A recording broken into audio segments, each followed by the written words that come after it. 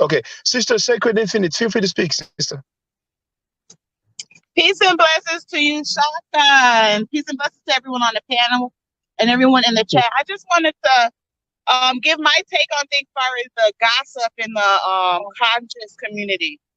What I want to say, Shaka, is it seems as if, when you shed light onto people's dirty, devilish things that you do, it seems like nobody wants to deal with it. I feel like these things, people should be put in the hot seat. We should be dealing with it as a conscious community, correcting it, and say that we don't approve of it, instead of terming it gossip or, oh, that's old news. How can anything ever be old news when people are constantly being introduced to the conscious community? Everyone didn't arrive at the same time, and not only is it some of the stuff isn't old, some of this stuff is actually happening right now, and it is a conversation, even if it's tough, that needs to be had.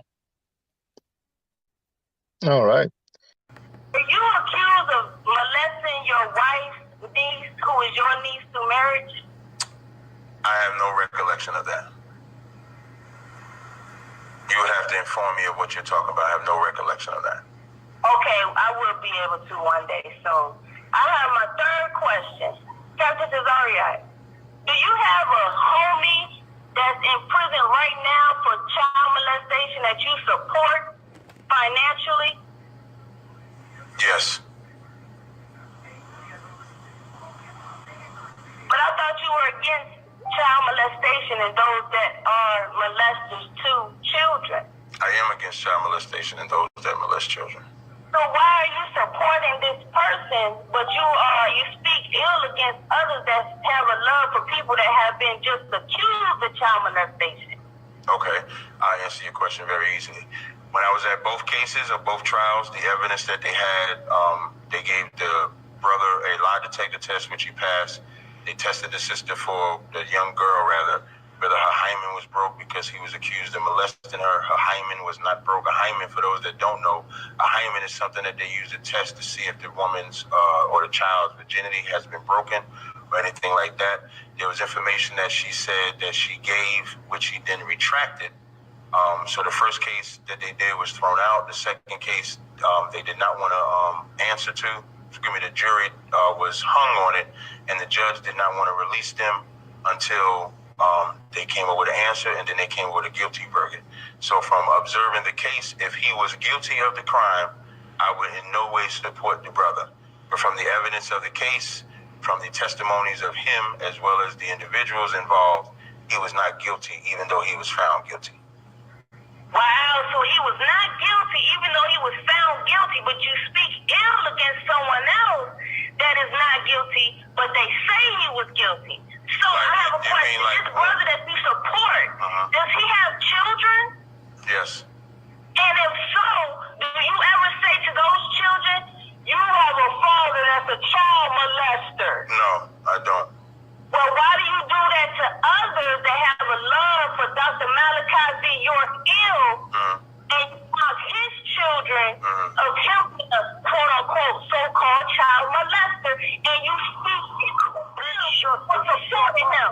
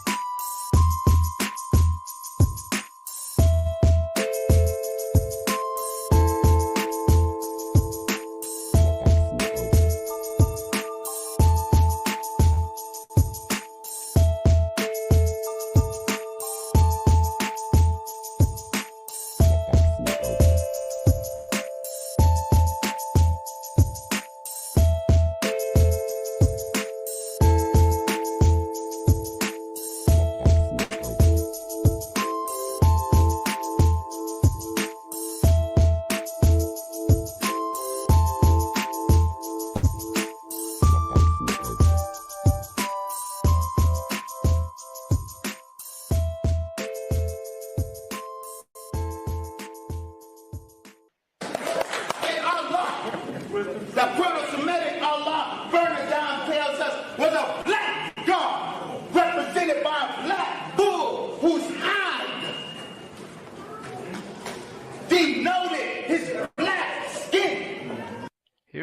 picture that he showed on the screen. It's a deity El, the god El. Pay attention to the crown or the headdress, if you will. This is a picture from the front of the same statue, a little closer, and a little bit from the side here. Now, this headdress is actually the Atef crown. If you go on Webster's online dictionary, that's what it says. Atef is the specific feathered white crown of the Egyptian deity Osiris. It combines the head jet, the crown of Upper Egypt, with red ostrich feather for the Osiris cult. The Atef crown identifies Osiris in ancient Egyptian painting.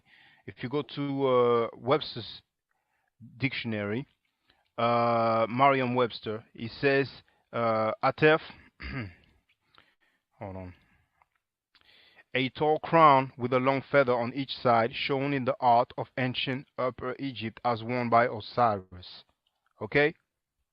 Here you can see Osar or Osiris with the Atef crown. This is from the papyrus of Nebket. It's actually in the Louvre Museum, and you can see me filming that papyrus on the video entitled Reality Check. Why black people ain't going nowhere, but you might as well put Afro Style Reality Check, it's gonna come up. And in here, it's also from the Louvre Museum. You have Osiris in the middle with the Atef crown, and the description for it, if you go on the website of the Louvre Museum and you type Royal and Divine Triad, you can do a search and you will see they mention that he is actually wearing the Atef crown. Now, finally, you can compare the crowns. Okay, first you have the god of the Arabized Negroes, which first is El, but somehow, some way becomes Allah. But that's up to y'all. That's up to the doctor. And then you have the one that I showed you, Osiris. Then again, from the front, compared with another statue of Osiris, and then finally the same statue from another angle. Biblical King's Seal discovered in dump site. This is the royal seal of the King Hezekiah, and here we have an HOK. And finally, last but not least, you need to see it to believe it.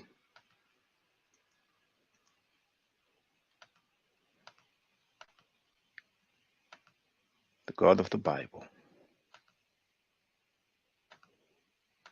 El, slept in his own dung and urine. This is Ugaritic narrative poetry, page 195. And we also have this book here, the Masria in the prophetic literature, where it clearly says that El floundered in his own feces and urine.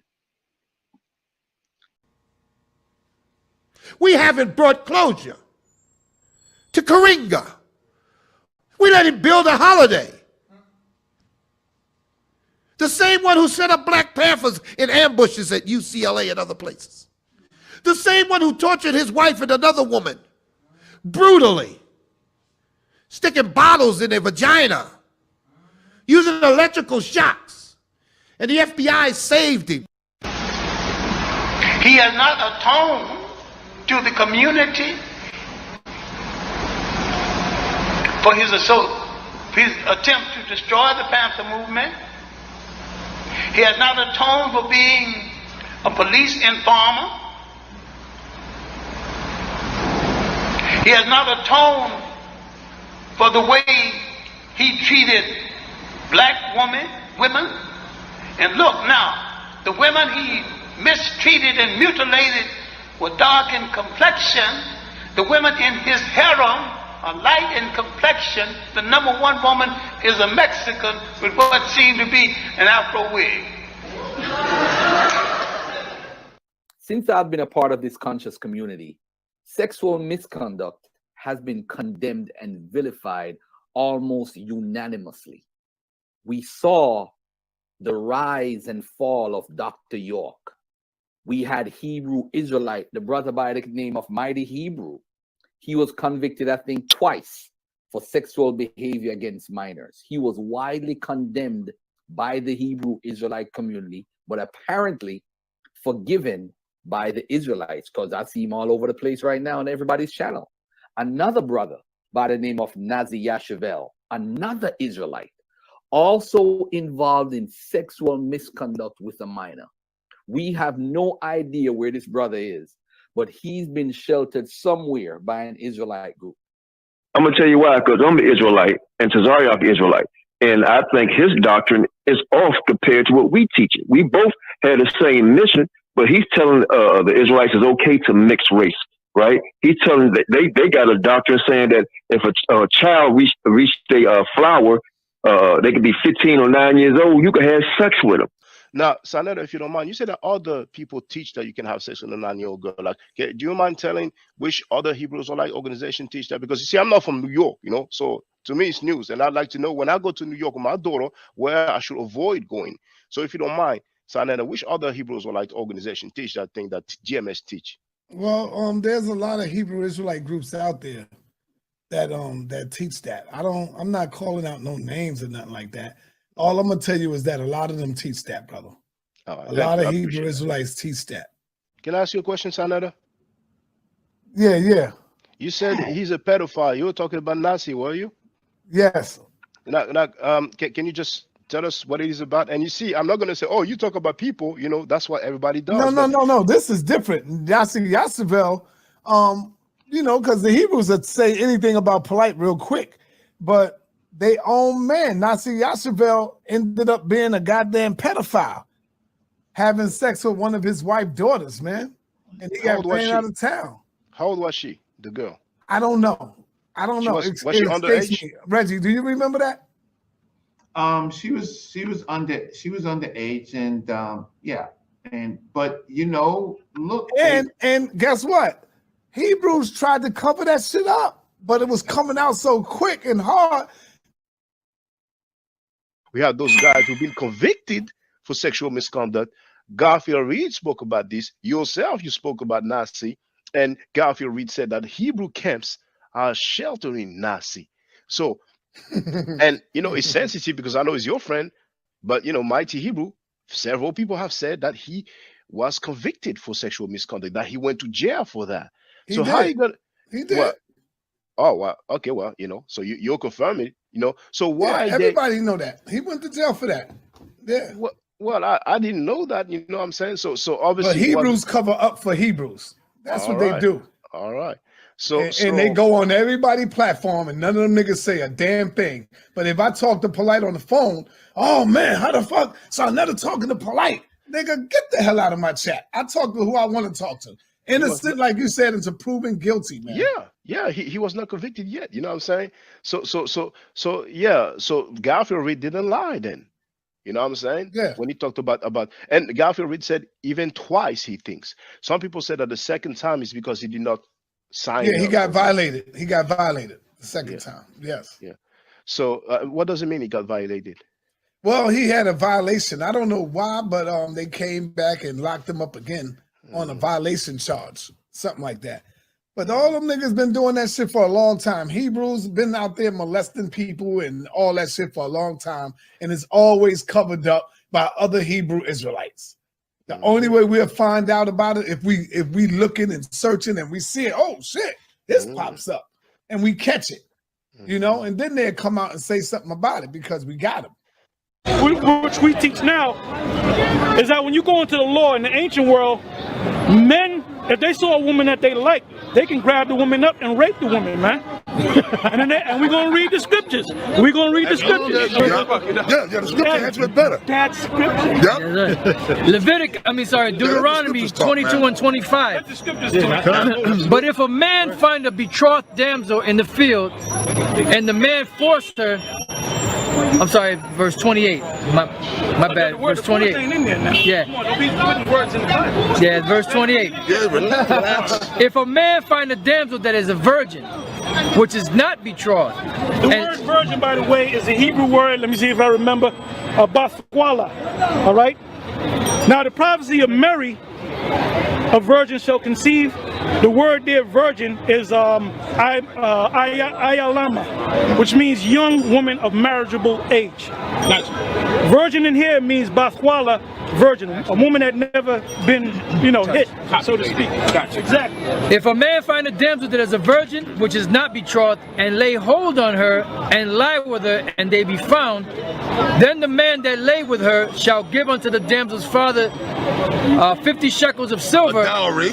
and she shall be his wife, because he hath humbled her, he may not put her away all his days. Now, when you go back, and you know the Hebrew, when you go like prostitution now. No, he grabbed the woman in the field. The word, no. He humbled it. He gave it to the father after the fact. The word humble, when you go into the Hebrew, the word humble is the word aina. Yep. When you look up the word aina, it means to force, to take by force, to arrest. So what does that word mean? Rape. It means rape. If somebody was to rape your grandbaby that's 12 years old, you will be all right with that, God forbid. You will be all right with that? In the kingdom, I couldn't do nothing about it in the kingdom. In the kingdom. Let me ask you a question, brother. Before this keeps going, we have to ask you a question. How many of you are fathers here?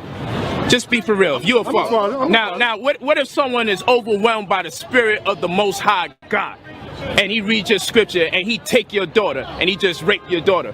What do you say to that? If he live like you live, walk like you walk, talk like you talk, because y'all live amongst each other. Yeah. Y'all live amongst each other. So what happens when one of y'all feels so overwhelmed by the spirit of God that when you see one of each other's daughters, you just grab her up? You gonna tell one of these brothers here, come on, you know the doctrine, you know how it get when you get. Well, answer it. We just told you that. How would y'all respond? In this time, But if it did happen, you would allow it to happen. Why? Because you go back to the scriptures. You're supposed to be a brother. Hold on. You gonna allow one of your brothers to rape your daughter? You say rape as if rape simply means to grab. No. We talking about now. We read the verse. Where someone was in the kingdom of heaven. We read the verse, man. When the kingdom is established, we're gonna get women when they 12 years old. Right. All right. Say it again. As soon as they start in the kingdom of heaven, when their period starts, that's when they become a woman. Okay. All right. So we're gonna deal with them when their period starts. Right. When their monthly starts. Question. Have sex with them. Have babies, man. With 12-year-olds? Brother, there's in the kingdom, we're gonna do that, man. We're gonna get them young. We're gonna get them young. And the kingdom is the kingdom is right here, but the Most High is gonna establish the kingdom, right? Don't look up in Google women that were pregnant under the age of 12. You got 9-year-old women that were pregnant. You got 11-year-old that were pregnant. Yeah. As soon as they get their period, they become a woman. When did Eve become a woman? I said our leaders belong to us. They don't belong to him being Puerto Rican or even white. Why do ISUPK? Because you want to claim somebody to be your brother. Why is it okay for him to disrespect any of our leaders, no matter who they are? Okay, I don't know what leaders you're talking about, but Kadazar or the Titan. One of them, and he was making Martin Luther King ain't shit. So I mean, I agree with him. Well, even if you said it, even if you said it. Listen, I'm gonna tell you. So Taino Indians, listen. Let me answer your question. Taino Indian passed away. Everything changed. No, it took time for things to change. I know because I don't want to talk about Martin Luther King, but Taino Indians are my brothers, just like Dominicans, like Sarnetta is my brother, just like Haitians are my brother. I'm African, brother. I'm African. You Dominican, your daddy Dominican. I'm African Dominican. So if Sarnetta's Dominican ass can be my brother and can talk about Martin Luther King, then Kadazar's Puerto Rican ass can be my brother and talk about Martin Luther King. But that makes you sound like a sucker. So then can Sarnetta as a Dominican talk about Martin Luther King? I'm asking you a question. No, I say that Martin Luther King was a great guy. He said we can't talk about our leaders. So Martin Luther King to me was a fearless. Captain. Martin Luther King was a fearless man, fearless black man. I think he was a great man, brother. He sacrificed his life for his people, regardless of which way he did it. So what? We ain't got to agree with him, but I think he But I was. don't want to focus on. We don't want to switch Yeah, it I up. want to focus I on got Martin you. Luther King. But what I'm simply But the saying Bible is, say you judge by your intentions anyway. His the Bible don't intentions say were that. good for us. The The point Bible don't say still that. remains is The Bible say he deserved death. But I when don't want to talk about well, Martin no, Luther it King. doesn't. No, it doesn't. Yes, In the it does. Quran, It said that no, the dreamer. Quran If says that dreamer come, you want me to read it? You no, I said don't it want don't. to. It's a whole bunch No, of you said the Bible. You said the Bible say it. So since you talking about the Bible, let's go to Deuteronomy 13. It says, "If there arise among you a Bible also prophet say or a they dreamer of all dreams, according and give it thee a sign or a All right, hold wonder," on, y'all. One at and a time. One at a time. Sis. I thought she would respect the scripture. Deuteronomy 13:1. If there arise among you a prophet or a dreamer of dreams, and give it thee a sign or a wonder, and the sign or wonder come to pass, whereof he spake unto thee, saying, Let us go after other gods, which thou hast not known, and let us serve them, thou shalt not hearken unto the words of that prophet or that dreamer of dreams. For the Lord your God proveth you to know whether ye love the Lord your God with all your heart and with all your soul. Verse 5. And that prophet or that dreamer of dreams shall be put to death. So don't tell me that what he did was of God when what he did was against God. But I don't want to talk about Martin Luther King. You asked about. okay. Do you celebrate the death of Africans? We about to say, in what capacity? Let me before I Do you answer. celebrate the death of Africans? It's very clear. It's plain English. Well, we got a Passover coming up, so that would be the death of the Egyptians. Okay, but my question to you, and you I can just answer by answered yes it. or no. I just answered it. You said we have a Passover coming, and you mentioned the Egyptians. Right now, you're buying Are time. Egyptians? I know. Are Egyptians? No. Are Egyptians not Africans? Are you celebrating? I'm the death asking of you a Africans? question. I just You see, said brothers we and have. sisters, he doesn't want to answer because he knows it sounds bad. It sounds worse than MLK because MLK is one I guy. think what I and he was just talking said about is the whole worse than population. saying death of Africans, because those deaths are African babies. You know what the Passover is about? The Passover is about when he passed over the firstborn sons of the Israelites, but killed all the firstborn sons and animals of the Egyptians who are Africans. I'm not dodging your question. I'm just expounding on it. Well, okay, can you answer by yes or no then? Do you celebrate the Yes, death of I'm going Africans? to celebrate the Passover, which is about the death of Egyptians that were killing our babies. That's called All right. justice. He doesn't want to answer the question I said, directly, yeah. but he Wait. still I answered said, it. wait. What are you talking about? So can you state for the record, I celebrate the death of Africans then? Go ahead. So first you wanted me to say yes or no. You didn't want me to expound. Then when I say yes, now you want me to say it another way. Are you so stuck on like you like an amateur? You're an amateur. You can say that, but you're in your feelings right now. It's okay. You have the right to I'm be not in my emotional. feelings, man. I done answered the same question twice. Brother. What? Okay, that's what I was going to say. Say no more. I asked him if he celebrates the death of Africans, and he answered yes. So we heard it for the record. Cesaria, do you celebrate the death of Europeans? I haven't seen a bunch of Europeans dead to celebrate. Do you celebrate the death of Europeans?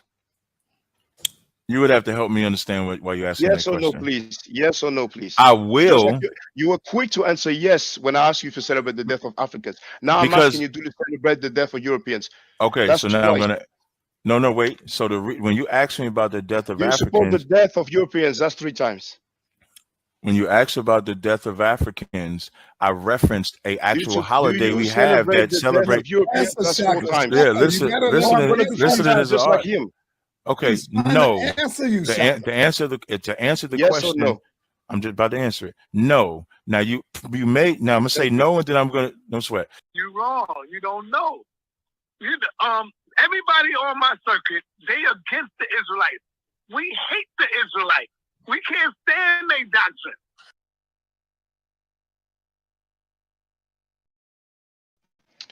All right, let me do a microphone check. Now, where am I here? I'm gonna go there. Here. Okay, I can hear myself. That's good. And as a matter of fact, you know what? Dang, it's on the other computer. I'm gonna send it to myself. I like it. I do like this image.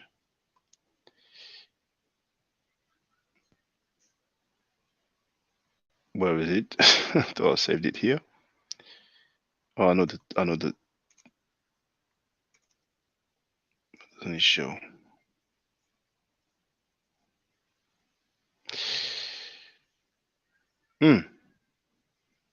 Where was it saved then? Hold on, bear with me. I'm gonna do a test. Oh, there it is. So where did I save it then?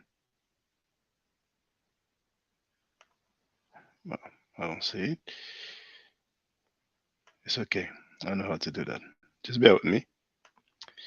Bear with me. I'm gonna send it to myself.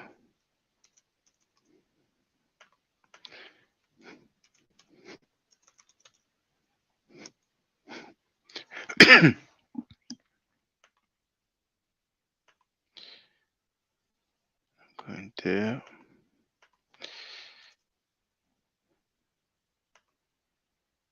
Yeah, I had a class actually, but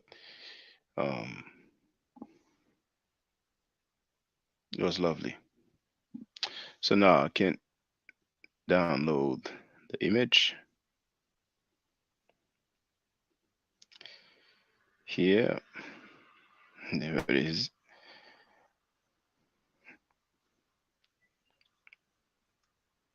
And I will show it now. So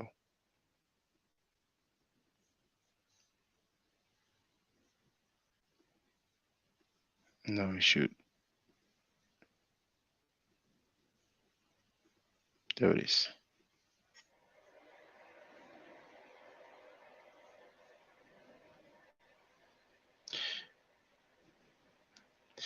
Hotep Senu Hena Senut E Tiren Isha Kandugu Kemet. I hope you're doing well. The title of this live stream is HOK, sorry, HOK theme song featuring Nicky Minor and Franky Sa Kelly Netcher, the Predator. Now at the bottom you can see the Predator. You know the movie because he's a beast. You know the movie Predator. Get to the chopper now. Now. You need to look up what's his name, Ari Spears. It's a very funny sketch about Arnold Schwarzenegger. I'm going to play that song. We have 30 people online right now. We do have Donnie Williams in the place to be. We do have V. Bennett in the place to be. And we have Andrea Brunet in the place to be. There is a theme song for the HOK. The House of Conscious Mess. Some people might prefer the House of Conscious Rape. You decide. Maybe we will do a poll later on when we have more people. Do you prefer that we can use both? House of Conscious Rape and or House of Conscious Mess. Here it is in the link. I'm sorry. Here it is in the chat. I'm going to play it. That's the theme song of the HOK. The House of Clowns, spelled with a K.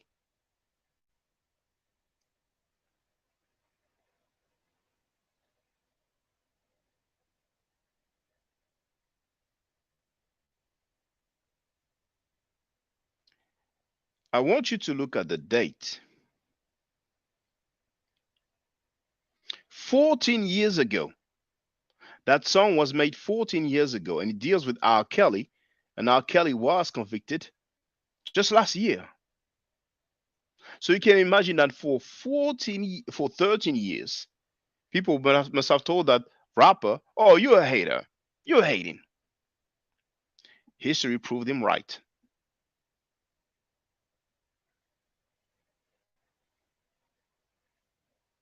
Some niggas wasn't gonna say shit, huh? Y'all niggas just gonna sit here, let that nigga get away with that shit. Nobody gonna check that man for that shit. Wrong is wrong. I don't give a fuck how you slice it, man. Oh, but I'm a hater though. Come on. Put that nigga under the jail. Put that nigga under the jail. Cause he guilty as hell. I wanna see him doing life in the cell.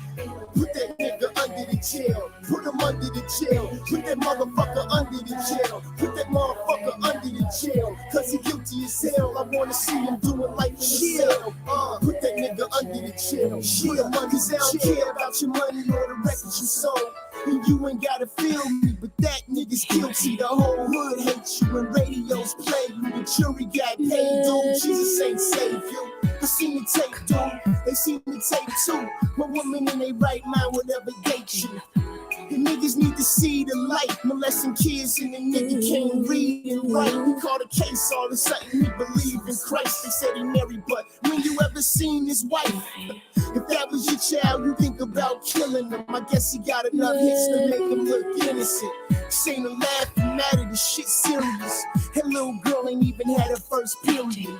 He at the grammar schools plotting again. The little girl starstruck, so they hop on in. If she young, then she dumb, he take advantage of that. But you can set a nigga free, but it'll damage this cat. Shouts out to his brother, not taking the rap. I ain't dissing nobody, I'm just stating the facts. You finally in the toddlers, you old motherfucker. What kind of nigga try to pin a case on his brother? My shy niggas know how this nigga really move his ass on and come on. He giving context clues. When the woman's fed up from having sex in the kitchen, give her that honey love. Yeah, he talking about pissing. Yeah, he a Christian, having me need a hug. 45 with cornrows, he a R&B thug. Keep it on the down low, cause he trapped in the closet. His mind saying no, but your body keep calling. He call it 12 play, cause he know she underage. Look at the Pied Piper, he don't wanna show his face. Some say that it's sex, I say that it's rape. Man, you should've wore a mask on the tape. And I just want the people to know how he watched the girl pee on the floor. It's fucked up. Niggas seen him on the tape having sex with the broad. And you stupid motherfuckers ain't put him behind bars. Regina and George Daniels was your biggest supporters. Then they heard you was fucking their daughter. And you can even ask his family, nigga. His own brother said he be fucking family members. He's a sick son of a bitch. You ought to be lynched. He on MySpace searching for chicks. 14 counts, you mean to tell me ain't none of them stick? Looking at his track record and it kinda makes sense. And Leah was only 12 years old when you met her. Married at 15, so when did he first sex her? It's just a question, I ain't trying to disrespect her. With that said, moment of silence. God bless her. Now back to the molester, the underage rapist, the little girl predator, the sex tape maker, the middle school chaser, pedophile gangster. This is why your kids shouldn't never talk to strangers. It's dangerous when girls be developing fast, getting all this attention from the fellas that pass. Cause she don't wanna listen and she knowing everything. She 12 years old, looking like she 23, and you remind him of his Jeep, and he feeling on your booty. He at the hotel, and he giving you the room key so he can stick his key in your ignition. It's sickening. He going half on the baby with an infant. And it's the king of R&B. You sitting on his lap, giving him a kiss on the cheek. Now he want a little more, so he asked if we could touch it. Then he want to rub it. You both say fuck it, and it's y'all little secret, so you promise you would keep it. You sneaking out, sleeping at his house on the weekends. Innocence lost and your mind's all corrupted. You don't really like it, you just knowing that he loves it. In the games, niggas playing his foul. You's a grown-ass man still trying to play house. You pick her up from school and you take her to the mall. You saying she got potential, you gon' make her star. And you wanna be a date for the prom. Age ain't nothing but a number, Man, niggas in the streets don't fuck with you, but niggas in the industry still fuck with you. They look the other way and they don't even ask questions, hoping this sick bastard will help them sound reckless. And the fans ain't knowing no better, so what he on tape with an underage heifer? It's just good music, you hate it, nigga. But what if this motherfucker was your babysitter? And I lost my respect for niggas. You rise records and you knowin' he a sex offender. Some saying just forgive him cause the nigga need help. Fuck that. Put that nigga under the jail. Put that nigga under the jail. Put that nigga under the jail. Cause he guilty as hell. I wanna see him doing life in the cell. Put that nigga under the jail. Put him under the jail. Put that motherfucker under the jail. Put that motherfucker under the jail. Cause he guilty as hell. I wanna see him doing life in the cell. Put that nigga under the jail. Put him under the jail. Yeah. So the verdict's in. He got away with murder. I mean rape. I mean whatever you want to call it. Not guilty on all charges. I'd like to thank the United States of America judicial system for letting them get away scot-free. Yeah, man. He literally embarrassed the whole city, man. He got Chicago looking real terrible right now, man. And I'm just putting it out there, man. Everybody in the neighborhood know you did it. New York looking bad right now. City know you did it. You seen the tape, you know you did it. We know he did it. How do you get off? We have the paperwork. You won't tape. This is wild, man. This is wild, man. Khalid's music, man. Jap City. Flex. Put that nigga under the jail. Envy. Clue. Play this track. Let them know. Oh my God. Are you sick of having issues with your webinars? Wasting tons. All right. So you do have the HOK theme song. Young Hero has joined us. He wrote, "Oh boy, Shaka, I see you still on it." Yes. Now, has Saneto answered regarding Nicky?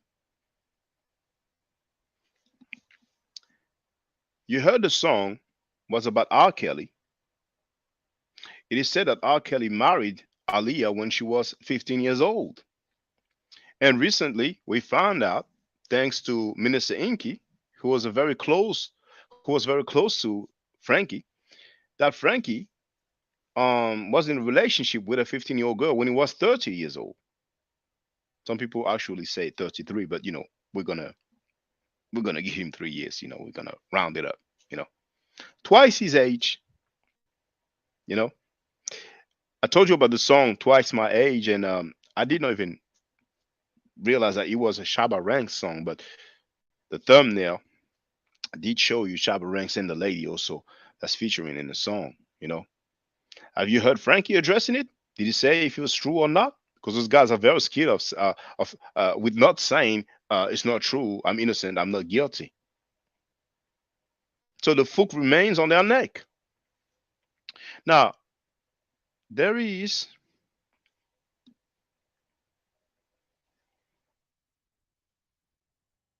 nothing here. Okay, I'll probably have to reduce it for it to appear. And reduce that one as well. Now it does appear. Okay. Let me. All right. So that's the paperwork for the Mighty Hebrew. Look at all the aliases.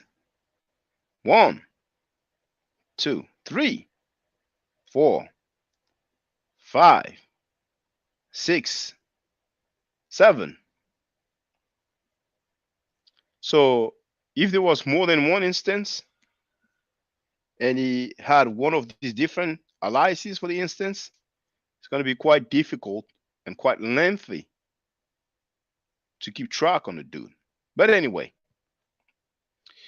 we have seen rape, guilty; involuntary deviant sexual intercourse, guilty; aggravated indecent assault, guilty; statutory rape, guilty; indecent assault, guilty; corrupting minor, guilty. Now,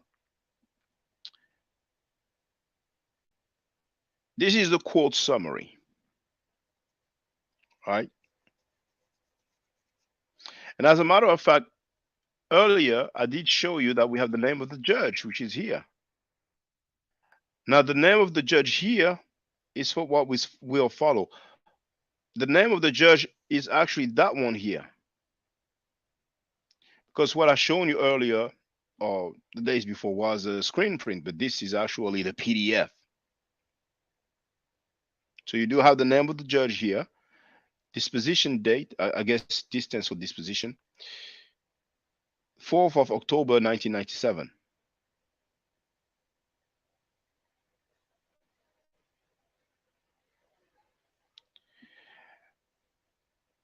So I will leave it there.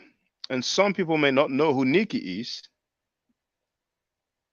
So for those who don't know who Nicky is, oh, Sister Nicky. Why is it like this? Maybe because I reduced it. I hope you could see everything I showed on the screen earlier.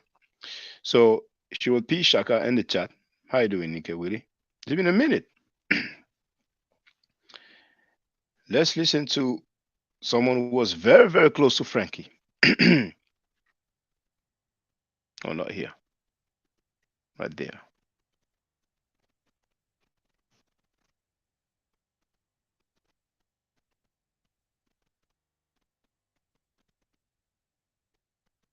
So I be scamming and shit like that, but we seen his arrest record, so we know he ain't no pedophile at least. You know what I'm saying? Well, I mean, I beg to differ because I was there. Hold on. Hold on. Are you gonna tell us that Sinetta's a pedophile, nigga? Actual facts. Let me tell you something, yo. And it all came out with this polite shit. And like I said, I'm watching how they going at you. And I'm like, yo, tell the truth to shame the devil, man. That's the bottom line. And years ago, I'm just looking at that Tasha K arrest record. I'm looking at that arrest record and I'm looking at the dates. And as I look at the dates, I said, wait a minute. This is during the time when Frankie was going out with a 15, 16-year-old girl when he was in his 30s. Let me say that again. And I'm from home. Chill, bro. Chill. I send you my number, yo. Chill. You can't call in. You could call me up and we could go on the phone. We could do a FaceTime. We could do all that. Bro, you can't call in. You can't. It's the climate in the community is too crazy to throw a smear campaign on a nigga like that. Smear campaign. I got the girl name and everything. I know where the girl is at. She'll confirm it herself. Whoa. This is home. So you want to know why he protecting Polite? Because he defends what Polite doing. Hold on. So you saying that you know that Sinetta was 30 years old with a 15-year-old girl he was having sex with? 33.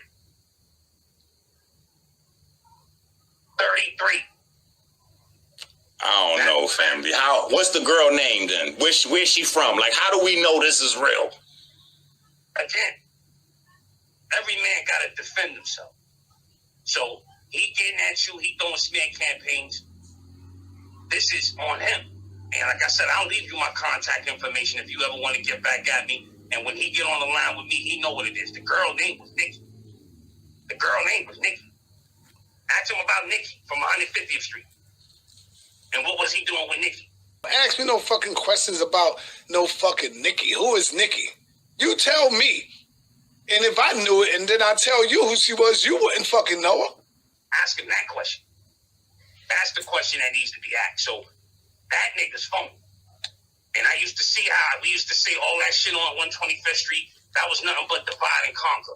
All you did was put us against each other for 20 years. That's why we don't got shit. When you driving around in Mercedes Benzes and all that shit through Harlem, we divided and conquered. For 20 years, we battling each other all day, every day, all year, every year, for 20 years. But again, you want to see what's in the dark comes to the light. With this shit with Polite now, the gloves are off. Because we grown-ass men right now. We can't defend this in our community anymore. You gotta tell the truth to shame the devil. So I'm gonna leave you my contact information because I know people calling you. Fuck? No, ain't nobody else calling in. Niggas is in shock. You just fucked up my whole show. What? Yo, it's the truth. What the fuck? It's the truth. Quran, 150th. You know who I be? Quran from 150th? 150th and what? St. Nicholas. Quran from 150th and St. Nicholas. And this and Nicky is from 150th and St. Nicholas too, or no? All the same block. Wow. We all lived in the same building. Okay. Oh, so you lived in the building. So hold on. So let me, you know what? I don't even want to make jokes because it's so serious. But I was going to say, you sound like somebody who was trying to hit it and mad because one of the older niggas was hitting it. Because that's how it usually be. It be grown-ass, old-ass pervert niggas messing with the young niggas' girls. Of course. That's exactly what it was. The girl always used to say she had an older boyfriend. And the kid's like, yo, who? He used to sneak that girl in and out of his house, yo. When she was 15, 16, 17. I think he missed her for a year because he had one away to jail. Look at that arrest record. I'm talking about like 96, 97, somewhere in that area. I got to look at that record again. But he was in jail, and when he came home, he got right back to her. And she was like 17 at the time. I said, have you recently addressed the latest rumors we heard? Yeah, we did earlier. Nepal, let me deal with that. What are you talking about? Recently, we heard some crazy things from Ingy's page. So you agree that they were just rumors, right? And not facts? I'm trying to figure out. That's why I'm asking you. No, I'm asking you. Was he dropping facts? We didn't see any. Hold on, sister. Let me answer you. So I can't say that it's a fact. Thank you. So I ain't got to address it, sister. Thank you. It's just comical stuff. Huh? It's just comical stuff, sister. I ain't got to address it. If it's not facts, if it's not coming with proof, but I'm surprised you ain't asked me about Solomon. He's in your neighborhood. He's out there with you, and we talked about him before. We gonna expose the pedophiles. You know, Yeah. I just wanted to make sure that you heard. So I was interested to know if you had anything to say. No, I don't. No, that's just because it's just crazy that people are shooting people out. are playing games with this. Pedophiles. Yeah, people playing games with it. With no proof. Yeah, and that's sad. That's what you should have asked him. Like, dude, where's your proof at? Can you show me something? You know, I need the take back. Yeah, all he said was a little girl named Nicky, and that was about it. And he can't show no proof, so you know I ain't gotta address none of that. Right. I ain't gonna waste no time to make him think he got me scrambling. No, he ain't got me scrambling. For me to address that makes that nigga so proud and happy. He's watching right now laughing. And for me to be up in here explaining that shit, he'll be Googling and laughing behind the screen. Allegedly, then we leave that there, so that's done. But apparently the story is he started having sex with the girl when she was 15 years old. And what the brother was saying, I corroborated in questioning him after the show, because if you remember back, he said when Tasha K dropped his record, it triggered his memory. So Sonetta had went away to jail for a year, and this girl had stayed with him the whole time. Like while she was 16 years old, she didn't have no boyfriend because her quote unquote boyfriend was in jail, which was Sonetta. And then when Sonetta came home, he did a year. When he came home, they got right back together. So he was with this girl from the time that she was 15 to the time that she was 18 years old. And he was in his 30s. Her first name is Chanel. Her middle name is Nikki. I should have got the last name. But it's people that's available for conversation that want to deal with the subject matter. You know what I'm saying? So I'm sure her name will eventually come out. But the girl's family all knows Sonetta, and apparently Sonetta's family, I think, is supposed to be familiar with the girl from the conversation I was having with the brother. Like, this wasn't a fly-by-night relationship. This was his girlfriend. You see what I'm saying? Like, this was his girlfriend. You know what I'm saying? Like, they had a relationship for years. People that grew up in that neighborhood still remembers that when he was deep into his 30s, he was still chasing 14 and 15-year-old girls, and they remember his relationship with Nikki. So he shouldn't be discussing Solomon, Polite, or anybody, honestly. He should just be talking about his relationship with Nikki from 15 to 18 while he was in his 30s. You don't know when niggas playing you? Niggas coming up with old shit now trying to see if they could try to get you? Yeah, tell me what y'all think. Let me find the timestamp. Stupid questions like that. Tell a nigga to show and prove. Other than that, y'all don't come at me with that stupid shit. You don't know when niggas playing you? Niggas coming up with old shit now trying to see if they can try to get you?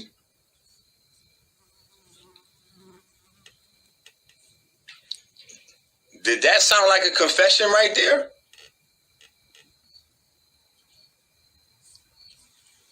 Hey, did anybody feel like that was a confession?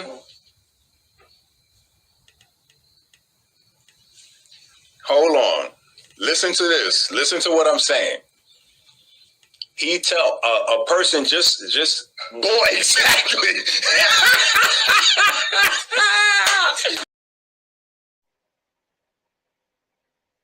There's some more regarding Nicky. Bro, listen. I don't even know who's over there watching that shit. But actually, you know what? That's a lie. I do. What's happening right now is there's a line in the sand, and the pedophiles and the pro-pedophiles. Remember when I said this is revealing who's pedophile and who's pro-pedophile? You know what I'm saying? So a lot of these people have shit that they've been doing. You know what I'm saying? A lot of these people have shit that they've been doing, shit that they interested in.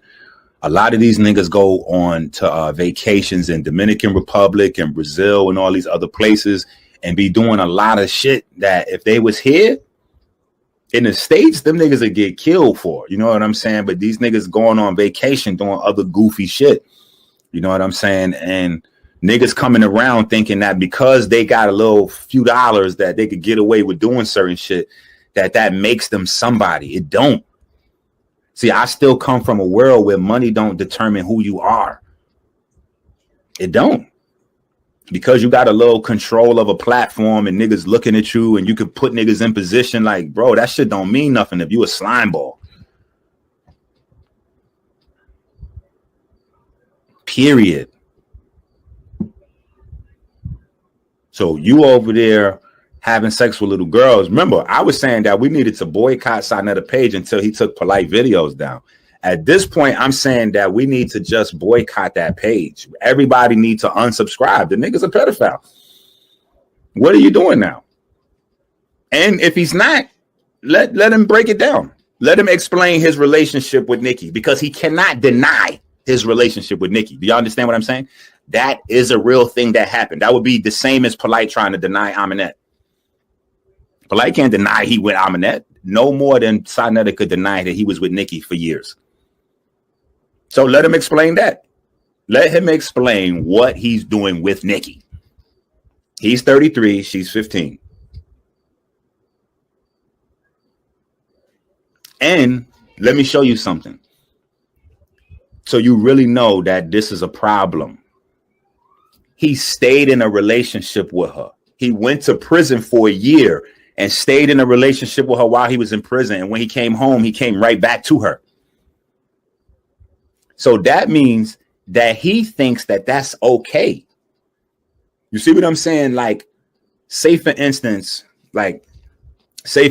we want to say the girl had a really big body and she looked grown and he was out somewhere drunk and they hooked up for a one night stand and he didn't know. Okay, that's a situation. That could be argued back and forth. I'm not saying yay, nay, or whatever. But you were with this girl since she's in junior high school, my nigga. So the time she's in high school, guess who's going to jail tonight? What? Bro, stop doing videos on everything else and talk about you and Nicky over there, bro. Talk about you and Nicky. And be careful, because niggas in Harlem is now paying attention.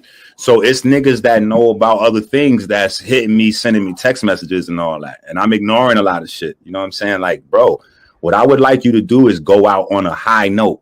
This is a real message from me to you, Saab. You watching this video. Go out on a high note with some dignity, bro. Don't keep dragging this thing out where you keep losing dignity in front of us, bro. It's hurting me. A lot of these people that's watching, they don't really give a fuck about none of the people involved. It's hurting me to keep finding out more of these things that's making who you are in my mind diminish less and less and less into below nothingness. And it's a lot of people in the community that feel the same way, bro. And if you would have just stopped this shit, if you would have just stopped this polite shit so long ago, man, you could have saved this community so much fucking heartache, bro. And you still going, my nigga. You still pointing out other niggas instead of dealing with your man Polite. Now let's look how fucking goofy this nigga Sa look. All this research work, right? He doesn't realize that he's demonstrating to the entire community that he's capable of fully pulling up all the information on Brother Polite. But you're not doing anything but pulling up information on other people.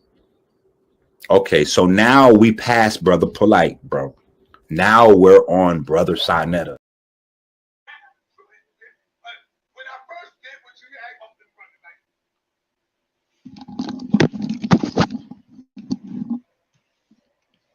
All right. Now, there's something I want you to hear. Now, Donnie Williams wrote, "Oh Lord, I can smell all through the phone with all that fool's gold." Check this out. A reminder. Let me remove this on the screen. Well, 53 people online. I guess they're interested with the juicy stuff because you've seen my post in the community timeline. All these videos about the ancient African artifact, and they don't comment on it. But it's okay. To each his own.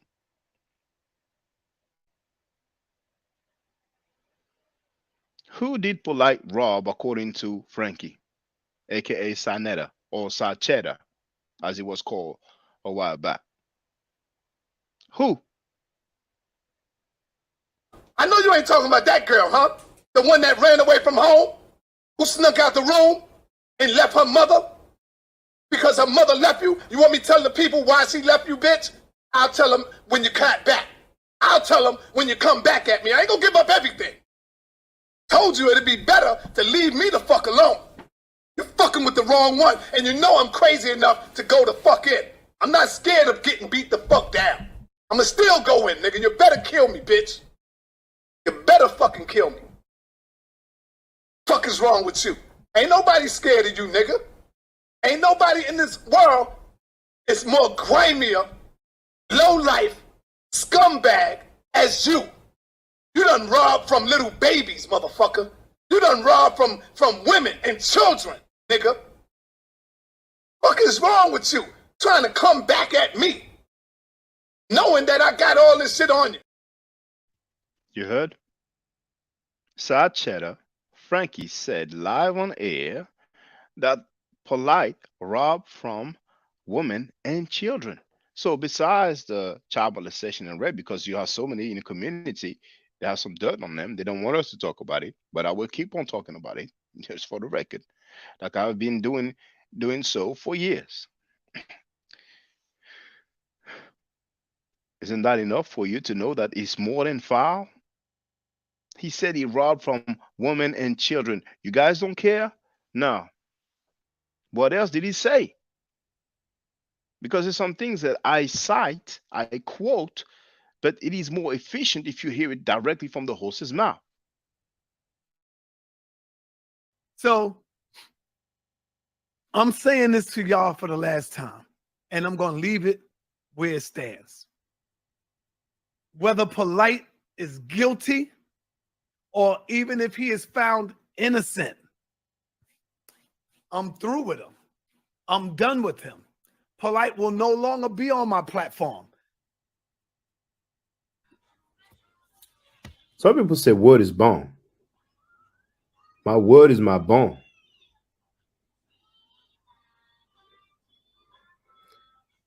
What is Sinetta's word worth?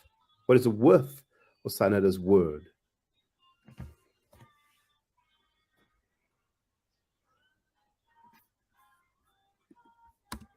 I will no longer be fucking with Polite. Polite is on his own. I'm on my own, the house of consciousness. So even if Polite is found guilty or if he is found innocent, Polite will no longer have a place here. Did I hear right? Polite will no longer have a place here. Polite was there a couple of days ago. Flip-flopping. The Macarena. And I'm saying it where the people can hear it. So, God damn it, if you see the nigga on my show or around me or doing anything, y'all could blast me. Hey, conscious community, HOK, OnlyFans, twerking, booty shaking moderators. Sanada himself said that if we see polite on it with him on his platform, we can blast him. What are you mad for? Sa, what are you mad for? You said it yourself. You're all over the place, man.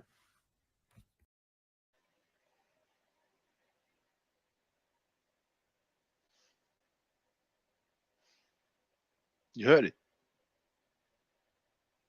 You heard it. We have 61 people online now. Strange. Now, c'est jamais neuf. That's some metal stuff. I don't know why you wrote that. V. Bennett wrote, good to know Sanada is a man of his word.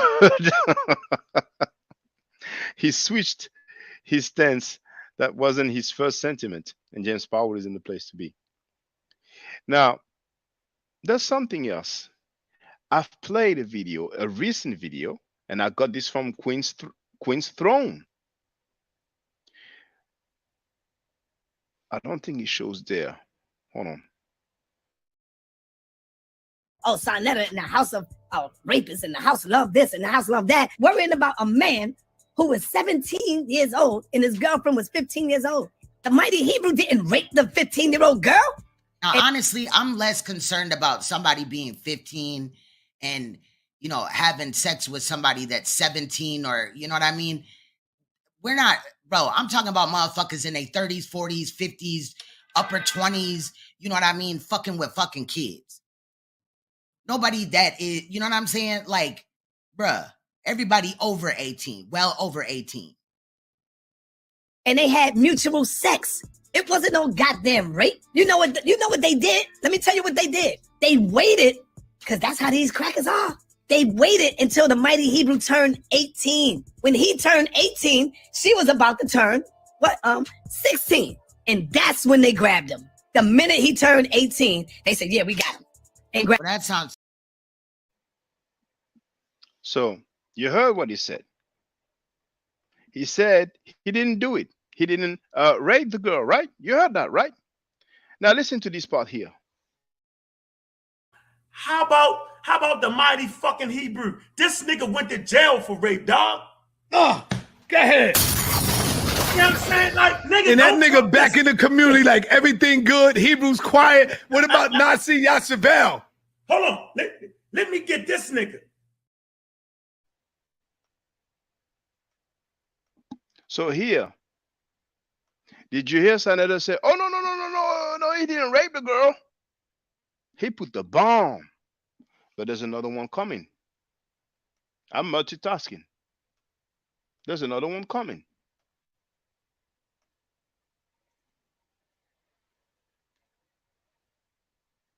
Just leave it a few seconds.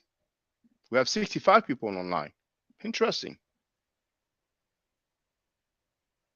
V. Bennett wrote, it must be another dude posing as Sanetta. I mean, he already said that somebody hacked his account back when he uploaded a video which said his address. So who knows? He might say it was a clone. Some people said that Gucci Mane, when he was out of jail, that's not the real Gucci Mane. He was a clone. So he might say, hey, that's a clone. That wasn't me. Nicky Minor wrote, there's no honor amongst thieves. No, there's no honor among thieves.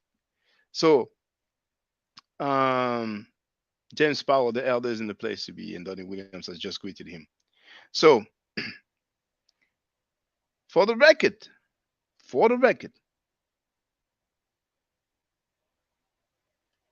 let's hear what Side Chatter, Frankie, aka L. Kelly, have said about the mighty Hebrew.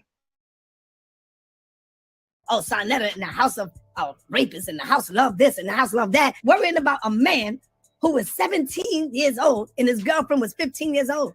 The mighty Hebrew didn't rape the 15-year-old girl? You heard. The mighty Hebrew didn't rape the 15-year-old girl. Now let's hear to what he said Before that, we have 70 people online now.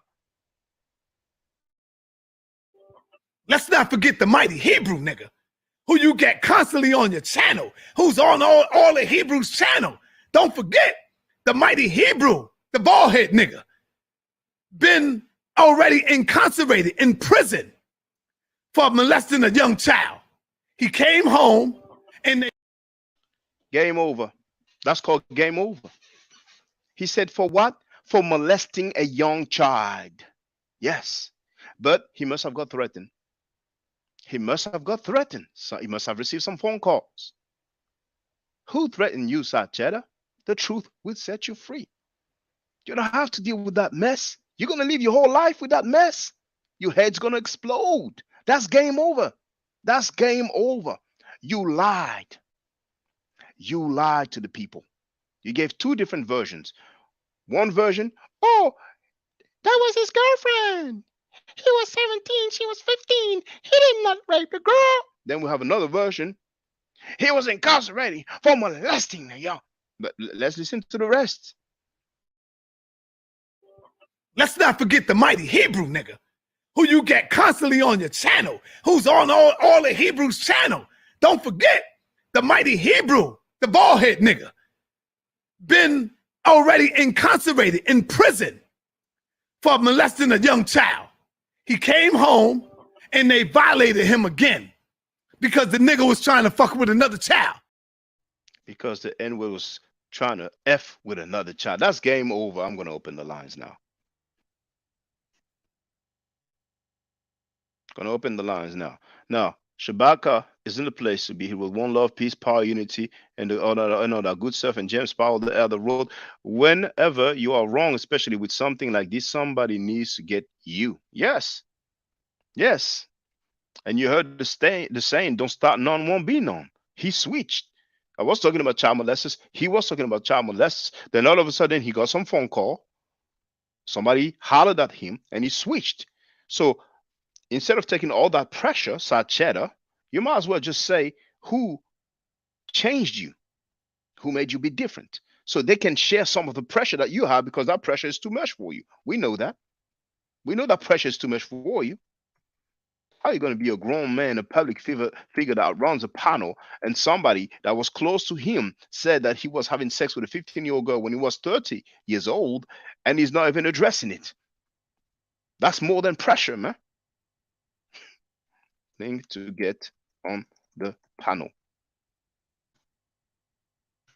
Annie Williams wrote, facts, switched. Here you have the link to get on the panel, brothers and sisters. Now, Shabaka wrote, we will never accept pedophiles or xenophobia. We are about the unity of black people worldwide. And I like that message, we will never accept pedophiles, because you listen to this conscious community, dang. Oh, Shaka, stop talking about this. Oh, I'm tired of you talking about this. Can you talk about something else, please? Hey, man, the unsubscribe button works. I'm just saying, man. I'm keeping my foot on their neck. I'm keeping my foot on their necks. My foot is on Cheddar's neck. Heavily, heavily, heavily, man. He said he's made of tough skin. But I showed and I've demonstrated how he's lying to the people. Oh, he didn't rape the girl. Then, oh, he molested a young child. Come on, man. Have some integrity, man. My foot remains on your neck until you come correct. You better check yourself before you wiggity break yourself. V. Bennett wrote, how do we know Sarnetta said any of that? It could be a hologram. Yes, it could be a hologram because they have the hologram of a Tupac Shakur. It looks very realistic. Yeah. It has many ways to get out of it. He can use the clone excuse and the hologram excuse. But how could a hologram log into his account, Sarnetta Studios, and do a live stream? That's where it's problematic. A clone could log in, a clone could log into his account, but a hologram could not. The hologram has to be controlled by some human or some very advanced AI robots. So I guess in the court of law, it will not stand. I guess for the general public, it will not stand. V. Bennett wrote it was a CIA law. Hey, who knows? But why is it that Sanetta is not getting the millions of dollars that he deserves? Right? What am I talking about? You see, one thing that I've learned over time, you can mention things, people will not go back to the videos. You have to deliver straight away. And here, what did he say? You ain't got no proof, nigga, that I went to the hospital and they all told me I had AIDS. I went to like 4 hospitals, and the hospitals was telling me that I had AIDS. AIDS. So once again, he's lying. He's giving 2 different versions. He's challenging somebody saying, you have no proof that I went to the hospital and they told me I had AIDS. Then we have himself saying that he went to 4 hospitals and they told him he had AIDS. The exact same word, tell and told, just 2 different tense. The present tense, let's you ain't got no proof, nigga, that I went to the hospital and they all told me I had AIDS. I went to like 4 hospitals, and the hospital was telling me that I had AIDS. We had the past tense, told, and we had the present tense. Oh, I guess they were telling me he meant, so the same word, different tense. You see? The same verb. Damn. So 4 different hospitals misdiagnosed him with AIDS. All he needs to do is to sue them. He will get millions, man. His life will change, man. He can live stream from the beach. He can live stream from the top of a skyscraper. Why doesn't he get his millions? He probably made that up, man. Who wouldn't get millions? Wouldn't you get millions, brothers and sisters, if you were misdiagnosed with AIDS by 4 different hospitals? Wouldn't you sue them, brothers and sisters? Now, 1 is a positive, 2 is a negative. Would you sue a hospital that misdiagnosed you with AIDS? If you would sue, press 1. If you will not sue, press 2. I'm pressing 1 because I would sue. Emotional damage. I was distressed. I couldn't sleep. I couldn't eat. I couldn't, make it do what it do with honey. I thought I was about to die. That was the worst news in my life. And the lawyer would know what to add. See, V. Bennett would have sued the hospital. Donnie Williams would have sued the hospital. James Powell would have sued the hospital. So why doesn't he get the millions that he deserves? There's a lot of storytelling, but is this factual or not? Now, why the hell will Sanetta not sue? Yes, why? Unless he made that up. Unless he made that up. Unless he wasn't misdiagnosed.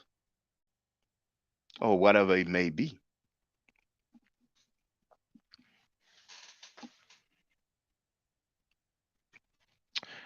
Nobody wants to get on the panel?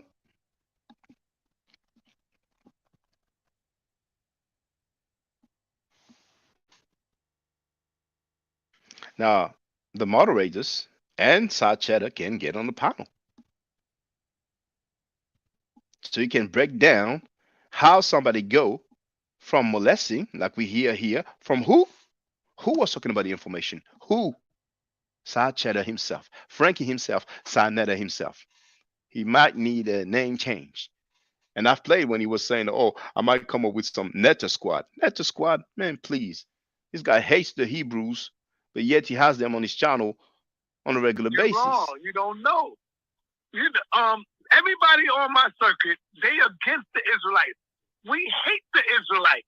We can't stand their doctrine. He said, we hate the Israelite. And here he says, molest.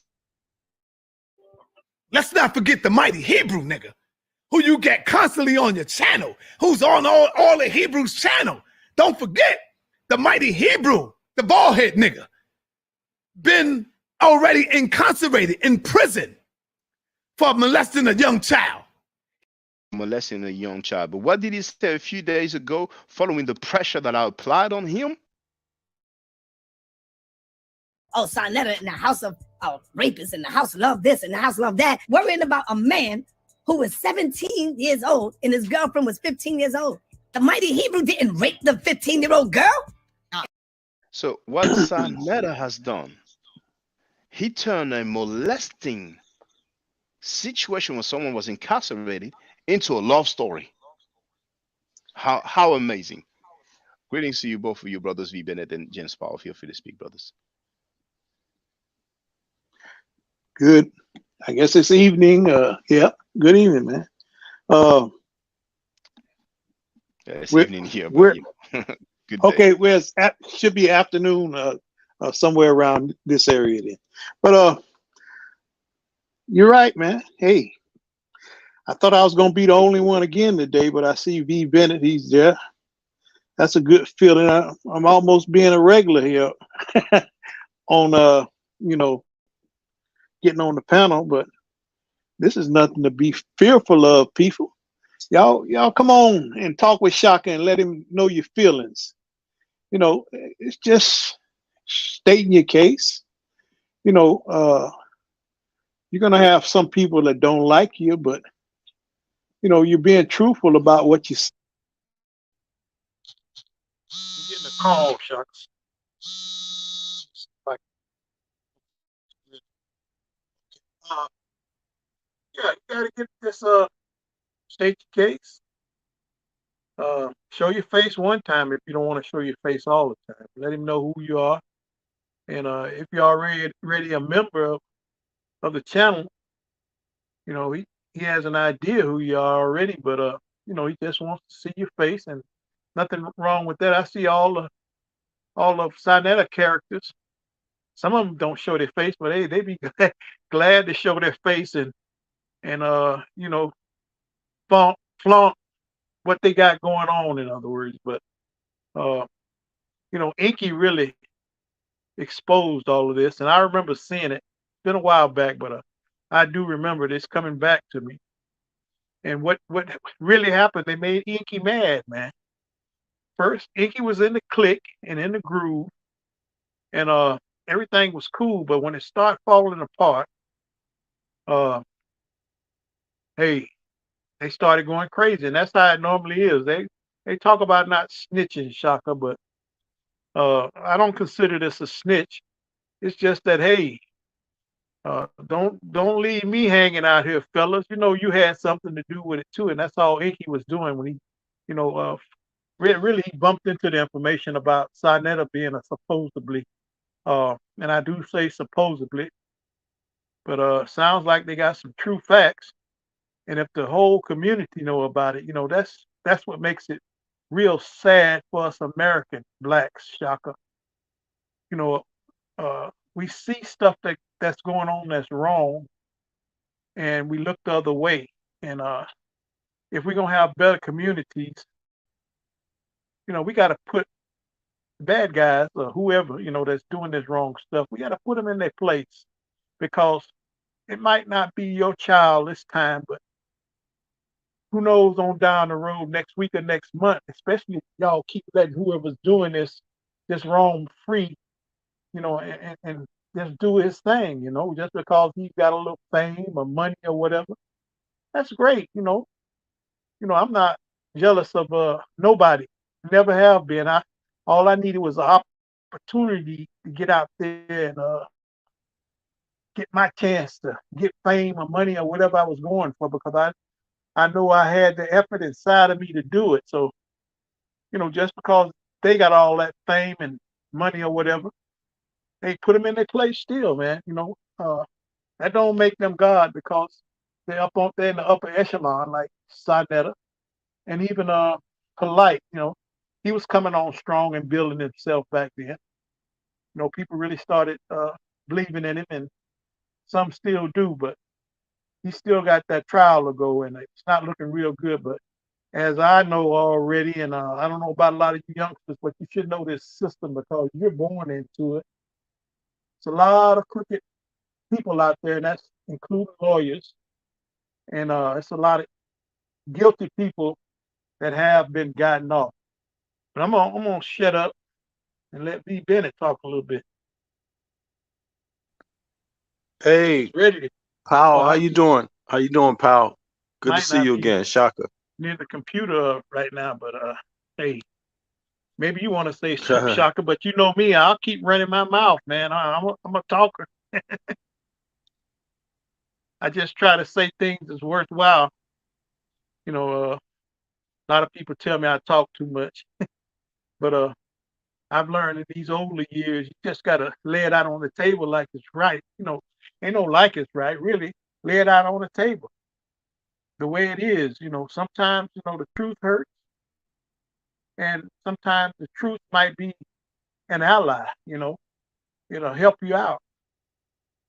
But when you tell the truth about somebody and they're doing wrong or being wrong, like in this situation, of course, Sidnet is not liking it, polite, and anybody else, if it was me, I wouldn't like it either. That's just human nature. But when you're wrong, and you have to own up to it. That's how the law goes, not just right here in this country, but any country. I think we have guidelines to go by. And we just got to go by those guidelines. And if you get caught up into some stuff, you got to pay for it. And that's what's going on here. At least we're going to try to make him stop. What really surprised me too is when he had Nepal. This man was married, and then he gets a second wife. I guess what they call it, what, polygamy. I don't know what it is, but having more than one wife. And now that wife's gone. They just got married supposedly not too long ago. Now she's gone. I'm gonna move around a little bit because I might be getting a little bit too boisterous. But I'm gonna let you talk a little bit, Shaka. Go ahead, man.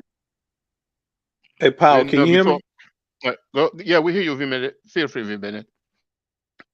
Yeah, yeah, blessings, everybody. Blessings. Good to see y'all. Everybody's in good health and around for another round, But I agree with everything you were saying, James. And I also like the fact that you're here, brother, because a lot of us need to hear from people that have been around just a little bit more than us. I don't know how old you are. I'm 52. I'll be 53 soon.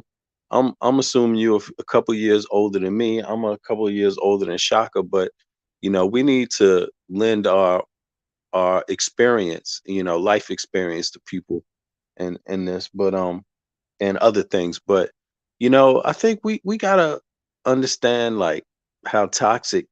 I hate to use that word because it's so trendy. It's a trending term, and sometimes these trending terms, people get lost in them and just use them, and then they don't have no meaning at all. But it's something about the toxicity we like. We must like to just see scammers and people fighting and arguing and just people being unhappy and people hurting each other, people calling each other the N-word, the B-word, and it's just becoming clear. The reason why it's toxic is because there will be no end. Like Sa Neter is literally going to go down with his ship, and a lot of people going to go down with that ship, and that ship is going to crash hard, and we're going to watch it on YouTube. It's going to be broadcasted. It's going to be broadcasted on YouTube. I mean, it's 2023. We're going to watch the polite trial on YouTube. We're going to watch Hassan Campbell go nuts and spill some more beans. This is what we got. This is what we got out there, to see. And I just I hope everybody gets to look at it. Sometimes you really need to look at the ugliness before you can walk away. Sometimes we really need to see the worst of us before we get enough of it and say, hey, I had enough of this. I don't want it to have anything to do with anything like this ever again. And I think we reaching that point because you can't just have all this sickness just out there. Oh my God. You can't go anywhere with it. We can't go. We all know we can't go nowhere with this behavior. We can't go anywhere with these cults. We can't go anywhere with people defending pedophiles for money. We can't go anywhere with this N word, B word. I mean, we ain't going nowhere with it. We ain't going nowhere with it. And a lot of times we try to convince ourselves that it's not such a big deal. But actually, you know, it's not about whether it's a big deal, because some little things can hold you back. It don't have to be that big either. Hold on, just 1 second, please. Donnie, I Yeah, see yeah. you. Yeah, bro. You want to get on the panel, but the requirement is that you show your face. So if you don't mind, can you just, now James Power and oh, thank you very much. Well, I don't see your face, but okay, thank you very much. So you'll be free to speak right after V Bennett. So go ahead, V Bennett. Sorry about this.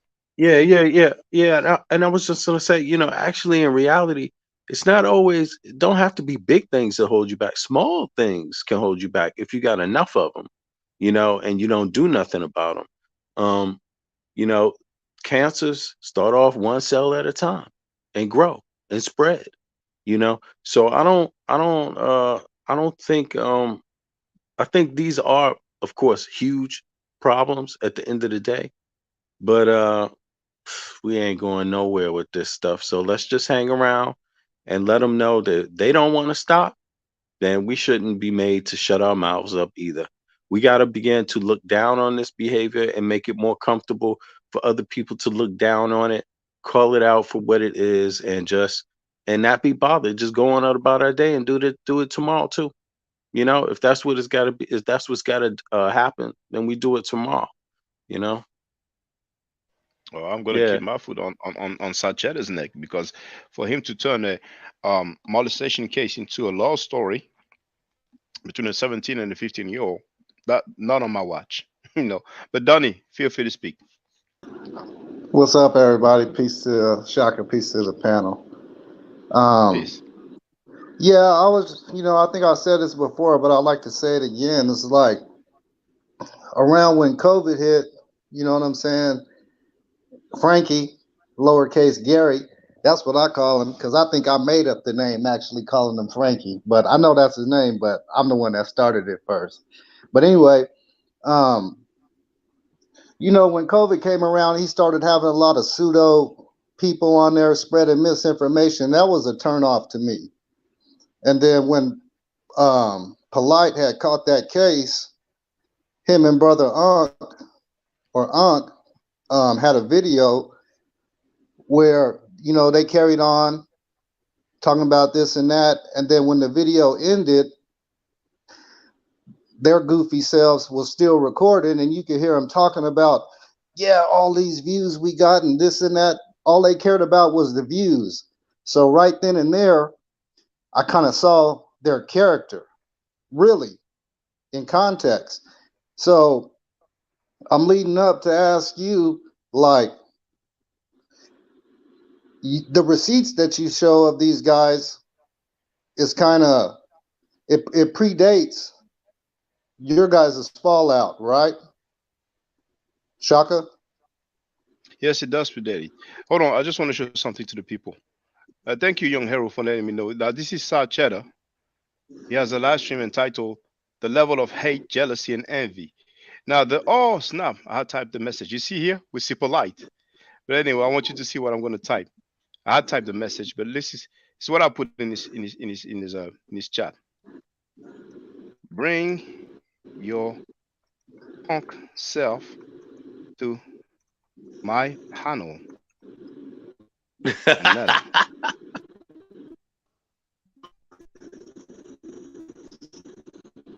And don't say his name. Don't say Frenchie's name. And listening to you, I am live streaming, talking about you weirdos.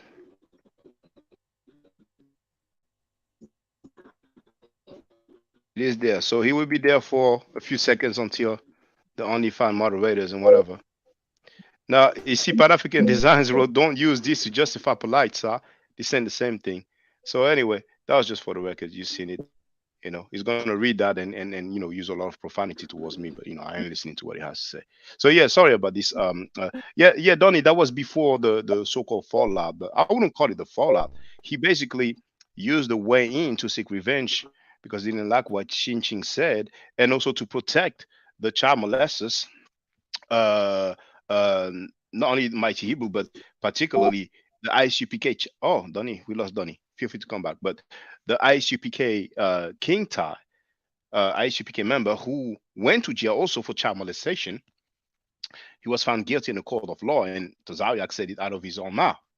But Tazariak lied to everybody and said that the guy was innocent. A few days after, like a couple of days after, I had the tape where he actually said the guy was guilty. And Saneda had the nerve at the end, as a conclusion, to say that I should not be doing like gossiping. He used the term gossiping. If I'm not mistaken, people can just correct me if that's not the case. But you know, I don't think he used the word slander. Tazariak used it, you know. But so that's what he was trying to do.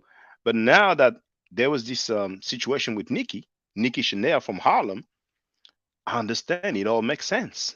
You see, because I have yet to hear Frankie say that he did not have a relationship with Nicky when she was 15 and he was in his 30s. So that all makes sense. I think that some people called him and told him, look, man, you can't be letting this man out forever, brother, talking about child molesters and pedophiles because we know about you. So if that carries on, then we're going to let the people know because he switched all of a sudden, you know? Or maybe people told him, okay, I'm not going to support you, and it's just strictly the money, you know. But he's in deep water right now. So Donnie is back. Feel free, Donnie. We lost you, but feel free. Oh, you're on mute, brother. You're on mute. I don't know if. Oh, yeah, there it is. No, go ahead. Go ahead. I'm listening. Yeah. Did you hear what I was saying? Because we lost you. Yeah, I for the most part. Yeah. So feel free. Feel free. Well, that was kind of the crux of what I was leading up to. I was just trying to see when did you know, because you were on this panel not too long ago. I was just trying to see, because I'm new here, and I was just trying to see, well, this is enough to cause a fallout, but I was just trying to see what actually led up to it, and I think you kind of covered it. Yeah, and for the record, I'm glad that you mentioned that. Yes, about 2 or 3 months ago, I was a guest on this panel. He invited me after the butler Reggie censored me when I talked about another case, which is Ron Karenga. Ron Karenga went to jail for torturing black women, and Dale Jones said that objects were inserted into the vaginas, which is legally rape. And I want to play for the record. We haven't brought closure to Karenga. We let him build a holiday. The same one who set up Black Panthers in ambushes at UCLA and other places. The same one who tortured his wife and another woman brutally, sticking bottles in their vagina, using electrical shocks, and the FBI saved him. So it clearly says sticking bottles in the vagina. So the butler Reggie Mabry has always defended Karenga because he wrote a nice book. He even showed the book, and he did that when he came on my platform. So when I wrote in the chat, you know, I probably shared the link about Kwanzaa being plagiarized from the Jewish holiday Hanukkah, because besides torturing black women, Karenga did plagiarize the Jewish holiday Hanukkah.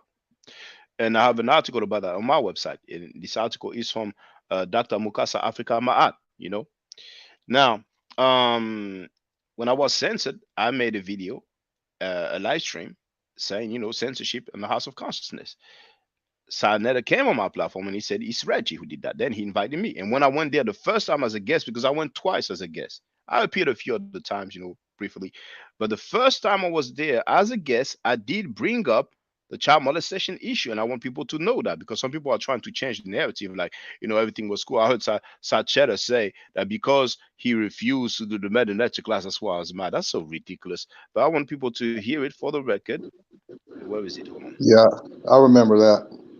Yeah, there it is. You know the brother Mighty Hebrew. If I'm not mistaken, Garfield said that he was uh there was some sexual misconduct Nah, we don't issue want to going on. talk about that. We don't Yeah, want to talk okay, about okay, that. okay, but Yeah. I'm just saying what was Right, stated right, publicly. Garfield said that right. publicly. You know what? So that time he didn't want to talk about that. Now, what I'm going to show now is another time where Sanetta Frankie came on my channel, Mad Forever, and we spoke, and you can hear that he's talking about this child molesters. You know what I'm saying? But all of a sudden, after a while, it changed. So let the people hear. Let the people hear it. We have those guys who've been convicted for sexual misconduct. Garfield Reed spoke about this. Yourself, you spoke about Nazi. And Garfield Reed said that Hebrew camps are sheltering Nazi. So, and it's sensitive because I know he's your friend, but Mighty Hebrew, several people have said that he was convicted for sexual misconduct, that he went to jail for that. He So how did. you gonna He did. well, oh well, okay, well, so you'll confirm it, so Yeah, why they everybody know that. He went to jail for that. Yeah. well, I didn't know that, you know what I'm saying? So But obviously it wasn't. Hebrews cover up for Hebrews. That's All what they right. do. All right. So And they go on everybody platform and none of them niggas say a damn thing. But if I talk to Polite on the phone, oh man, how the fuck? So I'm never talking to Polite. Nigga, get the hell out of my chat. I talk to who I want to talk to. Innocent, like you said, until proven guilty, man. Yeah, he was not convicted yet, you know what I'm saying? So yeah, so Garfield Reed didn't lie then. You know what I'm saying? Yeah. When he talked about and Garfield Reed said even twice he thinks. Some people said that the second time is because he did not sign Yeah, he up got for the- violated. He got violated the second time. Yes. Yeah. So what does it mean he got violated? Well, he had a violation. I don't know why, but they came back and locked him up again on a violation charge, something like that. But all them niggas been doing that shit for a long time. Hebrews been out there molesting people and all that shit for a long time, and it's always covered up by other Hebrew Israelites. The only way we'll find out about it if we looking and searching and we see it. Oh shit, this pops up, and we catch it, and then they'll come out and say something about it because we got them. So this once again was on my channel, where after he actually proposed to do a pay-per-view for the part 2 of the Meta class, because the next day when I was a guest for the first time on his channel, I was a guest for the second time and I addressed the Meta, and he had the nerve to say he didn't want that BS on his channel. Apparently Meta is BS now. So he came on my channel and we talked about it. It was information then. He didn't have a problem talking about it. But all of a sudden, he's gossiping and slander. Oh man. And the funny thing, just for the record, thank you for the donation. Somebody sent me a cash app saying that Po-San is exposing Sanetta rape on her channel. So I'm not familiar with Po-San, but I'm gonna type it in the search stuff of YouTube. Can you, if you hear me now, can you send me the link to the channel or to the video? Because I found one. No, this is like basically a Asian person. Okay, maybe if I do channel, hold on. I don't know that channel. So if you hear me, please send me the link. So I can leave a comment, and to try to link up. But feel free to continue, Donnie. Feel free. That's all I have for now. I just was curious about that. Thank you. So how do you feel about what you heard so far? Like, for example, I think you've heard when I played Sanetta saying that the Mighty Hebrew didn't rape the 15-year-old girl, that he was 17 and she was 15. But then we have the other clip where he says that he went to jail for molesting a child. How do you feel about this contradiction, if you consider it a contradiction?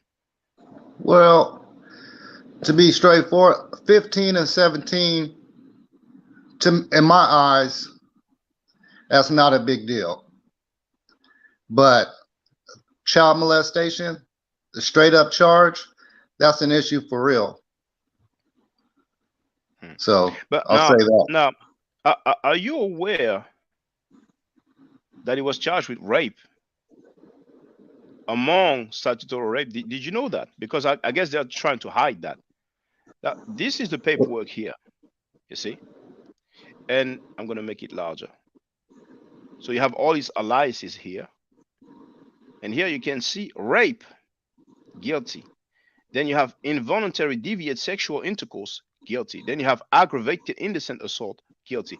Then you have the statutory rape. That will be if someone who's over 18 or 18 and above will have a relationship with a minor, because they're saying he was 17, she was 15, then they waited for him to be 18 and then they charged him. I'm like, okay, that will be the statutory rape. Yes, it looks like to me, it looks like he made a deal. So he got caught up doing something. There was some kind of fallout between him and this 15-year-old and his 17-year-old self. They had a fallout. Something happened, and he got caught up, and they threw these charges. Now, if these are all 1, 2, 3, 4, 5, 6 of them, he pled guilty to, then, or got convicted, then he's wrong. I feel that that's wrong. He shouldn't have done that. Whatever, he deserves whatever punishment he gets, and they don't play. Is he still walking the street? Oh, he's free now. He's free. He's in Africa. He's in Tanzania, if I'm not mistaken. But what makes you think that he cut a deal? Because, like, what was, you have to look, because look at there's so many charges, right? What exactly did he do? Well, feel free to ask him. He's talking about his case. He apparently alluded to the fact that he was exonerated, or maybe he said that he was exonerated because a sister came on this platform telling us that we were wrong because he was exonerated. And when I asked her if she could bring the paperwork, she said, yeah, she will call him. Next thing you know, she threatened to sue me. Because the thing is that if there are all these charges, then most likely he did all this. Because you see, let's say he was 17, she was 15. And they waited for him to be 18, and then they hit him with the statutory. Let's say, okay, I want to cut a deal. But the deal will be I plead guilty, and you give me less time that you will give me if I don't plead guilty. I don't see any deal like, okay, you want to hit me with a statutory, I'm going to cut a deal with you. So you're going to put rape, involuntary deviant sexual intercourse, aggravated indecent assault, and corrupted minor. That doesn't make sense to me. Yeah, but if you ever been through the system, like you could get, say if I did a burglary, I'm not covering for this guy or capping for him. I don't know him. I don't care to know him. I'm just, you asked me a question, so I'm trying to answer it. But like, for example, if you were to do like a burglary or something, just making some stuff up, right? That's one charge, but they add on all these different other charges just to try to make something stick and give you, quote unquote, you know what I'm saying, as much time as they can give you. So that's just how the system works. Anybody who's been through it knows that. Well, I don't know about what you're talking about, because they will put some charges on you. But the minute you make a deal, I never heard of anybody making a deal and agrees that other charges are added. If somebody commits burglary, let's say he robs a bank and he's caught and he makes a deal, he's not going to say, okay, I make a deal and you can add kidnapping, you can add I actually rape a cashier in a locker room and stuff like that. No, the guy's going to make a deal. Yeah, go ahead. I agree. Yeah. So I disagree that most likely he cut a deal, because I don't see how anybody would agree with the deal where they add charges. The charges are there in the first place. Then you make a deal because you want to basically to avoid having a lengthy sentence. You want to have a lesser sentence as possible. You know what I'm saying? But the funny thing also is that everybody, like we had a sister, I don't want to say her name because she already threatened to sue me. And we have Sachetta also changing versions. And also still hasn't talked about Nicky Minor from Harlem, who was allegedly 15 when he was allegedly in his studies when he was having sex with her. But that would explain why he's defending all these child molesters. The guy doesn't speak for himself. Just out of curiosity, Donnie, did you know that the Mighty Hebrew left a comment explaining the rape? Did you know that? No, I did not. Okay, well, I want to show it to you, because I think you're going to find it interesting. So here, that's where I looked for stuff. So it was that video here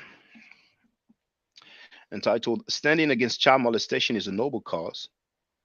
That was only 8 days ago. It was just a week ago. And here you have the Mighty Hebrew. So,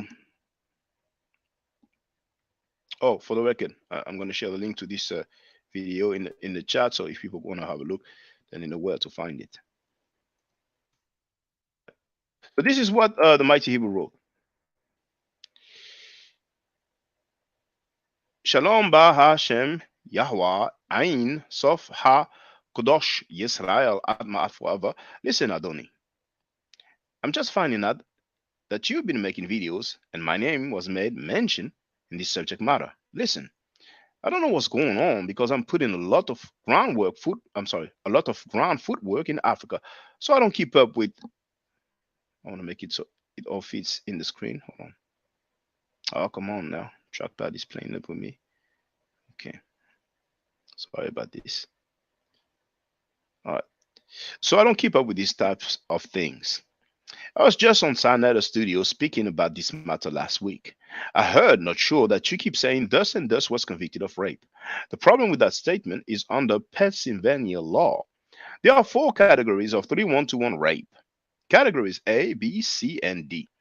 The Hebrew you're talking about was placed under category C, which is a non-forceful rape with a minor. If it was forced, that person would have been placed on the category D. I will not go back and forth on this matter because it is clear that you lack understanding as it pertains to Pennsylvania law. So I give you this one jewel and I'm going to keep it pushing. Look closely, Shaka. The said person, TMH, which obviously stands for the Mighty Hebrew, was convicted of rape 3121 category C and statutory rape. He says it himself. He was convicted of rape and statutory rape. Category 3122:1. Take note that there was saying that the Mighty Hebrew was 17, having a consensual relationship with a 13-year-old minor, even though she was born August the 30th, 1978, and the Mighty Hebrew was born July 17th, 1976. Thus, the Mighty Hebrew was 17 and she was 15. The Mighty Hebrew should not have ever been charged. Then they also convicted the Mighty Hebrew of statutory rape 3122.1, which also states that it was consensual. But they were saying at the time that the Mighty Hebrew was over 4 years her age.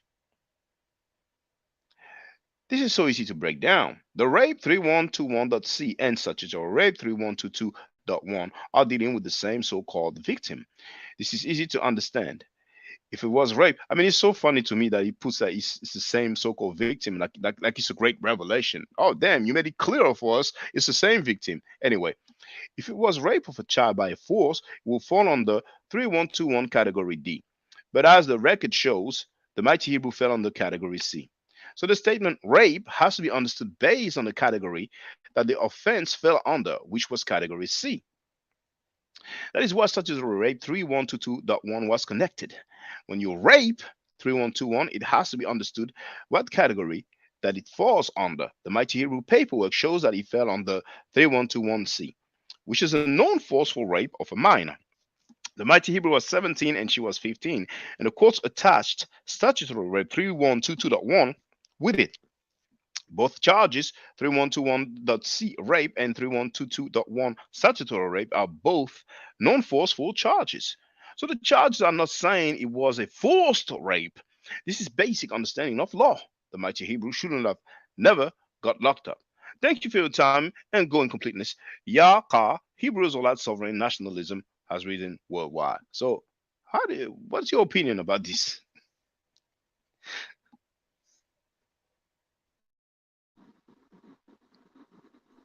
Are you still there, Donnie? Yeah, I'm here. Yeah. What's your opinion about this breakdown here? You know, man, it's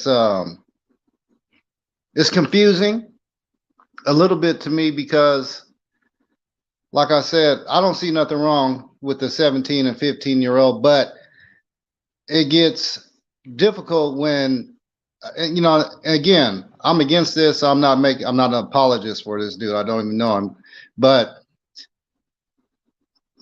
he's saying the C is when you actually rape someone, right? I'm sorry, can you come again, please, with the question? He was convicted of the C charge. That's Yeah, what he he says. said But C is non-forceful. yeah, he says it's non-forceful rape, which I never knew that thing even existed in any law whatsoever. But on the court summary that I have, I don't recall seeing any category A, B, C, D, whatever, you know. But I mean, to make the long story short, the guy was convicted of rape.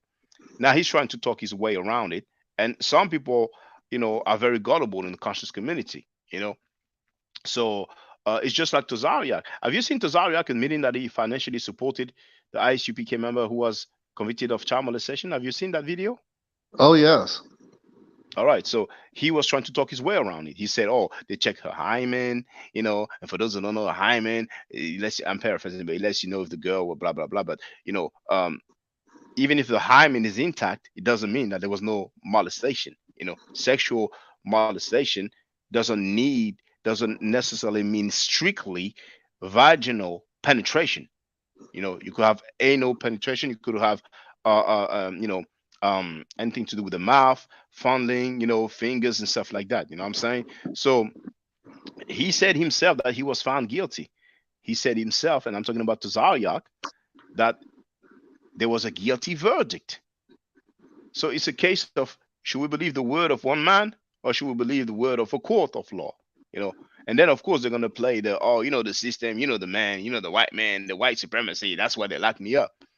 But you know, I don't think they just lock people up for jail. Just I'm sorry, for rape, just like that, just for the sake of it. You know. But you know what? But you know I what, just want to. Shaka? Yeah, go ahead, go ahead, brother. Yeah, before he gave his whole soliloquy on the hymen and what that is, for people that don't know, the question before that was even stranger. What was the question before that the lady asked him? Well, I remember what it is. You know, if he was accused of molesting his niece through marriage, but some people never heard it, so I want them to hear it. Are you accused of molesting your wife's niece, who is your niece through marriage? I have no recollection of that. You would have to inform me of what you're talking about. I have no recollection of that. Okay, I will be able to one day. So I have my third question.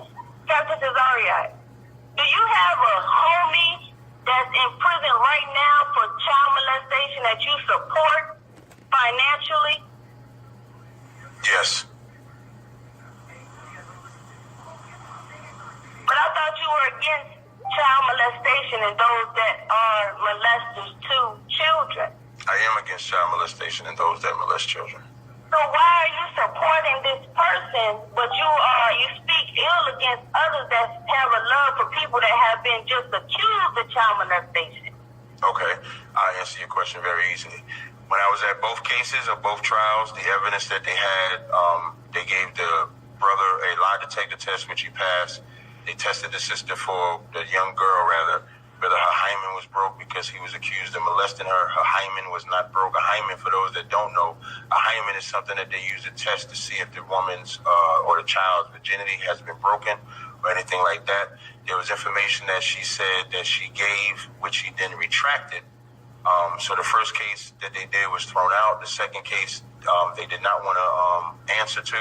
The jury was hung on it, and the judge did not want to release them until they came up with an answer, and then they came up with a guilty verdict. So from observing the case, if he was guilty of the crime, I would in no way support the brother. But from the evidence of the case, from the testimonies of him as well as the individuals involved, he was not guilty, even though he was found guilty. Wow, so he was not guilty, even though he was found guilty, but you speak ill against someone else that is not guilty, but they say he was guilty. So I have a question. This brother that you support, does he have children? Yes. And if so, do you ever say to those children, you have a father that's a child molester? No, I don't. Well, why do you do that to others that have a love for Dr. Malachi Z. York ill and mock his children of him being a quote-unquote so-called child molester, and you speak for supporting him? So at the end, It looks like the Puerto Rican Cartazar did hit that button so we could hear B shut the F up because they don't want people to talk about this thing.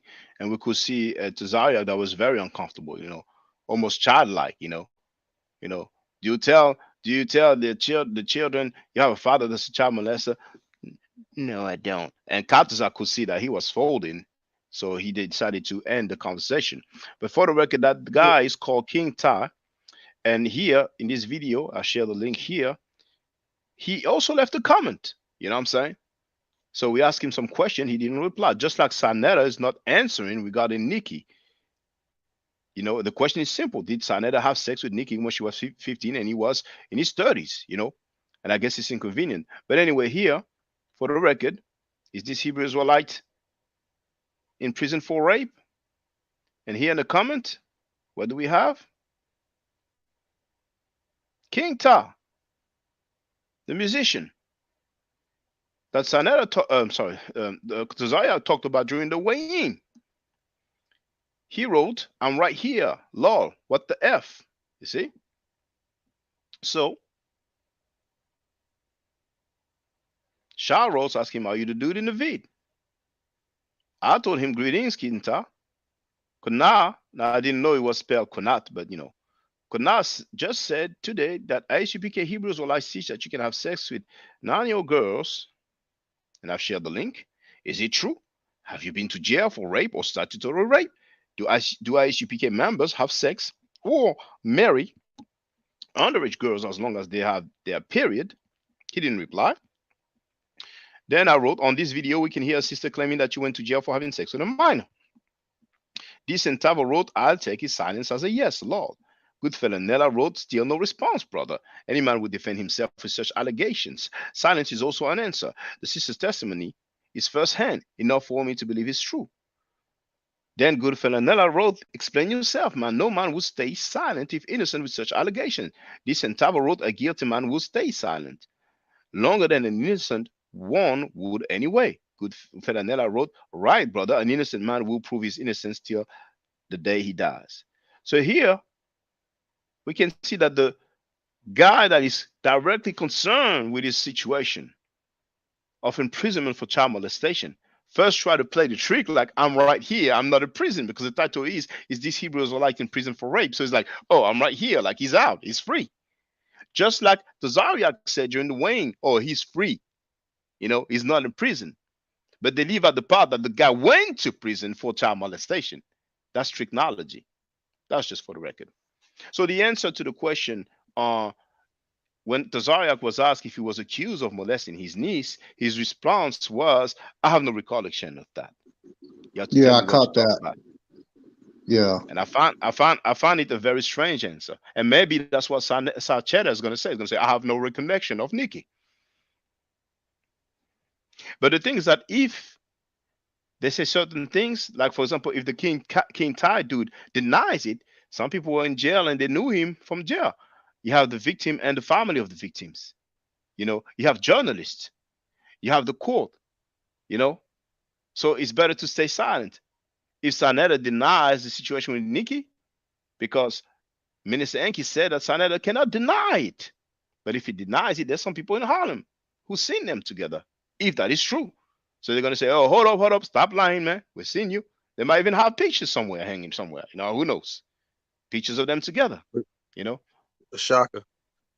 Yes, bro. If somebody on your panel gave that kind of, would you have somebody on your panel that gave that kind of answer back? I have no recollection of that. Yeah. If somebody asked me, V. Bennett, is it true that you had been accused of raping your niece?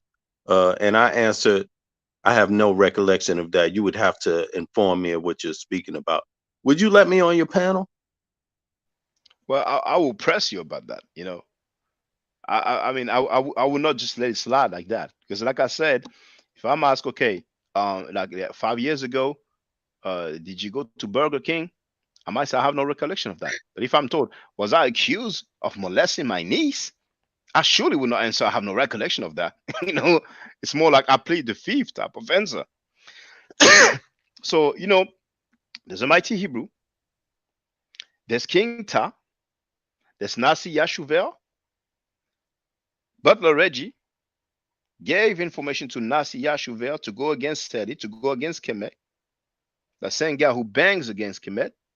And if people didn't hear it, they have to hear that Butler Reggie is not Kemetic, and he doesn't miss any opportunity to vilify Kemet. I don't believe in old Egyptian gods. I don't believe in that stuff. I wasn't even taught that bullshit, right?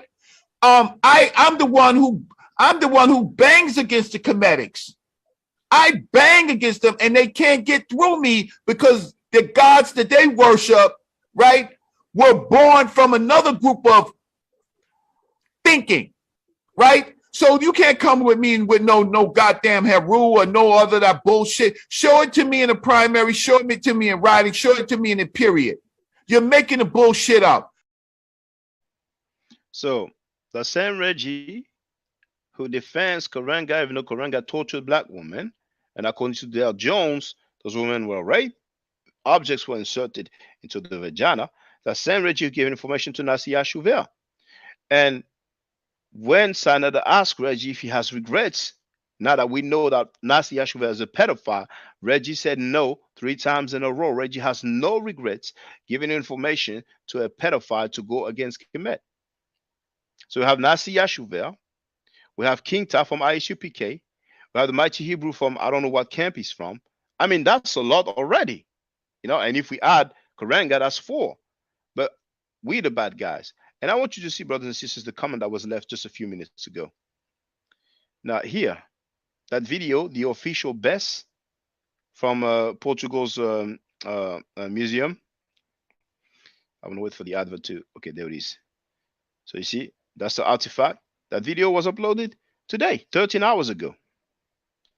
Now look at the comments. See, Jeheru put a comment. I replied. And then we have, oh, why doesn't show here? Okay, there it is.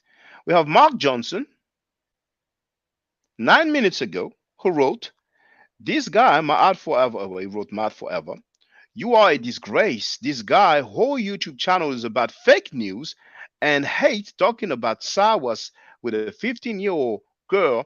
This guy never teach, just slander. Whoever does agree with him, how can a real black man or woman listen to him? Shaking my head. That's the narrative that they put out. You see? But what I'm going to do is give him the link and say, please get on the panel as we are live streaming and stop being a gullible. Not sure if gullible is spelled this way. Stop being a gullible groupie. And I'm going to put an exclamation mark.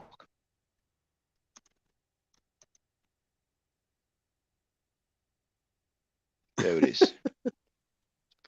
So feel free to add on, brothers and sisters. Well, we don't have sisters. I mean, he yet, didn't hear Inky. He didn't hear Inky.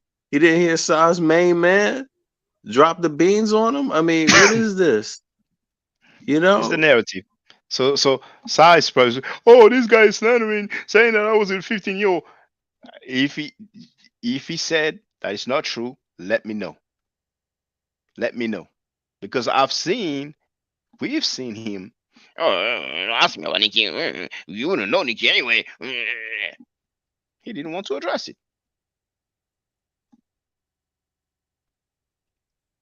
And I'm not making any affirmation.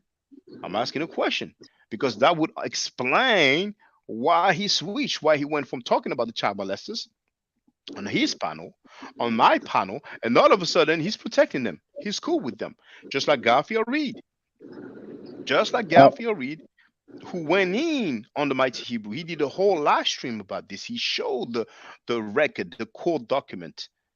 But then when I was a guest on Saner's channel for the first time about 3-4 months ago, Garfield Reed called in because I addressed the fake bachelor's degree in history, and he said Mighty Hebrew told me that he was talking about me. So now they are cool. But go ahead, feel free. I think it was Donnie who wanted to speak. Was it you? Yeah, no, I was just saying I agree with you on that, and it just seems like you know, it's too much across the board, and you know, somebody got caught up. This person's telling on this one, and you know what I'm saying, they all in cahoots, so they just taking each other down slowly is what it looks like to me. Yeah. And indeed, we got him polite. Polite indeed is innocent until proven guilty. But Saneda has no word. And Because normally he let said me he say, hates. let me say this too Yeah, real quick, yeah, feel Shock. free, Sorry feel about free, that, feel free, feel free. but No just problem. you're instrumental in that. So like you said, just keep putting your foot on their neck, man. Keep it there. Yeah, I mean, Sa could get away from that mess. Even if he doesn't want to address Nikki, I could understand. It's not flat to say that you're having sex with a 15-year-old girl when you were in your 30s, if that happened.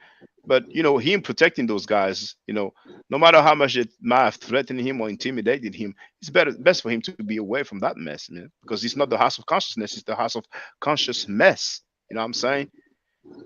Yep. Like for real, man. I mean, dang. Tazariak's on tape saying that he financially supported the dude even though he was found guilty. Sanetta is on tape saying that the Mighty Hebrew went to jail for that and saying that he was in prison for molesting a young girl. So now he can focus on the age difference.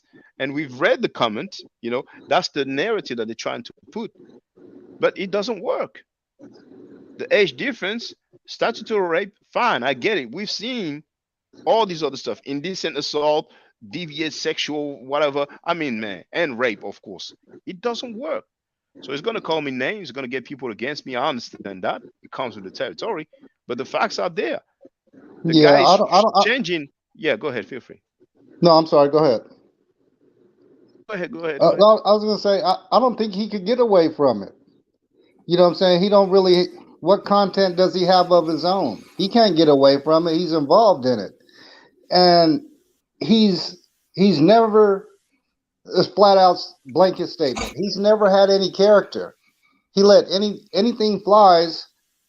And like I said when I started out on this platform, it's like he just cares about views and money. And you know, we all need money and stuff, but where does your character come in? You know, there's things you do, things you don't do, and that's one of the reasons I got away from him too, because I never saw that in him. That's all. Yeah, a lot of people haven't seen it. But we have Mr. X Agnostic. Feel free to speak. I'm gonna play devil's advocate, and I'm gonna say, Mighty Hebrew's innocent. I'm gonna say that.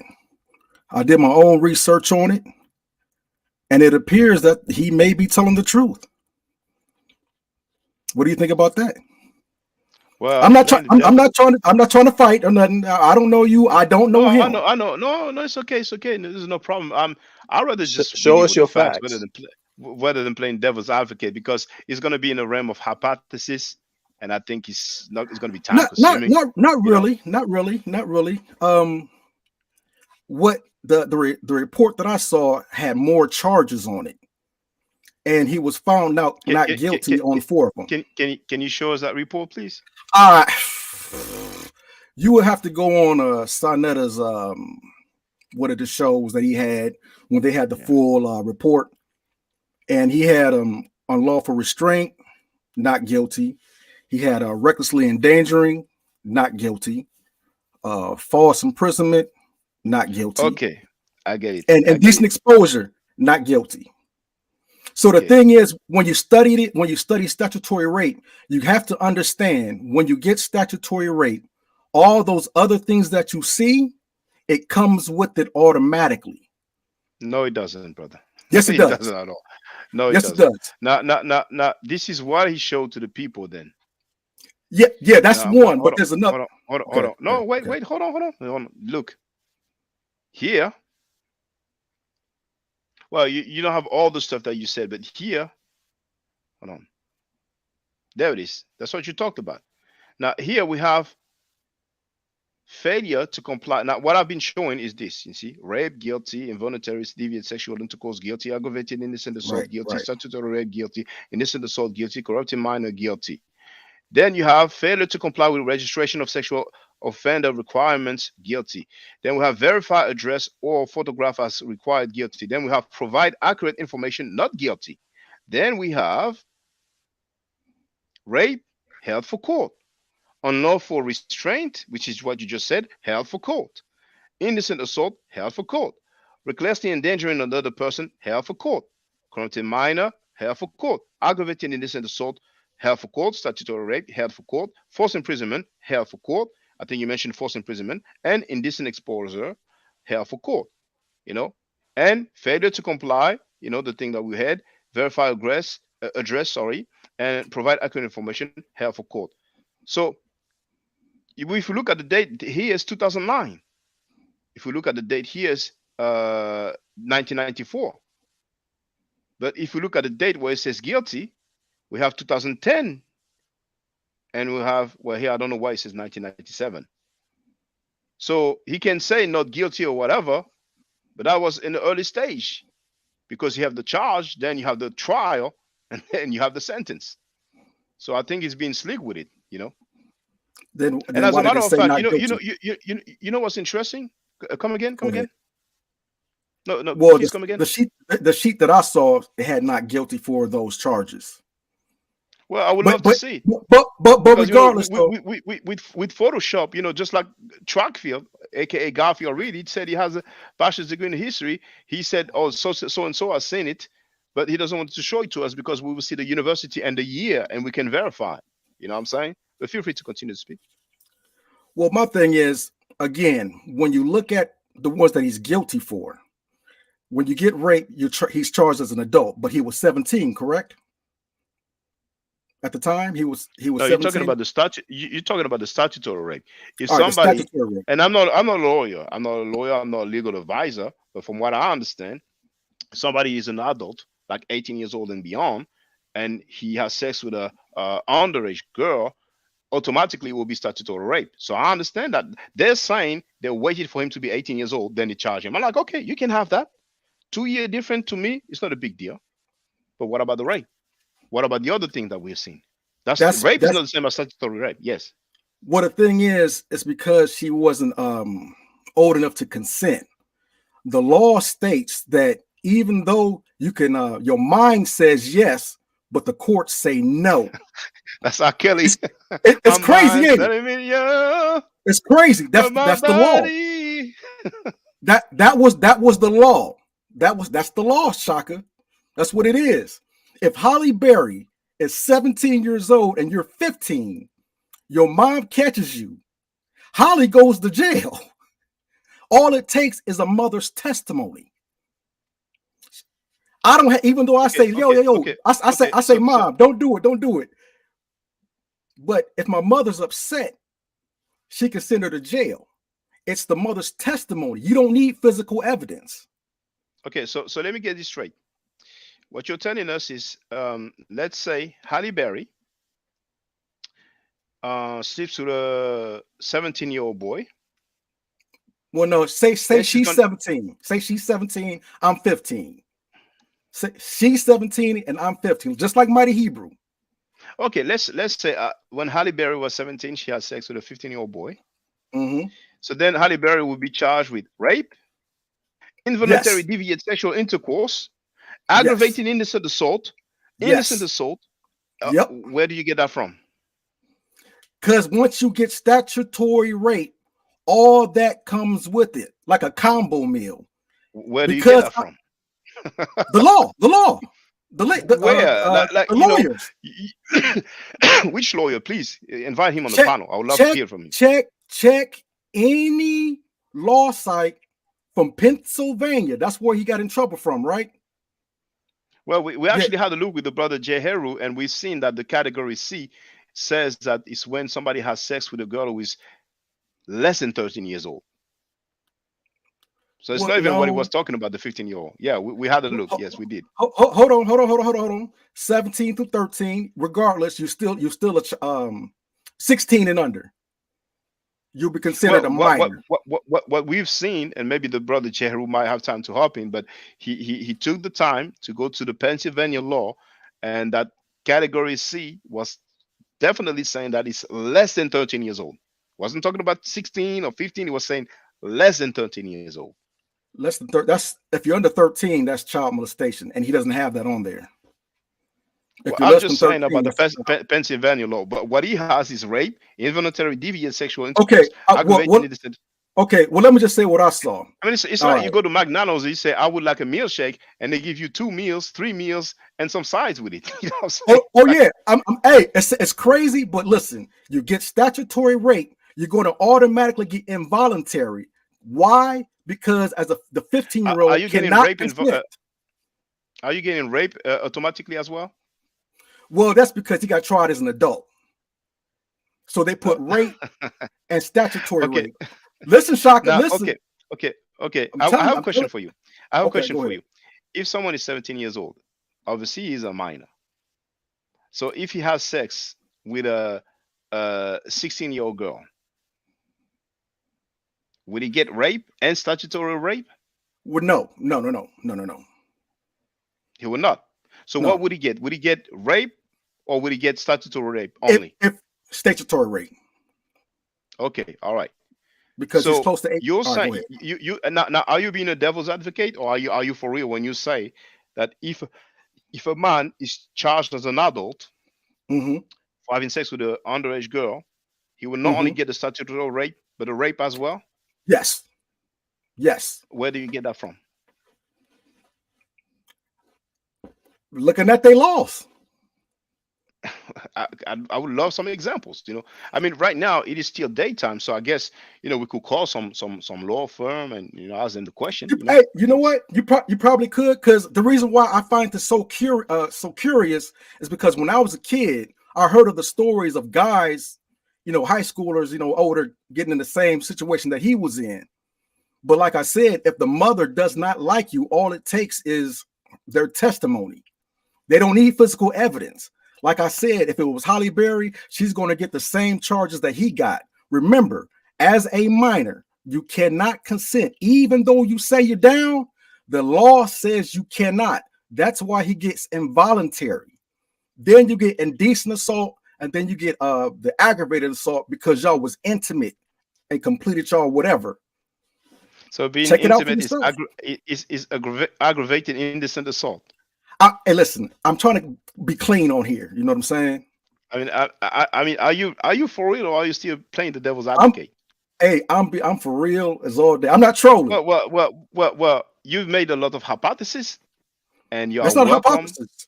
It's not a hypothesis. Well, to me, it's hypothesis because you didn't show any facts, you didn't show any paperwork, you didn't show any examples, you didn't show any law that says so.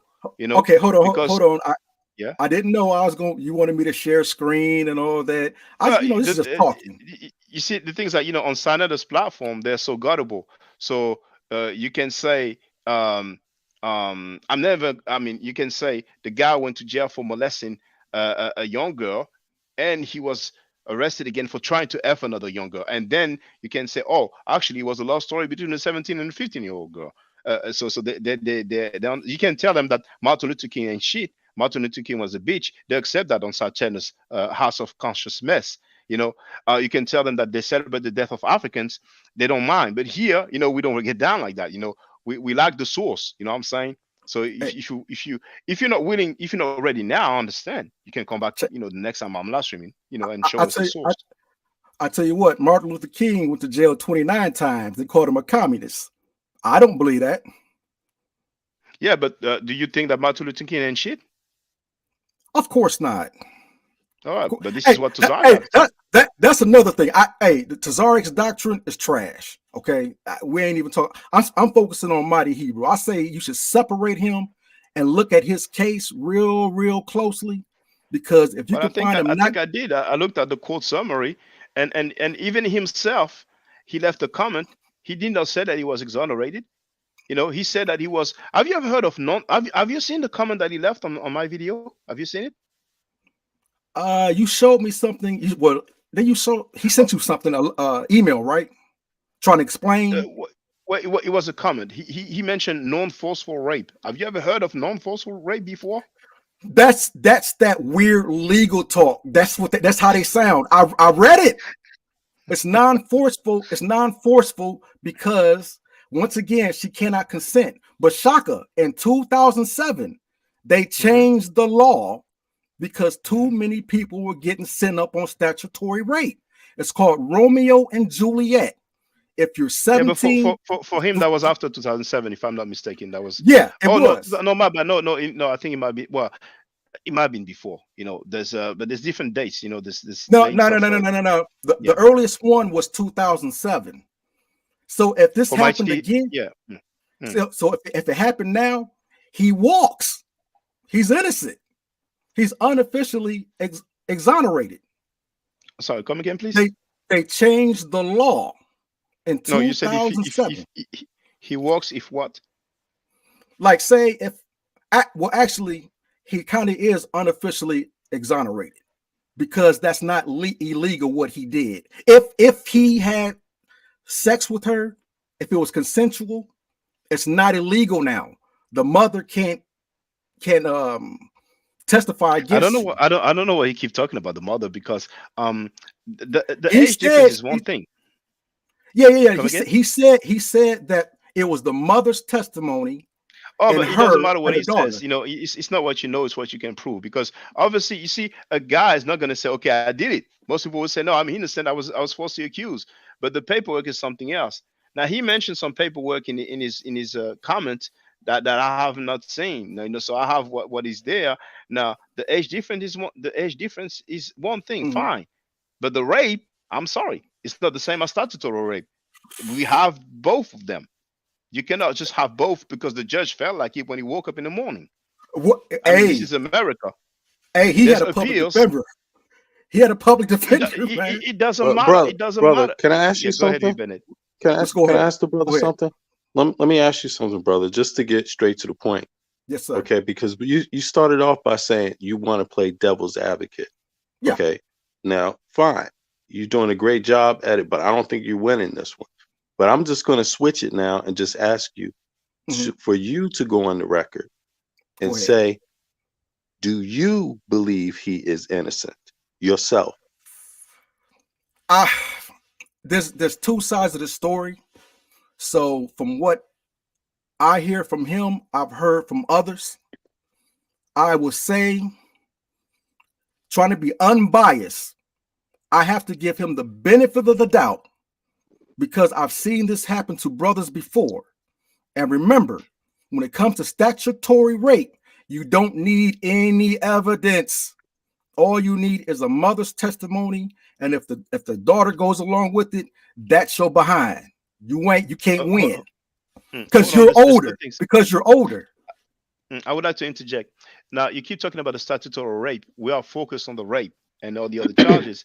And you said there's two sides to a story. We heard Mighty Hebrew story. We didn't hear the victim's story.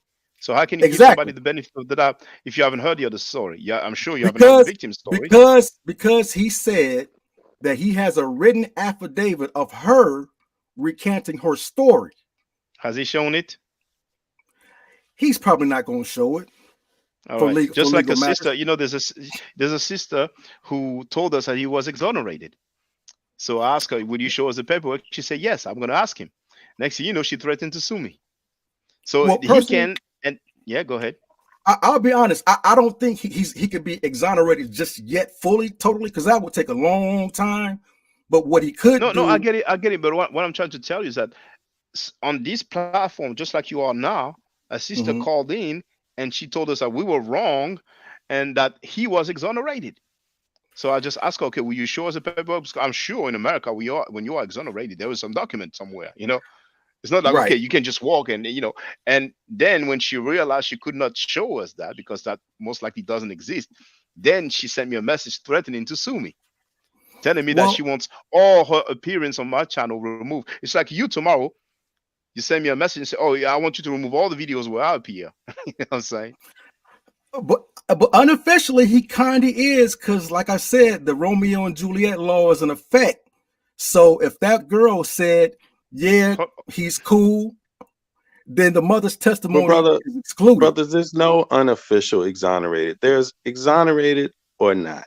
There's no unofficial exonerated. What is that? I tell you what, you can't call him a rapist then.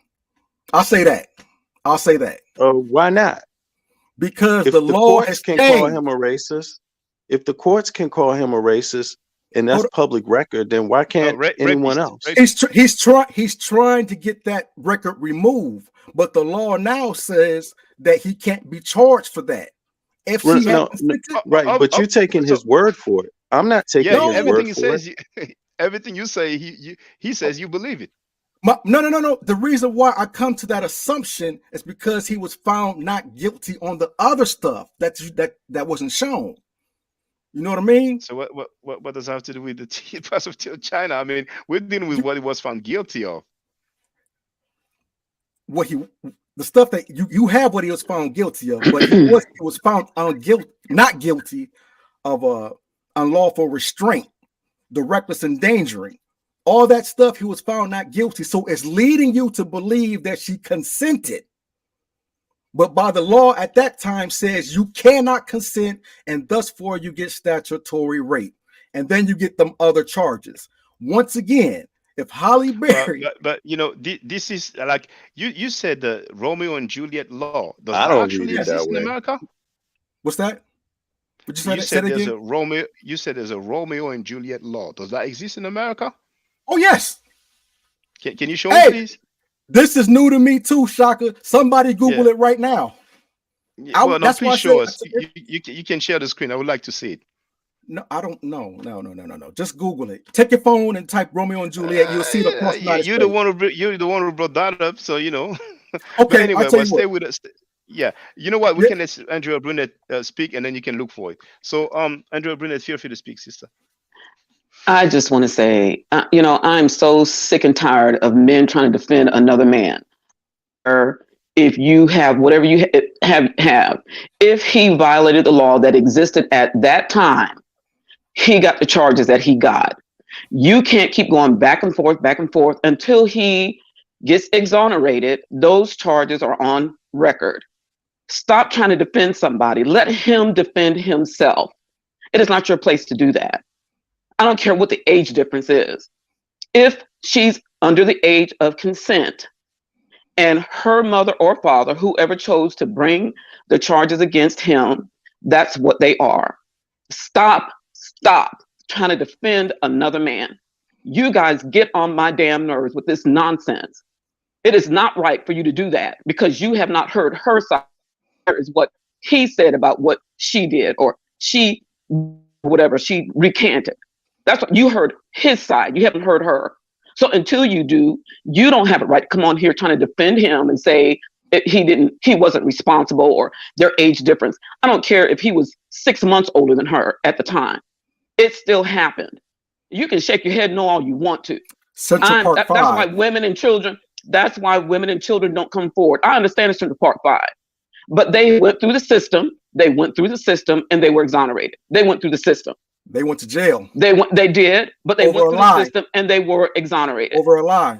But they went through the system and there are a lot of people. There are a lot of people. There are a lot of women who don't come forward because somebody says they're lying. So it goes both ways, buddy. It goes both ways. So don't come on here trying to defend a man over his actions because he did it.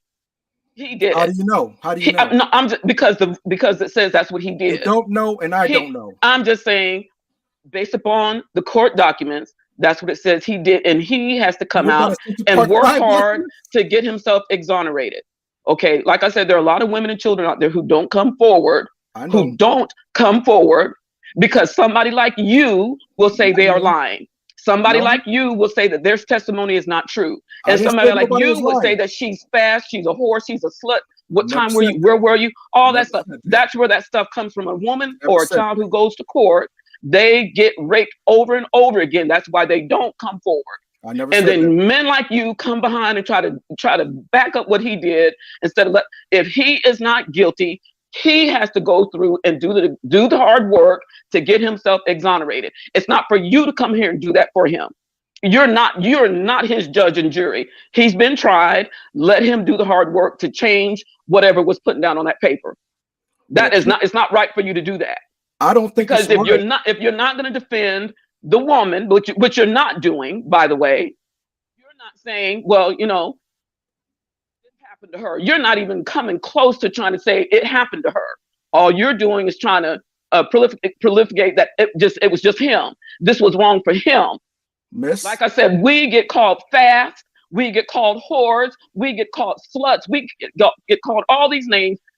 Our behavior gets put on trial when we go to a courtroom. That's why women and children don't come forward. And you know that. So if he's innocent, let him prove himself to be innocent. That's not for you to say. I'm sick and tired of y'all men folk doing that. We deserve better. We as women deserve better from our brothers than coming on here to try to defend some man. He's a grown-ass man that can take care of his own damn self. He doesn't need you to help him. Let's figure that out. I defend my sisters too now. Well, I'm going by the information that has been presented. It That's says he all. was guilty of 6 charges, 6 of them. And until he can prove it, yeah, Shaka showed you all that. You don't understand the law. Once you get statutory, it all comes with again, he needs to go back to the court system and get himself exonerated. I don't care what automatically comes. You can get stuff removed, just like some of those charges didn't go through. You can have, that's what his lawyer is supposed to be doing for him. Now, if he got the lawyer that wasn't good, that's not ours to defend or say whatever. He needs to go get him another lawyer to get those charges removed. But you don't need to be coming out here trying to defend whether he was or wasn't. You're not playing devil's advocate. You started off that way, but that's not how you're ending up. So you're not playing devil's advocate. You're coming out here trying to defend his actions, and there's nothing to defend. Let him do that himself. Let him do it himself. I'm not defending any action. Hold on. What, people are saying, calling him a child molester, and he's not. Okay, go ahead. Sorry. You don't have to. You weren't there. How do you know he's not? You weren't there. How do you know that? Okay, so then you can't come out here trying to defend what you don't know. Well, you can't be going defending the woman that you don't know, the mother. Defend her. I'm not. No, I'm telling you. You came on here trying to say you're playing devil's advocate. Yes. And then you have not given her the benefit of the doubt one iota. You don't know what happened. I wasn't there. You weren't there. All we know is those charges are out there that he was found guilty of. And if he is not, let him go do the due diligence to get those charges removed. In the meantime, in between time, we can call him a rapist because that's what those charges say he is. But the law changed in 2007, so what do you call him now? So then he needs to go back out there and do his due diligence to get that stuff changed. But hold on, Mr. Hold on, please, hold on, Vibene, please. Mr. X, see, at one point you were telling the sister Andrea Brunet that she doesn't understand the law. But you're the one who talked about the Romeo and Juliet law that you cannot even demonstrate. So are we supposed to understand the law that may be inexistent? So why don't you show us that law? Shaka. See, Donnie Williams wrote that he never heard of it. It's as real as me and you talking. Well, can you just show us then? But can you just show us that law? Can you show? Because maybe you made that up. The reason why no one talks about it because none of us are checking for it because we're not. None of us are rapists. Yeah, but you surely checked. But you checked it, didn't you? I looked it up. I saw it recently because of this whole situation. Did you see a Google search result or did you see the actual law? Ooh-wee. It's as real as anything, man. Just Google it. Prove it then. Google it then. Please prove it. I don't do screen share or nothing like that. This is. Yeah, I think you made that up, but it's okay. It's okay. If you've been feel free, I'm sorry. I want $100. He can drop it in the chat, though. He can drop it in the chat. If he finds it, he could drop it in the chat. Yes. I mean, it's his own argument. So I want $100. No, I don't get what we all get. It's just a debate. You don't need to it's share just the a screen. conversation.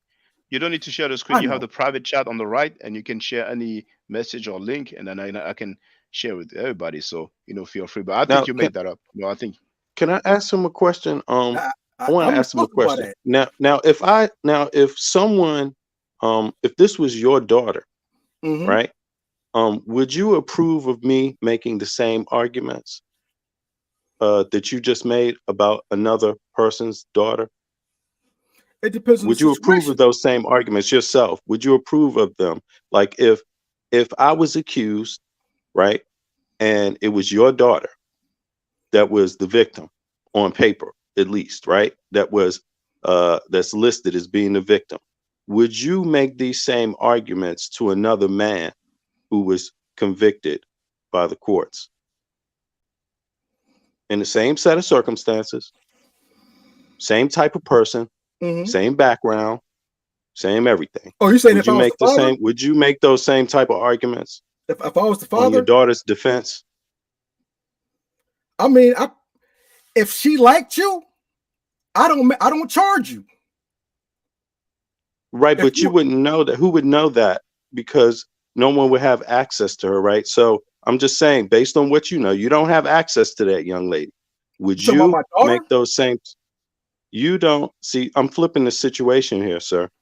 Now, I'm asking you, same type of person, same background, right? Same information known, right? Would you make the same type of arguments? Like, I don't know your daughter, but I'm just saying, would you approve of me making those arguments? Or anyone else that doesn't know your daughter? Would you approve of them coming and saying, if she liked them, maybe she liked them, but you're the only one that knows because you're the parent, right? You're going by what the information that you have. So I can't be mad at you. Well, we're all going on that. We're all going on that. You are too. So I'm asking you, based on what you know, if you flip that scenario around, and then someone like Shaka said, yeah, but you know, they were friends. Would you defend that argument that Shaka's making, or would you have a different argument? Or would you defend your daughter? I mean, but you're hearing from me. That would be different. We haven't heard from the mother or that woman. Only thing I've heard was of him and his lawyer. You know what's funny is that you're not answering the question, you know? You're not answering this question. No. I'll be the same. So you will say, well, my daughter. So you will say my daughter was having a relationship with him, and it was just a relationship. So that's why the judge decided to give him not only the statutory rape, but the special Excel charge package of statutory rape, indecent exposure, involuntary, blah blah blah blah blah. That's what you will say. That's what I will say. What do you think Mike Tyson got? What do you think Mike Tyson got?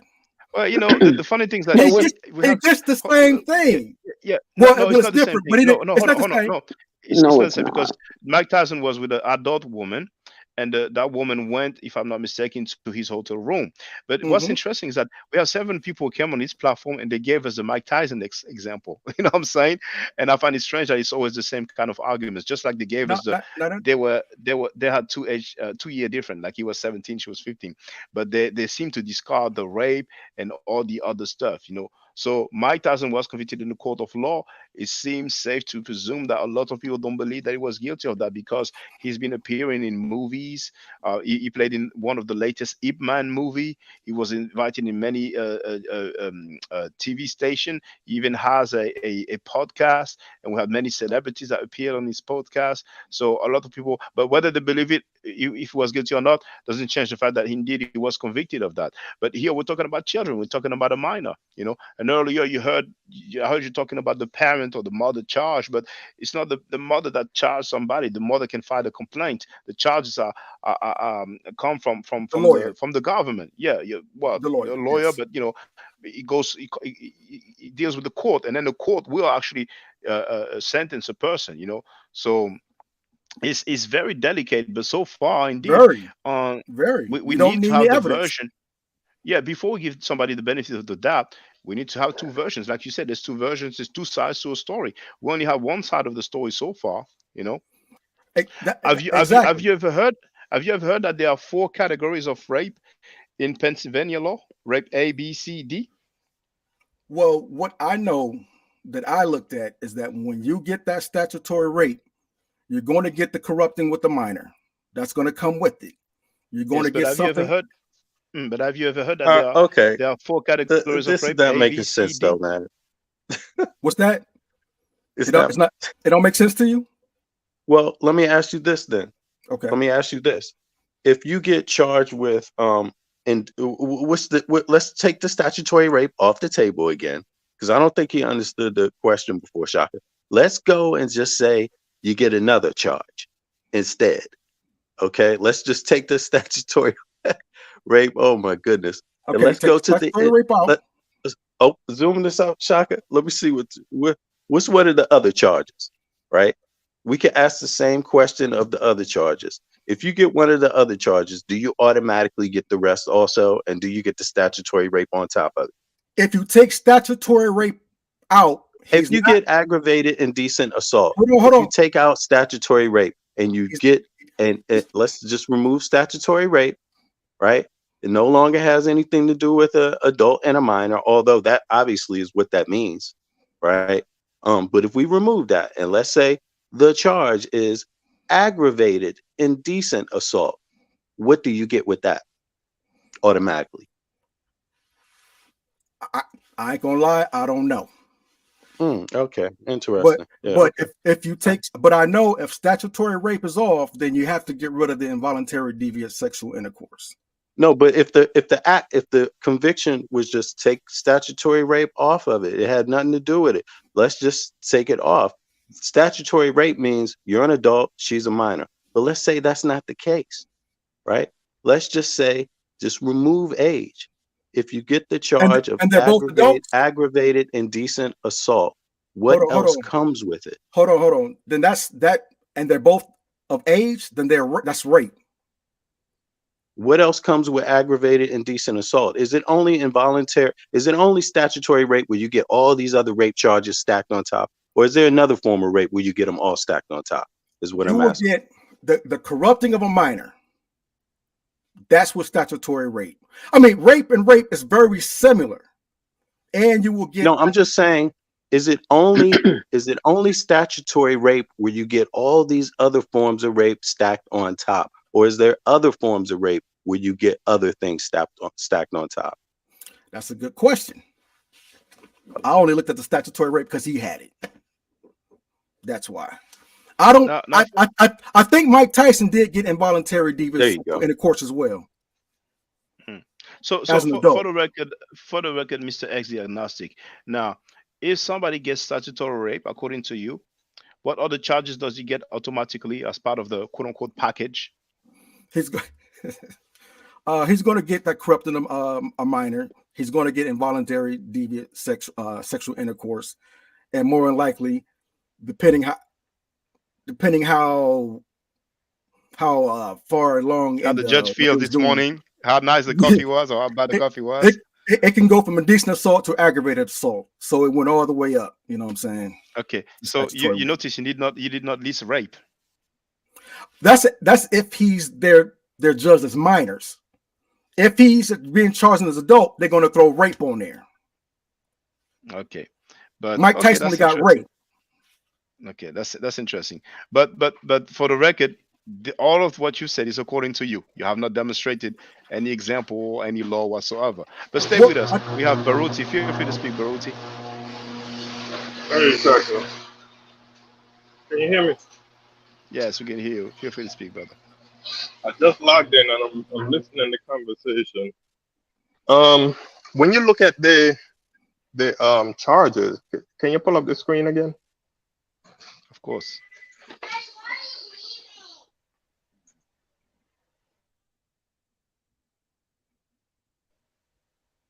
Okay, I think maybe he's busy right now. He put himself on mute, so I think when he be ready, he'll come back to us. I'm sorry. Oh, no, it's okay. My daughter was chasing me down. I know what it is. I know exactly. Yeah. I literally just came outside just to call in, and then she come following me outside. But yeah, if you scroll over to the left side, right, where they have the 3121, like if you do a Google search of Pennsylvania 3121, or do a search of Pennsylvania 3123, 3125, 3122, 3126, 6301, it literally breaks it down what the law is. So what the guy was saying, I can't remember his name, Mr. X. Basically, whatever, when you look at those laws, whatever applies, if anything under there, they're also broken down into section, subsection. If anything applies, then they will attach that to you. So it is possible. It is very possible for him to get statutory rape and 3121.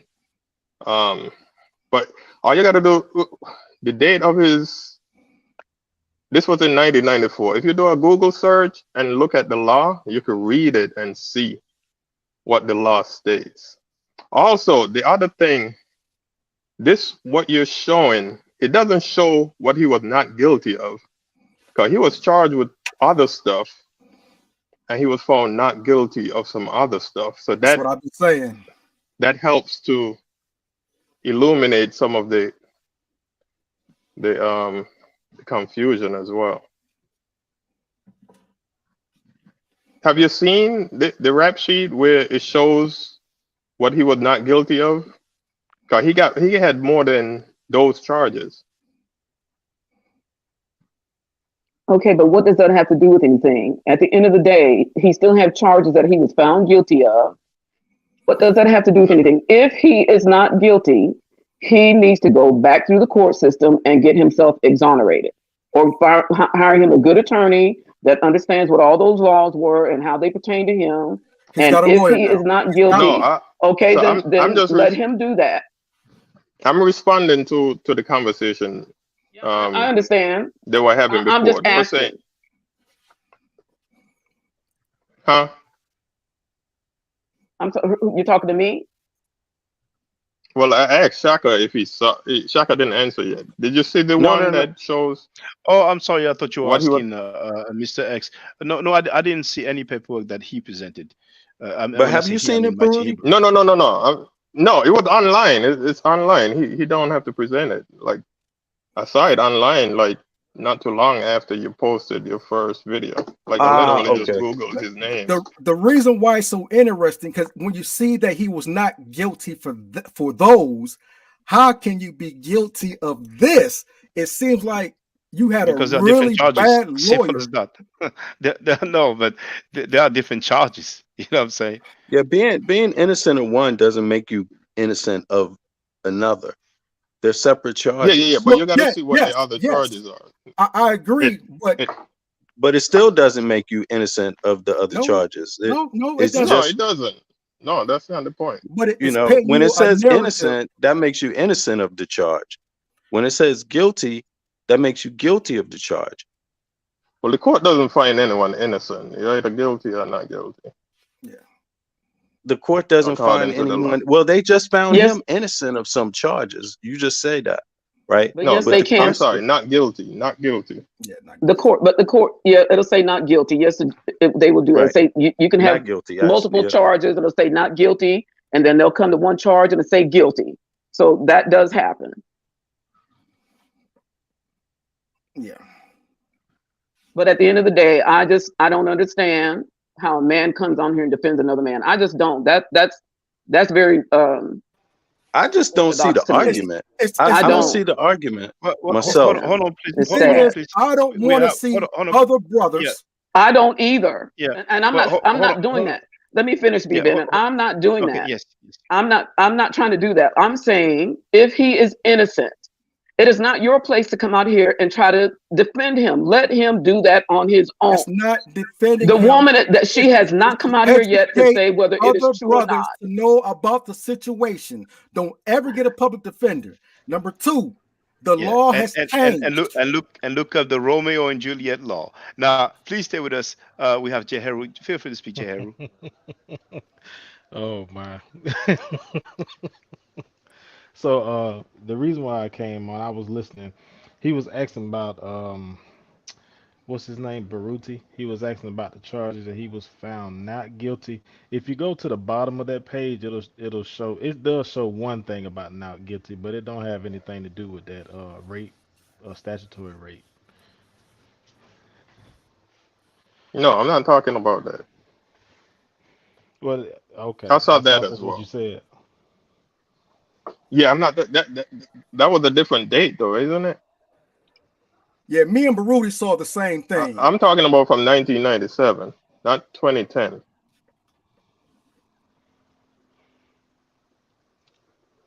Okay, I'm Yeah, not it's sure. not on that sheet.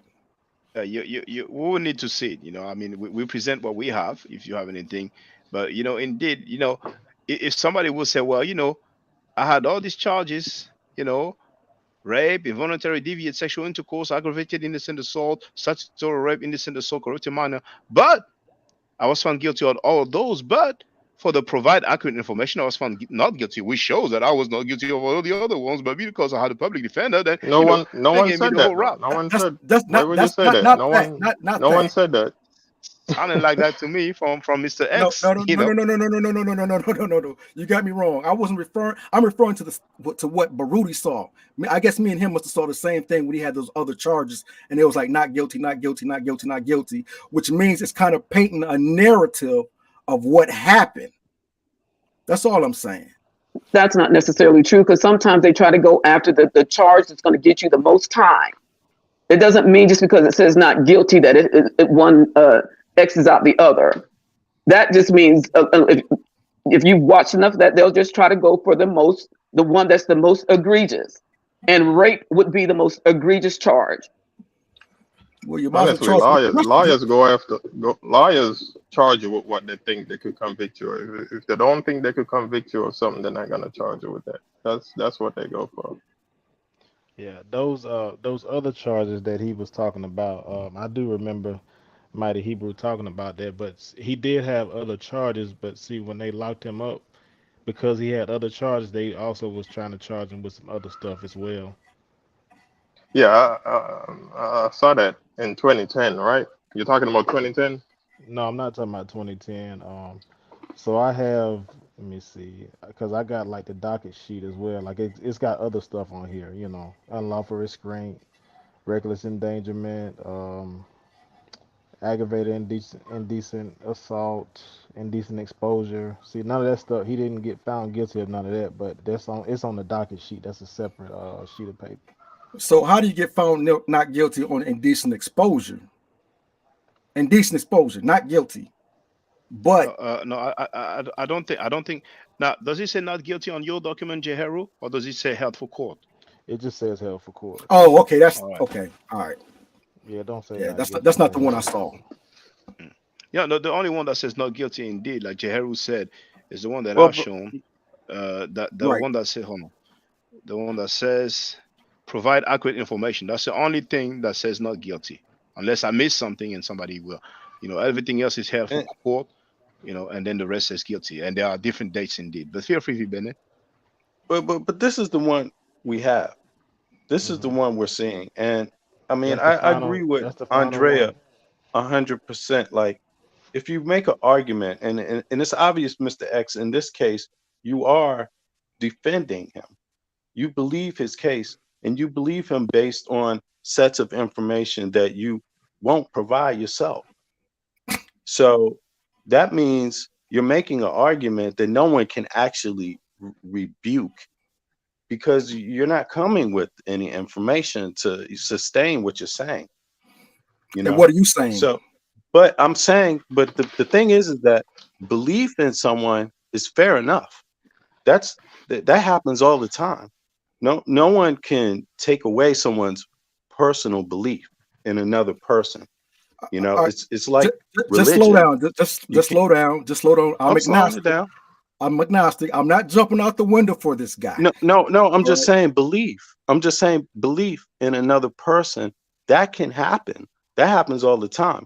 But the thing is that when you make an argument, it's not based on belief, right? So you're here now making an argument for this man. And that's why I'm saying I agree 100% with Andrea on that.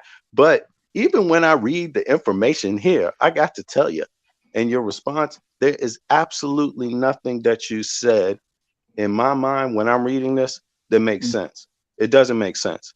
To me, it reads like a brother was convicted of rape, and that he didn't actually follow through with some of the requests when you are convicted with rape on top of that.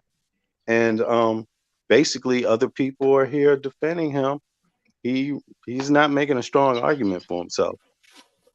At 17, you with what you see. Well, you're right. You don't have all the information.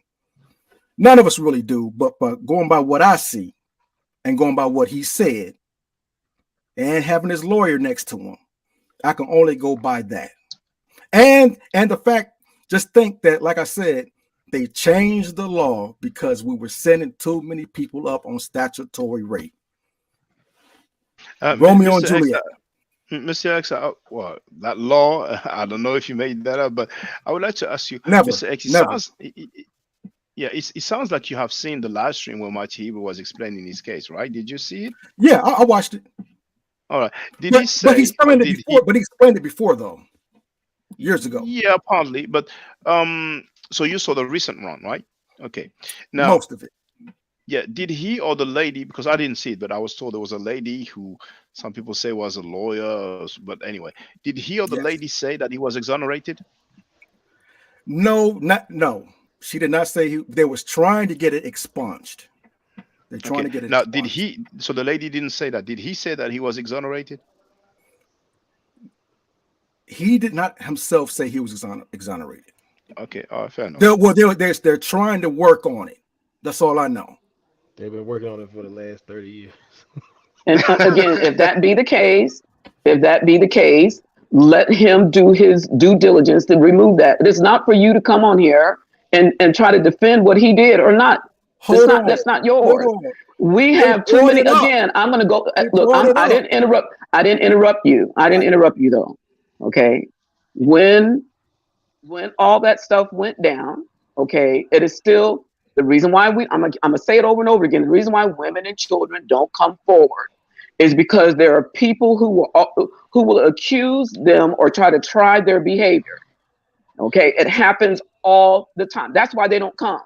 There's probably a whole lot of people out there who should be in jail who are not because we won't come forward. Okay, so I understand that a lot of our black men are in prison for stuff. I mean, for doing a little bit of marijuana compared to somebody doing a bunch of cocaine. I understand that. I'm not saying that that is not happening. But until he goes out there and does his job to find the laws that will allow him to be exonerated, until that happens, on paper, he is a rapist. Until that happens. And you don't need to come out here and, I mean, you just don't. Nobody needs to come out and try to defend him. Let him do his own work. He's already said, I mean, Shaka had the paperwork, or he came out there and said, well, it was this, and this. It wasn't this. I mean, he said that himself, if that was truly him that replied to Shaka. Okay, so he never said then that he was exonerated. So why do you have to come out here and try to say something on his behalf? He put that out there. There's nothing for anybody else to say. I would rather hear from the female at this time who that happened to than to keep hearing you men go on and on and on trying to give him whatever to back him up. I'm sorry. I'm a female and I'm offended that you men do that. I'm offended. There's too many of us out here that has happened to. I'm not one of them, but I'm saying there's too many. He had Neo X and Queen. What was her Queen Throne? They both said they were that happened to them. Again, why do you feel like you need to come out here and defend a man? I just don't understand. I don't. Because someone close to me got falsely charged for it. You don't know that though. Don't know that. Someone I know. Hold on. Mr. X, you said someone you know was forcibly charged? Falsely Is that what charged, you yes. said? Oh, falsely. Yes. Oh my bad. I misheard you. charged. Falsely charged. Okay. Okay. Yes. I get it. Okay, that's But fine. that person, that person was he falsely charged for statutory or just rape? Period. Rape period. Okay. And the reason you're saying he was falsely charged is because he told you that he didn't do it, right? Correct. All right. Okay. So you take his word for it. And well, actually, for the record, there were. I don't want to go in detail. I'll just say this. Yeah, I understand. Well, let's okay. Let's skip this. But apparently, Romeo and Juliet law does exist. I shared the link in the chat. Baruti sent the link to me in the private chat. I won $100. So let's have a look. We're all going to discover together. This is the law offices of Ned Barnett. I don't know if it's reliable, but let's presume it is. So this is dated September 26, 2022 in sex crimes. So how Romeo and Juliet law work in Texas. So it says statutory rape laws were created to protect adolescents from predators who try to have sexual relationships with them. despite being under the age of consent. However, sometimes they can create challenging situations that result in people being accused of statutory rape despite both parties being consensual in the act and only 1 year apart. So it clearly says only 1 year apart so far, but let's continue. That is why some states have enacted Romeo and Juliet laws, Texas being one of them. These laws shine a light on the instances where, despite one person being under the age of consent, it does not mean that the rape or sexual assault happened. But this Texas's Romeo and Juliet law. In Texas, the age of consent is 17 years old. So consent laws say that if someone who is 17 or older has sex with someone under the age of consent, it can be considered underage sex with a minor. However, this leaves much room for consenting sexual relationships among teens to turn into illegal acts because one had a birthday and crossed into the adult sphere of law. That's why some states, including Texas, created Romeo and Juliet law. I'm going to have a look at this in my own time. These laws state that a sexual relationship can avoid being considered sex with a minor if the following criteria are met. They are no more than 3 years older than their sexual partner. Their sexual partner was at least 14 years old. Their sexual relationship was consensual between both persons. They George are not Burton. already a registered. Come again? So, Okay. sorry to cut you off, brother. Yeah, no I problem. gotta Feel free. I gotta dip real. I'm gonna dip real quick. I just wanted to jump in and talk about that. The point that it is possible to get that 31-21, whether it be forceful or not. And the other thing the guy was saying, but I gotta go. My daughter keep calling my phone, man. It's crazy. Okay. Thanks for calling All in. right. So, All right. their sexual relationship was consensual between both persons. They were not already a registered sex offender at the time of the sexual relationship. Why is it called the Romeo and Juliet law? The law is named after the famous play Romeo and Juliet by William Shakespeare. In it, two teams fall in love, but the rivalry between their families keep them from being together. Okay. Um, to me, that appellation is strange because here it says how Romeo and Juliet laws work in Texas. So that implies that there are several of those laws. But here Yeah, it but says, okay, I guess maybe each state have a law. But yeah, feel free. Somebody Yes, will. yeah. that's what I was saying. What about the Pennsylvania one? Because that's where his charges are, right? Yes, that's correct. But there's still this thing. I mean, I think we should. You looked up the Texas one. You should try to see if you could find the Pennsylvania one.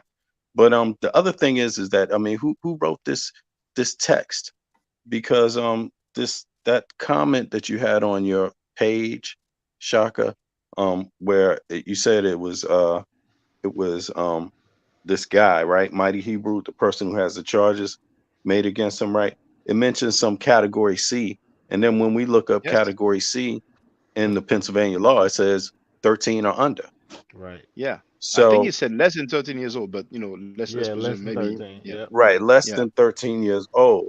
So, I mean, there's obviously a lot of facts, a lot of interesting tidbits that people can pull up here and there, but the bottom line is that I'm not necessarily myself hearing the victim or hearing the girl's perspective.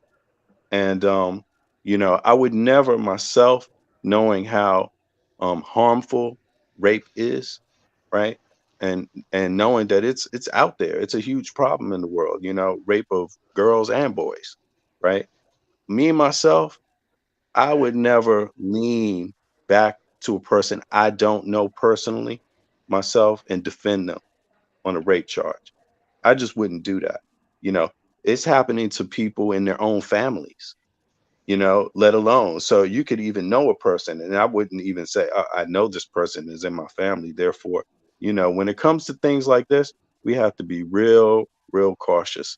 This is a grown man we're dealing with. He's very old now.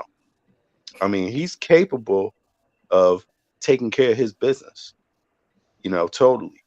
And I would suggest to him that if there is something true about this Romeo and Juliet, or even if he's trying to claim that it's category C under the Pennsylvania law, if he wants to clear that up, I would just say you should probably go clear it up, because it's either way, it's just not a positive look at all. You know, the one thing that I have is this concept that I also have a problem with, is this idea that they waited to charge him with a crime, because I was in going to my talk mind, about that. you usually get charged with the crime. You get charged with the crime for when you did it. How do Yeah. you move a date of a crime from you're a minor to an adult? I mean, the crime didn't happen when you're an adult, according to him. He's saying the crime happened when he was a minor. So how do you just move it? I mean, that in itself should remove something, Wait, right? If you they can moved prove it. that. How do you It know they was did that? it was that the mother and the daughter, right? How do you They know have that? their date of it, and he has a warrant. He had a How warrant. do you know that? How do you know that? Okay, I'm Have you seen sorry. the warrant? No, I So haven't. you take his words for it. I mean, why would he lie about Because that? well, we lie about that because somebody that's convicted of rape will surely lie and show if we do a poll and we go to prisons and ask people who are convicted of rape if they are guilty or innocent. I'm sure most of them will say they are innocent. You know, That's it's like no asking brainer for that they more would. time. That's like asking for more time. If you knew about it, let's get it over with now. Why would he want to No, hold on to that? it's not asking for more time because they are charged and they're going to do their time anyway. If they get less time, it's maybe because of good behavior. But you know, I mean, the thing is that indeed it will be a violation of their rights. You know what I'm saying? And even if you have a public defender, I never heard in my life that somebody commits a crime at a certain age and they wait for the person to be 18 and to charge him as an adult for something he did when he was not an adult. Oh, You know, I'm not sure particularly about about that. sex crime. Yeah, I'm Come not sure again? about that. I don't know about them delaying it on purpose to screw him over. But I don't know but about that, that. but you have you heard Sanetta say that this is what they've done? Do Well, you want me Mighty to play Hebrew it? said that. Well, of course, my Hebrew said it, and Oh, Sanetta okay. repeated it Sonetta like a, said it you too. know. Okay, But Yeah, okay. Shaka, hold on, Andrea. I just want to play it so people can hear it. Hold on. It is just here.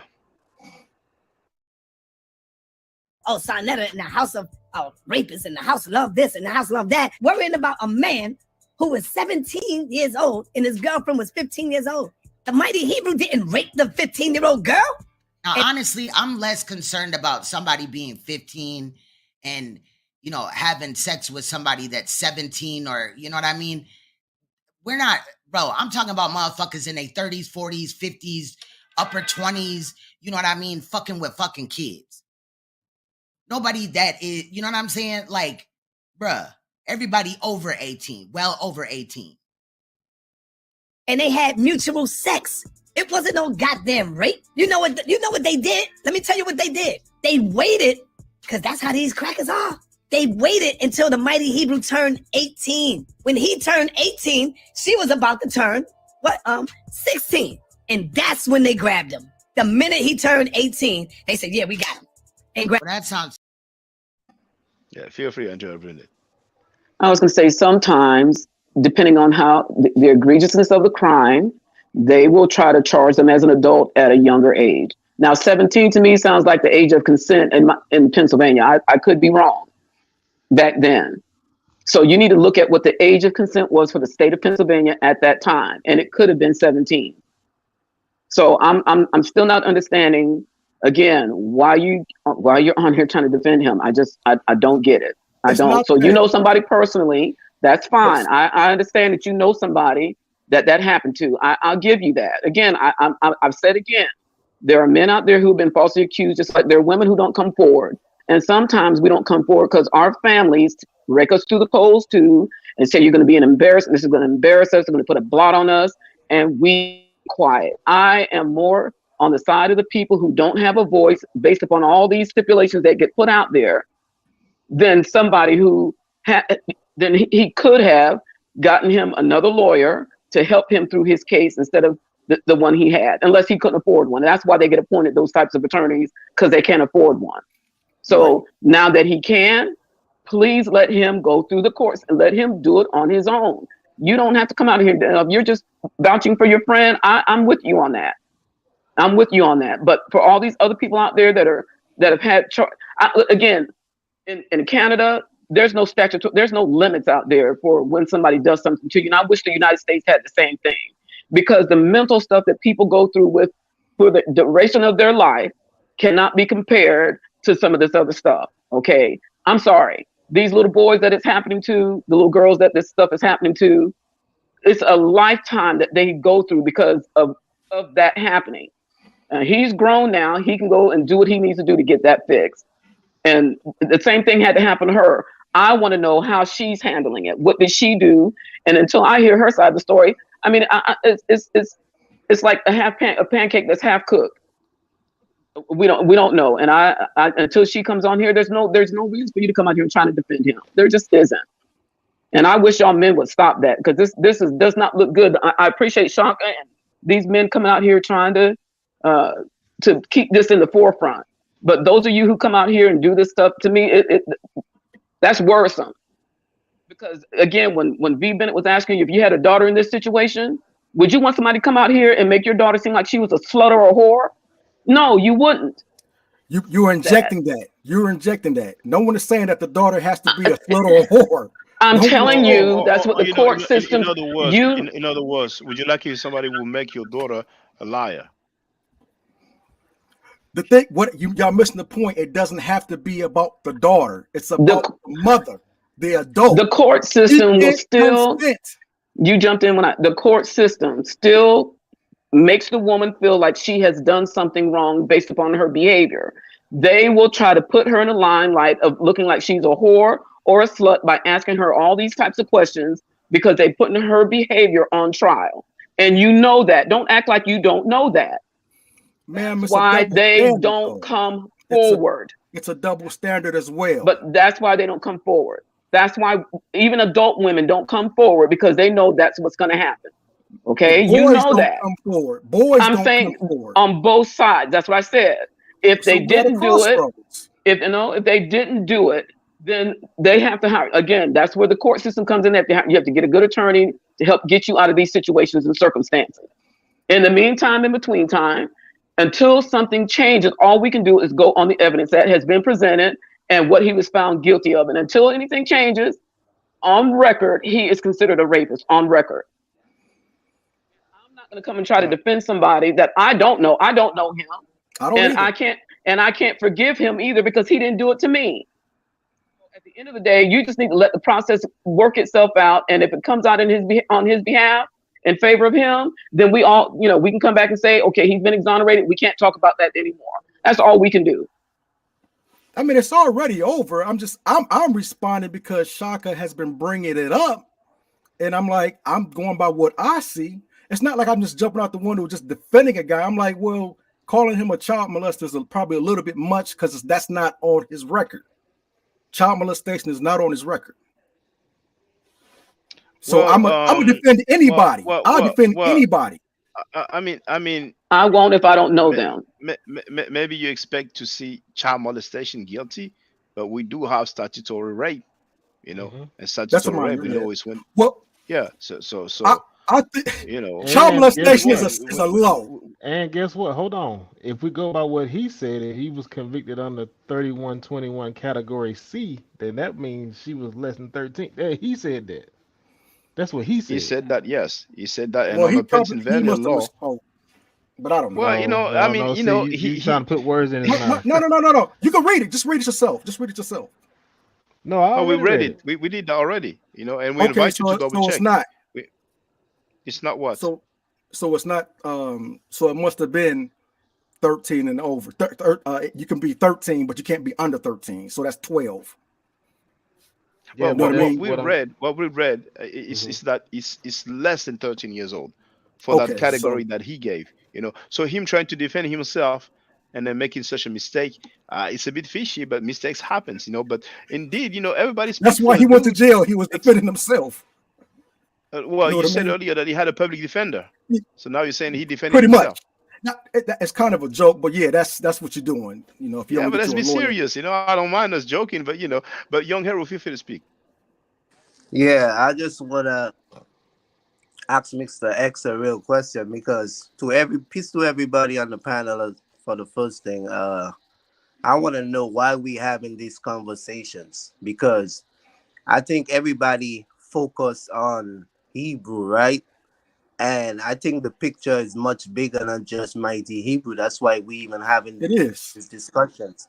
So I just want to say, like, I don't know the guy personally, and the thing about it is, if the guy was with the girl, I just don't see how all of a sudden, because he said the mother was mad at him, that they came up with these Trump charges. You know what I'm saying? Like, I would understand if it was like he's dating an underage girl, but why the whole concept of he raped her? Because like we could be 15, 17, just because we talking to each other don't mean we having sexual contact. Not everybody at that age does that. You know what I'm saying? I know it happens a lot, but the whole thing about the whole rape charge, like Andre said, we have to hear from the victim. So the thing about it is we having these discussions because of people that has major platforms and they have a number of different people that has interaction with people that has these kind of cases. And some of them are grown men, you know what I mean? And some of them even tell you that they are allowed to do these things because of their religion. So I think it's like just like a lot of people on Senator platform. Do you still go on Senator platform, Mr. X? I went on there when Neo X was debating. That's the last time I was on there. But I personally don't have anything against Sonetta.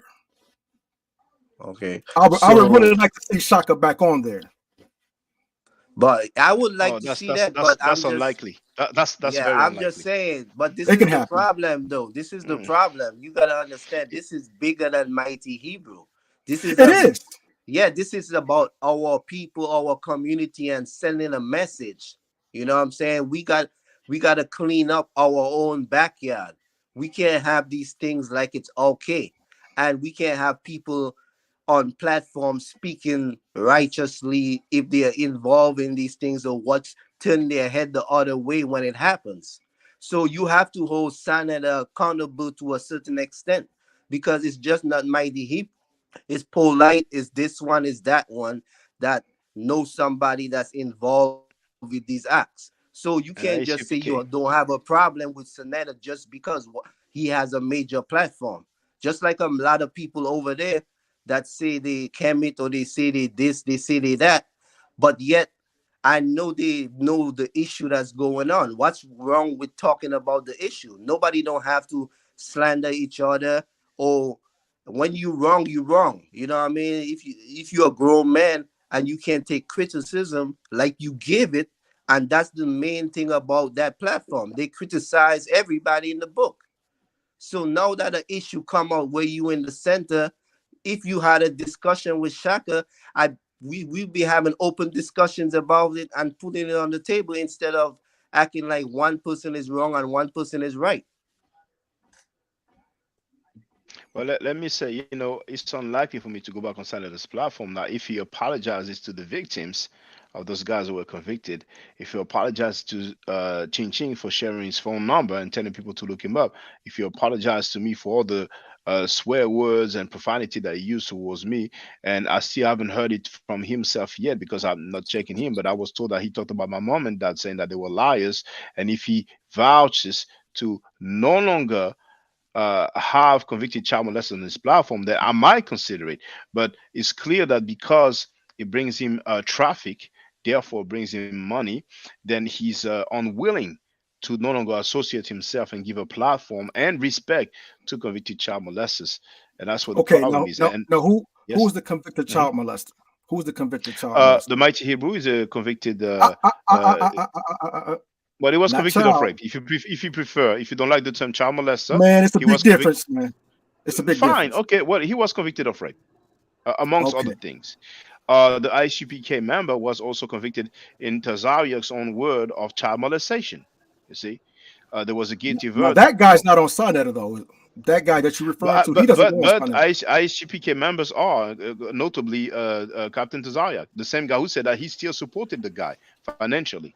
You see, so when you have an organization that supports a rapist, to me it's a problem. A convicted rapist, not just accused or alleged, but convicted in the court of law. Besides that same guy, as I shown earlier, he did not reply when we asked him if he really did that. If if he went to jail for that, he just left it alone. He just wanted to play on the, oh, I'm out, I'm here, I'm not in jail.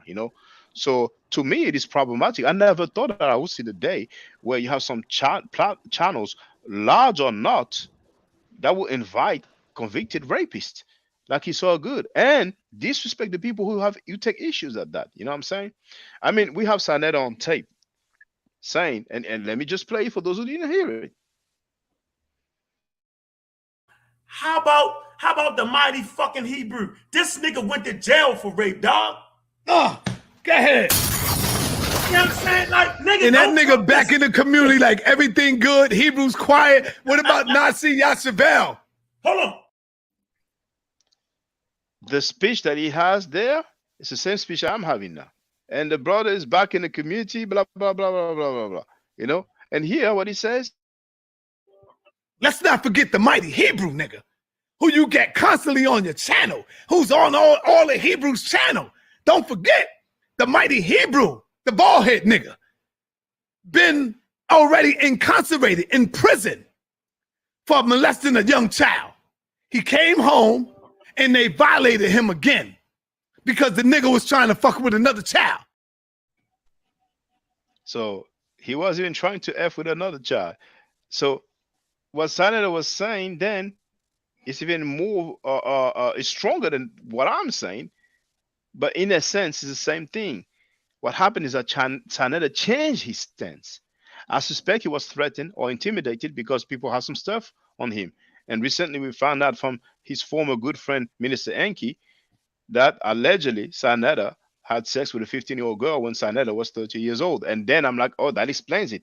They probably called Sa and said, look, man, we have some stuff on you, so you're gonna change your stance or else, So there it is. But he's on tape basically saying the same thing that I'm saying now. But when he said it, it was cool. And all the groupie people on the House of Conscious mess, they didn't have a problem with that. So it shows that they are groupies.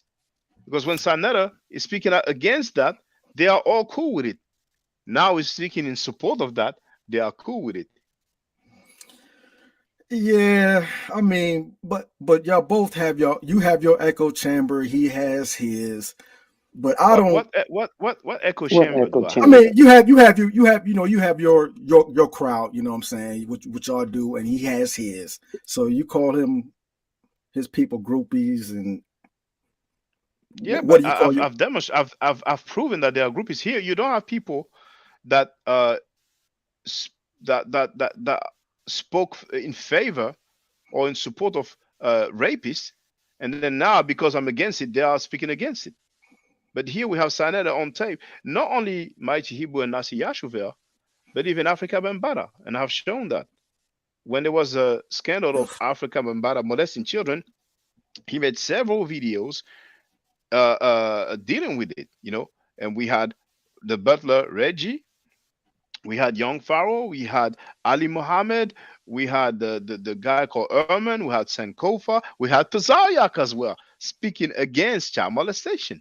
I even played Tazayak on Doggy Diamonds, which is a large platform as well, and the title was like, Tazayak keeps the pressure on Africa Mambata. So they spoke against child molestation, and of course the famous cross the line when Tazayak dealt with somebody half his size, but he didn't have the same energy with Chaka Amos when Chaka Amos cursed him in his face. But anyway, they said, oh, York is a child molester, your father is a child molester, your spiritual father is a child molester.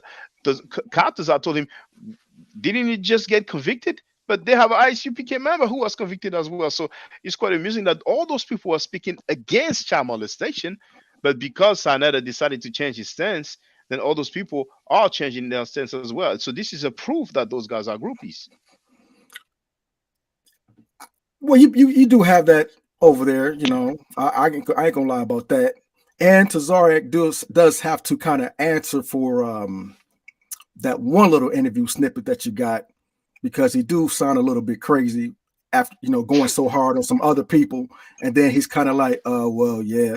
So he do got to explain for that, and the MLK. That's the thing. They don't have to explain for nothing. And if people keep following them, no matter what they do, even Sanetta in his own words will tell you. One day the guy tell you something, the next day he tell you something else. I mean, there's number of clips. So, and then he's gonna take back his word. And it doesn't matter, because like I said, Shaka just said, they groupies, man. People don't have a mind of their own. So if you wanna speak for somebody and act like they don't have an issue when he's clearly showing you he has an issue. But just because he has a platform, your people stand up for him because they want to be seen, they want to be heard. So everybody's still jumping on his platform because he gets them, you know, views. He just like the other day, one said, "Oh, if it wasn't for, it don't matter if it's Chris or Sister Freedom, or if it wasn't for Sanetta, you know, I met so many people and da da da." So just because the guy give you connections and he don't stand on nothing, you will look past that. But let the average man, let the someone they even living with, they wouldn't even, you know what I mean? They wouldn't accept nothing. It's drama before, you know how women and men get. So I'm just putting things in perspective. Let's just stop the bull. A real man gonna stand up for what's right, and the others gonna ride with it. I don't care how conscious they say, how much books they read, how much knowledge they think they have. Because if you not, your actions don't speak for itself. All that you reading don't matter. You don't apply it to your life, your standards, your morals, and that's what it comes down to. And you know, besides the rape or child molestation, Senator not only said that Polite scammed him of more than $10,000, but he also said that Polite robbed women and children. And the fact that he has Polite on his channel again after that shows that Sanetta doesn't have any integrity. And I'm going to prove once again. I know you ain't talking about that girl, huh? The one that ran away from home, who snuck out the room and left her mother because her mother left you. You want me to tell the people why she left you, bitch? I'll tell them when you cut back. I'll tell them when you come back at me. I ain't gonna give up everything. Told you it'd be better to leave me the fuck alone. You're fucking with the wrong one, and you know I'm crazy enough to go the fuck in. I'm not scared of getting beat the fuck down. I'ma still go in, nigga. You better kill me, bitch. You better fucking kill me. Fuck is wrong with you? Ain't nobody scared of you, nigga. Ain't nobody in this world is more grimier, low life, scumbag as you. You done robbed from little babies, motherfucker. You done robbed from women and children, nigga. Fuck is wrong with you? Trying to come back at me. So he said, ain't nobody in this world is more grimier, low life, and scumbag than you. And he was addressing Brother Polite. But yet he has Brother Polite You on know, his channel. So basically, yeah, go ahead. Feel free. well, I just think in terms of the mighty Hebrew, you know, because I agree with everything you're saying. Everybody is, well, I don't agree with Mr. X's stance, but here's the thing. Everyone else, I pretty much agree with Andrea and Heru there. You What know, did I say putting so on. bad, man? Well, I'm gonna explain it to you. It's not even just you. There's something that happens when people try to defend these individuals. Every time someone comes up on this platform and tries to defend them, something happens very strange. Either, like in this case, uh, is that Mighty Hebrews YouTube page that's responding to you, Shaka, where he mentions the category C? He Yes. completely undermines your argument. Completely. That's the thing. And so when you go out, what's been happening with people is every time they try to defend him or defend anyone, somebody comes along and undermines their arguments that's critical, that's even more centered to the case than them. And yet How am I people undermining it? no, he's undermined the statement, the category C statement that was made. that completely undermines your view of it, your take on it. You see, that's the thing that changes the age. You see, that's no longer a 1 or 2 or 3 years. That's like under a certain, under 13. But she wasn't under 13. But it's his own words. His words. It doesn't matter what his words is. It's what the law is. That's what I'm saying. I'm telling you, I'm being unbiased. No, listen. But what? Actually, sorry, I beg to differ. You are being biased because from the beginning you kept relying on his words, and now you're saying it doesn't matter what his word is. I'm going by the information, but even if that he gives you that letter, that's fine.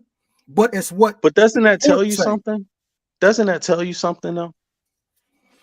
That he's not the brightest light bulb on the tree? It means, well, that I tell you what, it doesn't tell me just that.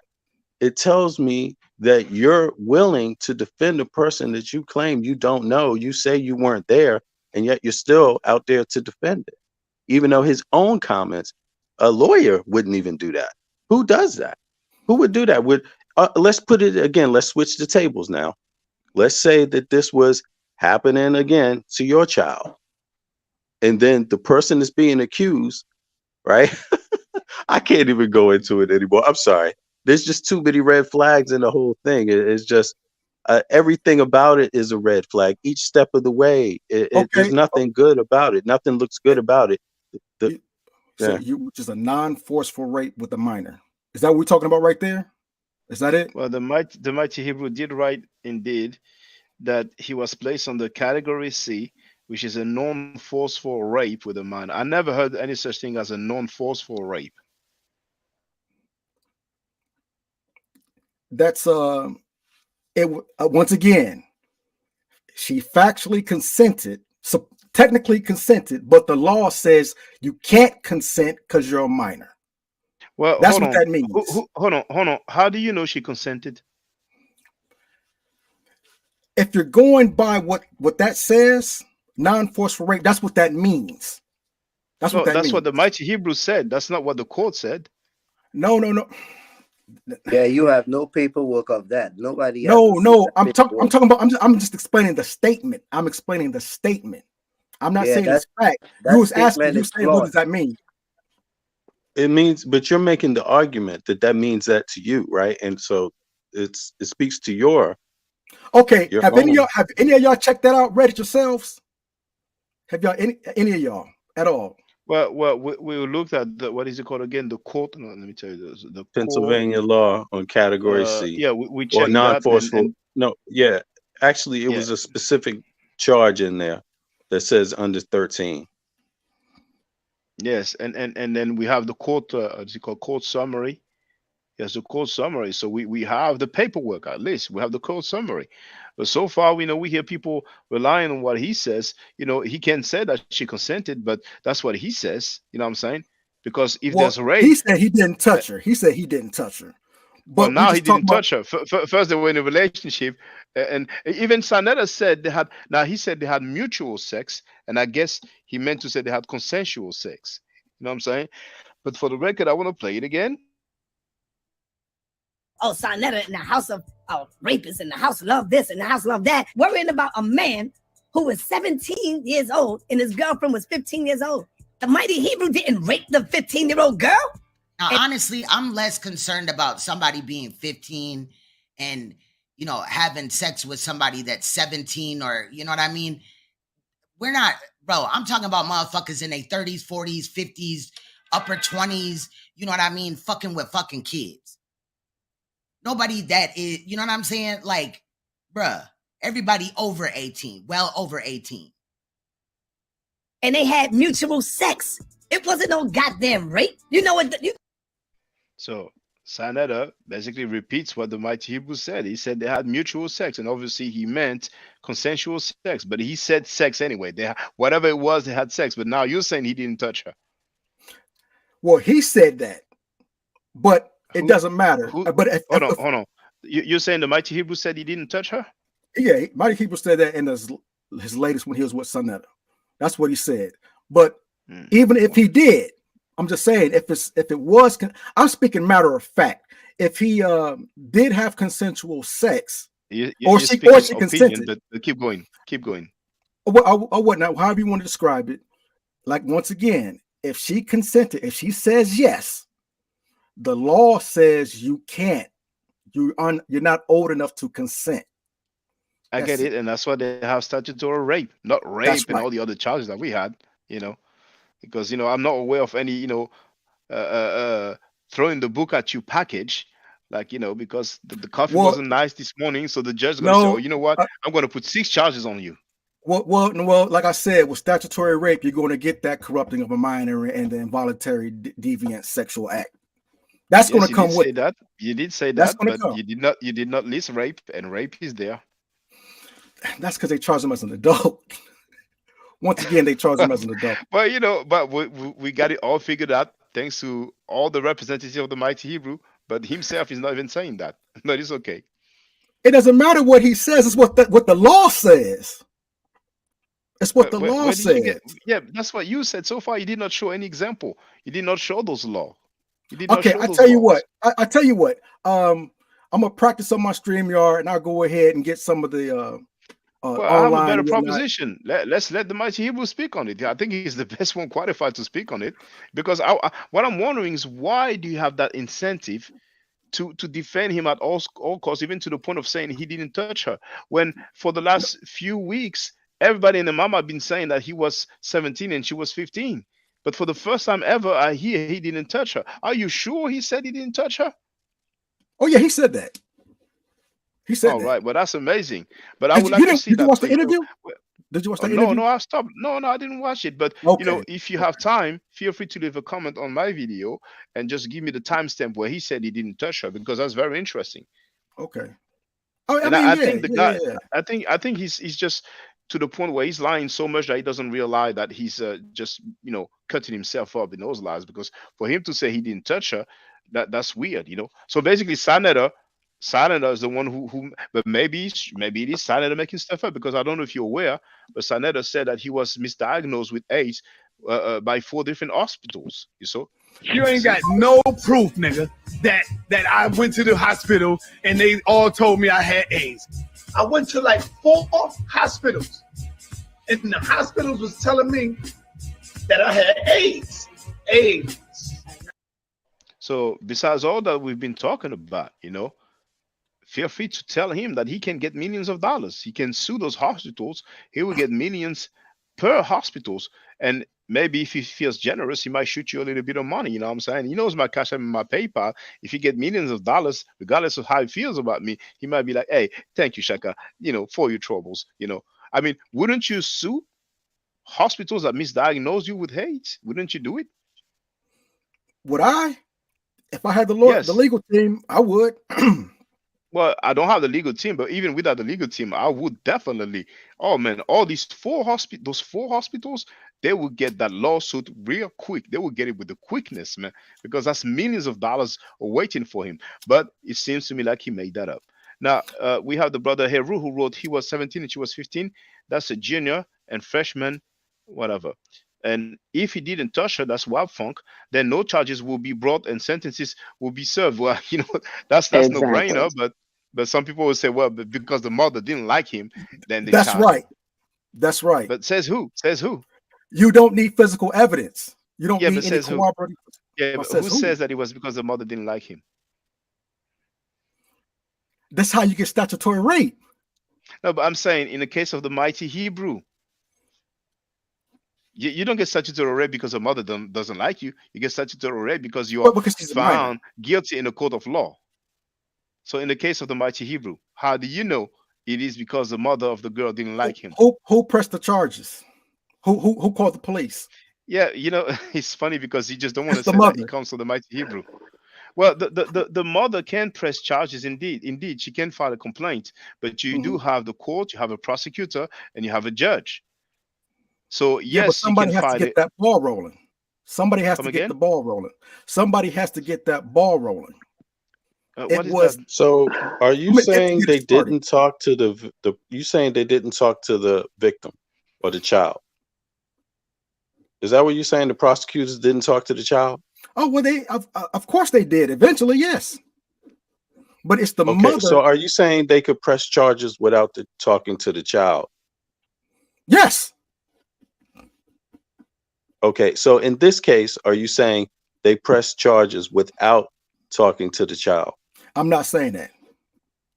Okay, and when they talk to the child, if the child said, "No, he didn't rape me," what would they would? You're saying they would move forward?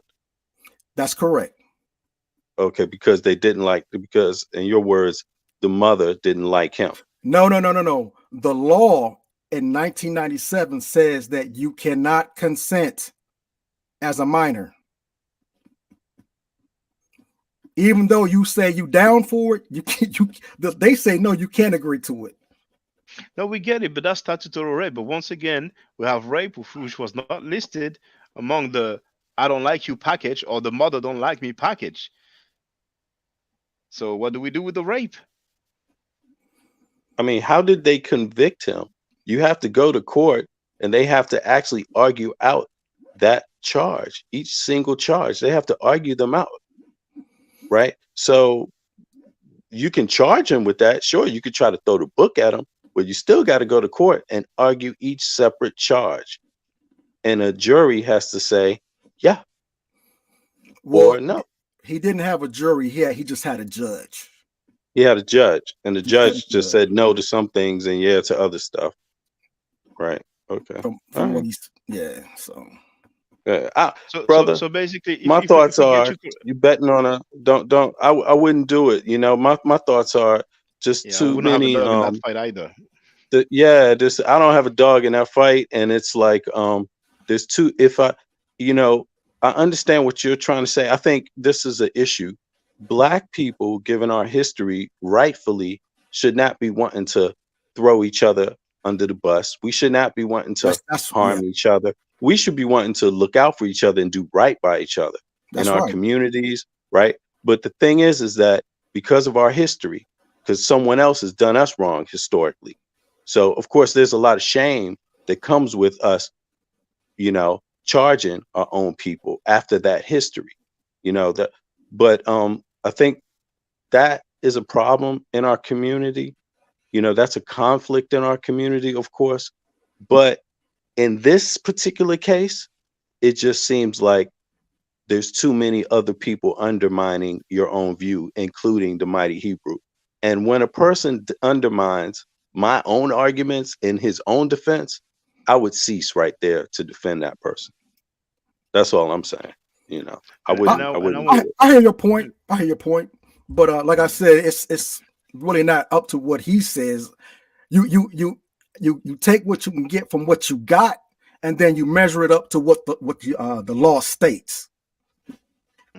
But then you see, I would like to say that we have indecent exposure, and it reminds me of this. I want to show you it real quick. So if I go to the community here, I will show the comment left, right here. Oh no, that was after, wasn't it?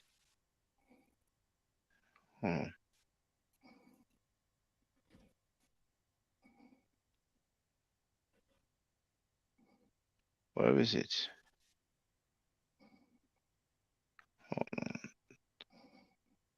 The comment. It's not that one.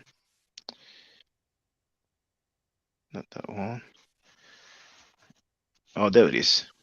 So here we have Killer B, the witch finder general, who wrote, "I got a good one for you. Mighty Hebrew called himself saving a sister named Sharia from the ISUPK cult. She had a cult husband." Now, for those who don't know the cult husband, because somebody was wondering about Frankie having his wife and stuff like that, they have what they call sex husband. And basically, they just have sex with each other, and that's how they become quote unquote married, or that's how they become the husband. But anyway, she had a cult husband. So I guess cult husband is a euphemism for sex husband that was abusing her, and he says he good her back to her home country, but I guess he meant to write he took her back to her home country, Canada. She said he pulled out his penis on her instead of her going to the police because it wasn't wanted. She decided to bring Mighty Hebrew to a court trial led by Mighty Hebrew's home court, lol. And of course, they found him not guilty. So, still on sex offender list or not, he is still up to his old tricks. He later was asked by Michael Edwards on phone, did he do it? And he giggled as to say yes, and he had no care. So, when it comes to the indecent exposure, I'm like, what a coincidence that we have this let's say allegation. But besides that, if the mother doesn't like the guy, then she can accuse him, and the guy will get the statutory and the two other charges. But the rape is not amongst those charges. So then somebody will argue, well, if the judge don't like you, he will give you the rape charge and find you guilty. But then the danger is, let's say somebody commits those crime like rape, and he just has to say, well, the judge didn't like me, and that's why he convicted me of was convicted of rape. I was found guilty of rape. So are we supposed to just believe that person, and he can basically go and rape once a month or once a year, and every time he will say, well, that's because the judge didn't like me, you know? Like, of course not. how No. come again? I said, of course not. You can't be no. Continue. Yeah, well, in this case, like, okay, now since your argument is that, okay, if the mother doesn't like you, you can get the statutory plus the other two. But what about the rape then? You know, where does the rape guilty charge come from? That's right. That's the iffy part. He's 17, but you convict him as an adult. Now, however, it's the prerogative of the court. Typically, they would just charge him as a minor. But I guess depending on the court, the state, the judge, if they don't like you, they'll just drop the hammer on you. And then at his own admission, he said, well, yeah, I was hanging around the wrong people. I tried to sell drugs. So if you come in there like that, they're going to look at you like, yeah, we're going to get you off the street. But who said he was charged as an adult? Well, that's what it had to be, right? He got raped. That's what was it? You're guessing right now. Oh, but no, that's what it is. That's what. What was the age of consent in Pennsylvania, though? 17 could have been that age. 16 is the age of consent. And then in Pennsylvania, what was the age of consent at the time? 16. She was 15. Okay, so then he was an adult then. No, he was 17. Okay, so I'm asking, what was the age of considered an adult in Pennsylvania at that time? It could have been 17, not 18. No, I believe the age of to be an adult is 18 everywhere, pretty much everywhere in America. Not to be tried. I mean, they can try them as adults at any particular age if they find the crime to be egregious. That's what I said. That's what I said. If they want to drop the hammer on him, they could. Like I said, he came in there with kind of like bad credit because he to his own admission, he said he was selling drugs, hanging around with the bad people. So when you come in that courtroom, they already looking at him like, we're gonna get you off the street. I get that point, but once again, who said that he was charged as an adult? Well, he got raped. Well. He was 18, right? And again, we just had the conversation that he's 17 and they could charge him as an adult. Yeah, but once again, who said that he was charged as an adult? Did you make that up? Yeah, when you get raped, when they add rape to you, so that's they're treating him like an adult. They're treating him like an adult. How about that? Well, it's kind of synonymous, treated as an adult, charged as an adult. But I mean, I hear you, but I don't know where you get that from. Where do you get that from? Because you see, for example, in the chat, well, the law, somebody in the chat wrote that maybe he was on a run, and then they caught up with him when he was 18 years old. But I don't know where that comes from. Maybe he has some paperwork that says that he was charged as an adult. But so far, all the arguments to his defense come from what he said, not from any paperwork. And if there's any paperwork that people can show, they are welcome to show it. Can I ask X one question? Just one last question. Yes, sir. What does it mean? What do you mean when you say specifically the mother didn't like him. Like, what does that mean? Well, She doesn't like him because of what? Well, exactly. it doesn't just mean the mother. If the family does not approve of you, Right. they can lock. But They in can. in terms of what you know, I'm talking about the facts. When you say the mother doesn't like him, what are the facts behind that? Like, Well, they he don't said like that. him because of what? Well, exactly. going by what he said it was the mother who called the police on him. For what reason, he doesn't know. But So what he clearly, said, though. but It's clearly, not the she law. must not have liked him. But But you know clearly, she what? must not have liked him. You know what the funny thing about it is? He said that they knew each other, right? But then he said that the girl was visiting, like she wasn't even from the place. Because like 1 minute he's saying he knew the girl, but the next minute he's saying the girl was from foreign and she was just visiting. So I mean, think about it, man. This guy is like he's all over the place. Like, Evil, did you really know this girl, or did you just really met her? Like you said, the family didn't approve of it. Like you don't know. You know what I mean? You speaking of what everybody else been saying, which have no facts to it. No, like I So said, the only Maybe facts that we have. maybe the family didn't like him after he raped the girl. That would make sense to me. that's my point. Like I said, the guy said he knew her, but then he's saying the girl wasn't even from the area and she was just visiting. So how good did you really know her? Now, see what you just said. They probably didn't like him after he did that to the girl. But looking at his charges, it doesn't look like he forcefully did it. That's why it seems consensual. No, it doesn't You seem understand? consensual It because says because you have consensual on the rape paperwork. charge, guilty. Okay, never mind. So I hear you. another thing though, he said they caught up with him when he was 18, right? But when was the report filed? When did the charges came against him? Because they can't just change the date when they caught up with him. They still have to go by the same original report. It was because when he it's was on file. 17. It was when he was 17, and he I guess they caught up with him when he was 18. Yeah, well, they would have to charge him as the date, regardless if he was 18 or 17. They have to charge him when the crime was committed. You would think, and that would be a mistrial. But again, he got that public defender, so No, what would it be a mistrial? Like you don't get saved when you turn 18 years old. Like, okay, it's too late. I'm 18. It's a mistrial. well, if you had a good lawyer, they probably would have brought that up in further detail. And by going what he said, they brought up the age 13, that she was 13, but when she was 15. So it's all messy. It's messy on both sides. Well, we don't know her side. Have you seen a paperwork that says that she was 13? That the court says that she was 13? Because everything we hear is what he said. Okay. And he's contradicting himself as well. Well, that's correct. But like I said, if you look at the paperwork, which paperwork? The charges. The charges that was present and the other charges that you haven't seen. What I've shown or what he showed? What you've shown and what he's shown. All right. I would like to see what he's shown. So if you have time, always feel free to come back and show us. No doubt. Now, and again, I want fairness. I love my sisters. I love my brothers. I want you back on Sonetta. I saw you. I know of all of y'all. Hold on. I know all of y'all. You have to apologize and stop inviting those convicted child rapists, but feel free. All right.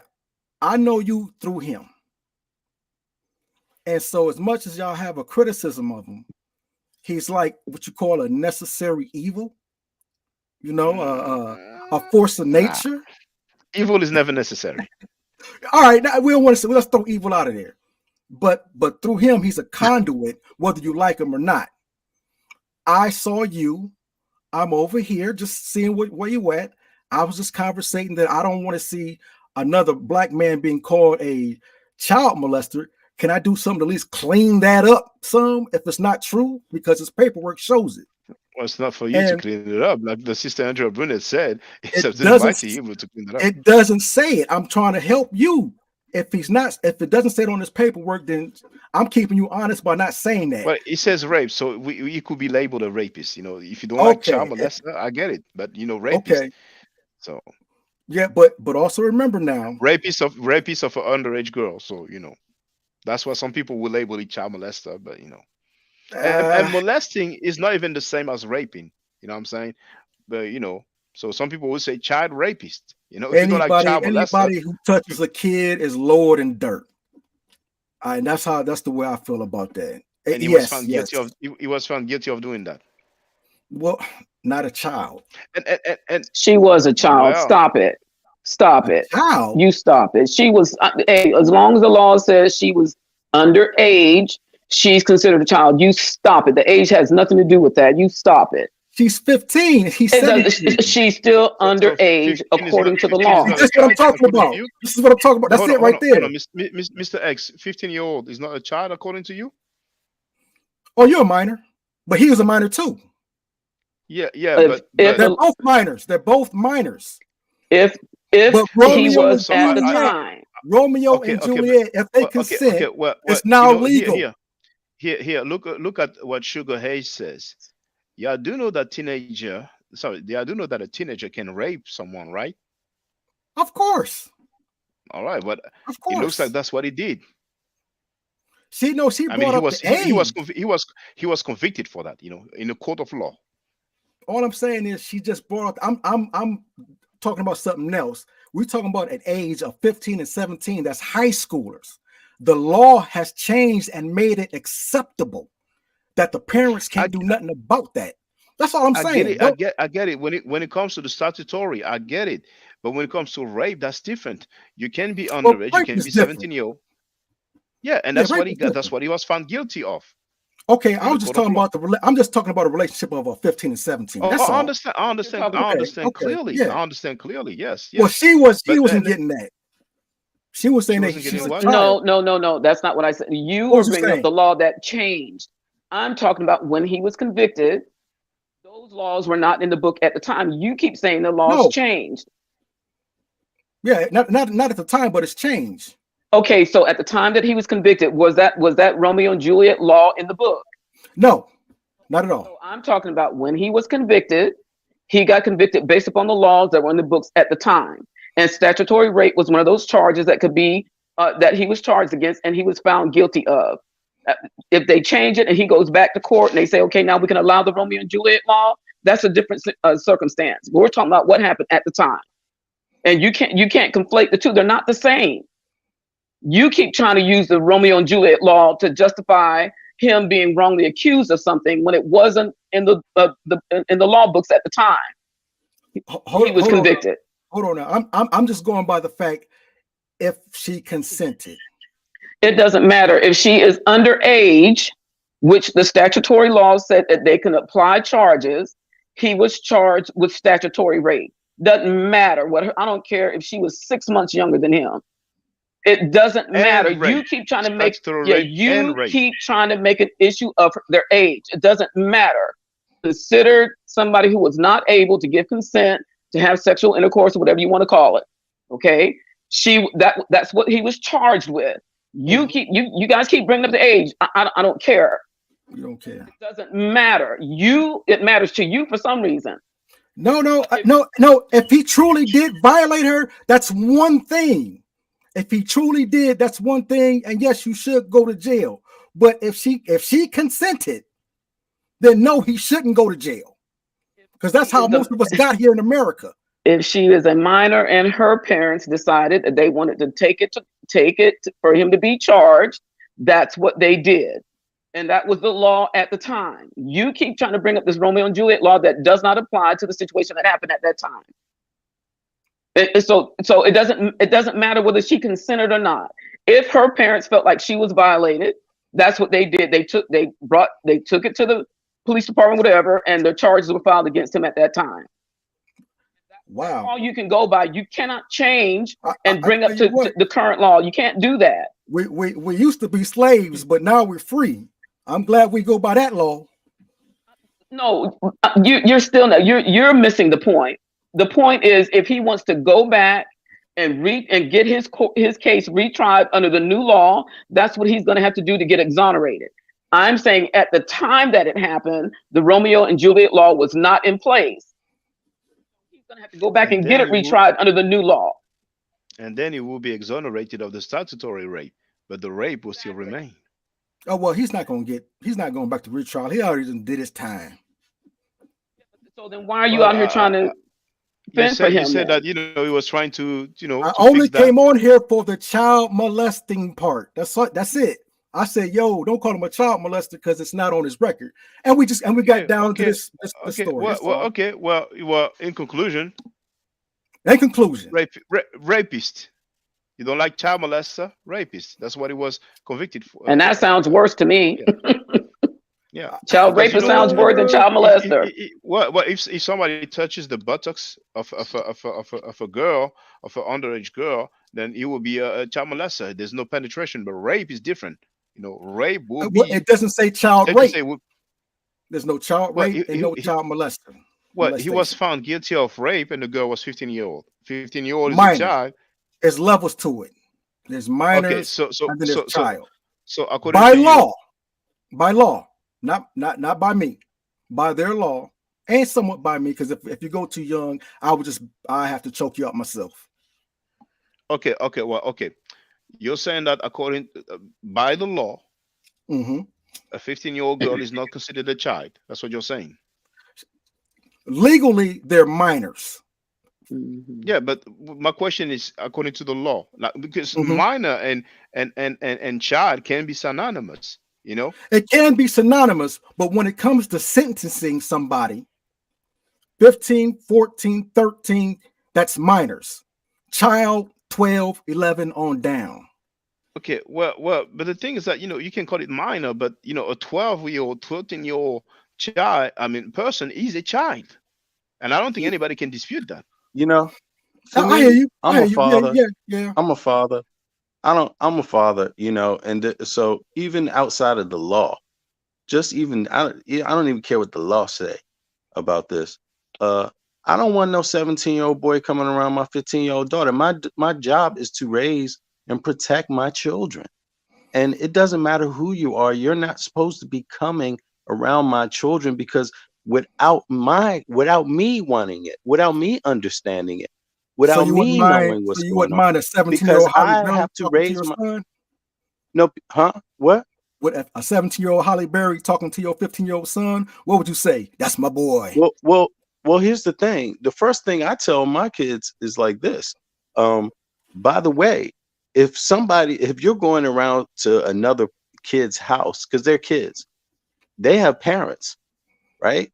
This parent don't want you around. They don't want you around. But here's the thing. I'm also telling my kid, I don't want you out there having sex with another kid at that age. I don't want you having a baby. I don't want you doing anything. Are you prepared for any of this?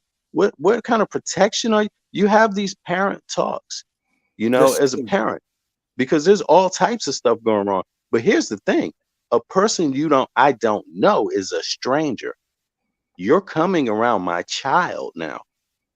Any type of stranger is a problem for me. So, just on the point of being a parent, it sounds to me like a mother, had somebody coming around her child. And that one right there, a parent. And for me, I don't know what father's going for that. Me, myself, I'm not going for that. With my daughter, I'm not going for it. Most fathers, we won't. We won't. My dad didn't go for it. Mr. X, do you have children? No, I don't.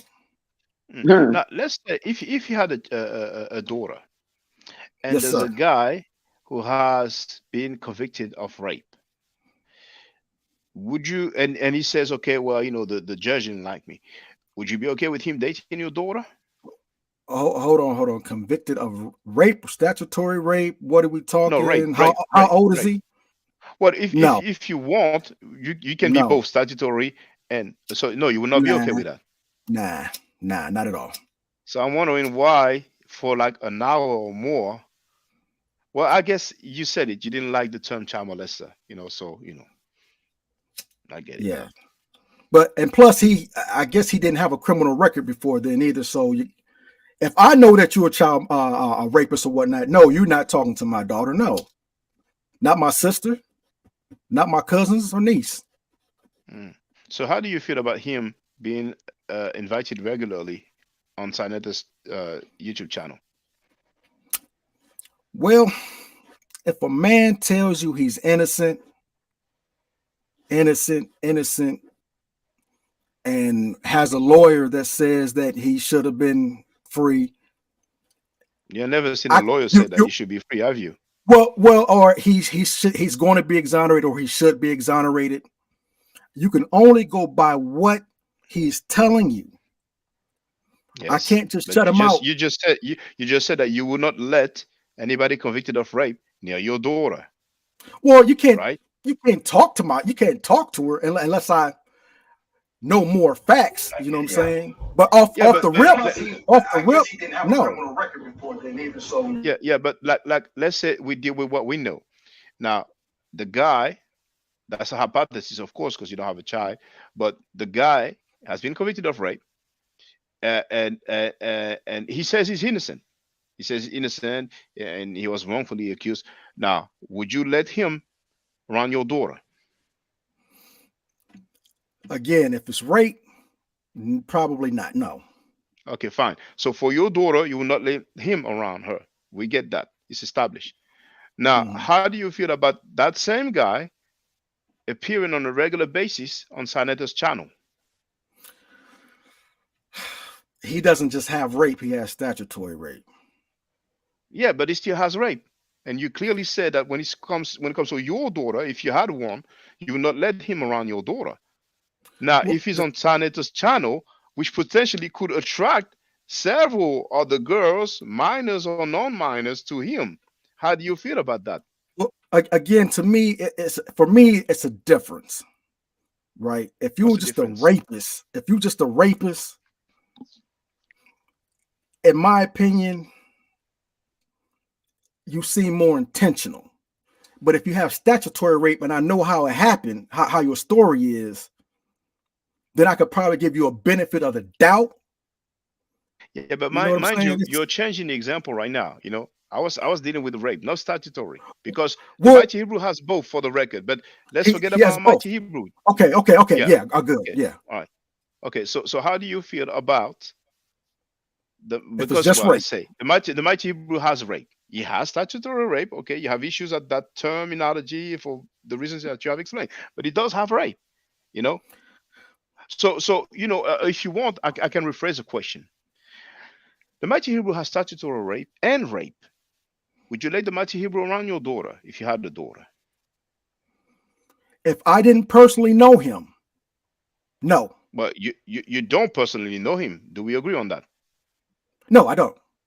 Okay, so would you let Mighty Hebrew? But Sanetta knows him though. Probably, but would you let Mighty Hebrew around your daughter if you had a daughter? The pause tells you enough. Your pause is no. I'm trying to understand. I'm trying to understand around your daughter. What are you talking about? As your pause is now? not good. Oh my God. Okay. Now the question is very clear. What age are you talking about?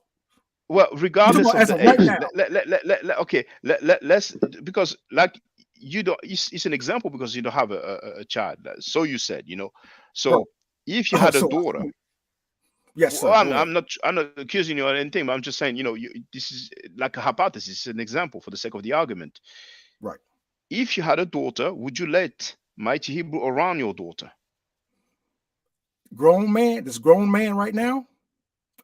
Regardless of the age, like let's say, okay, let's say tomorrow I wouldn't let no grown man around my child. Or your girlfriend or your wife. Okay.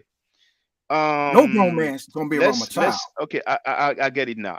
So we're gonna be specific. Let's say tomorrow your girlfriend or wife is pregnant. You have a child.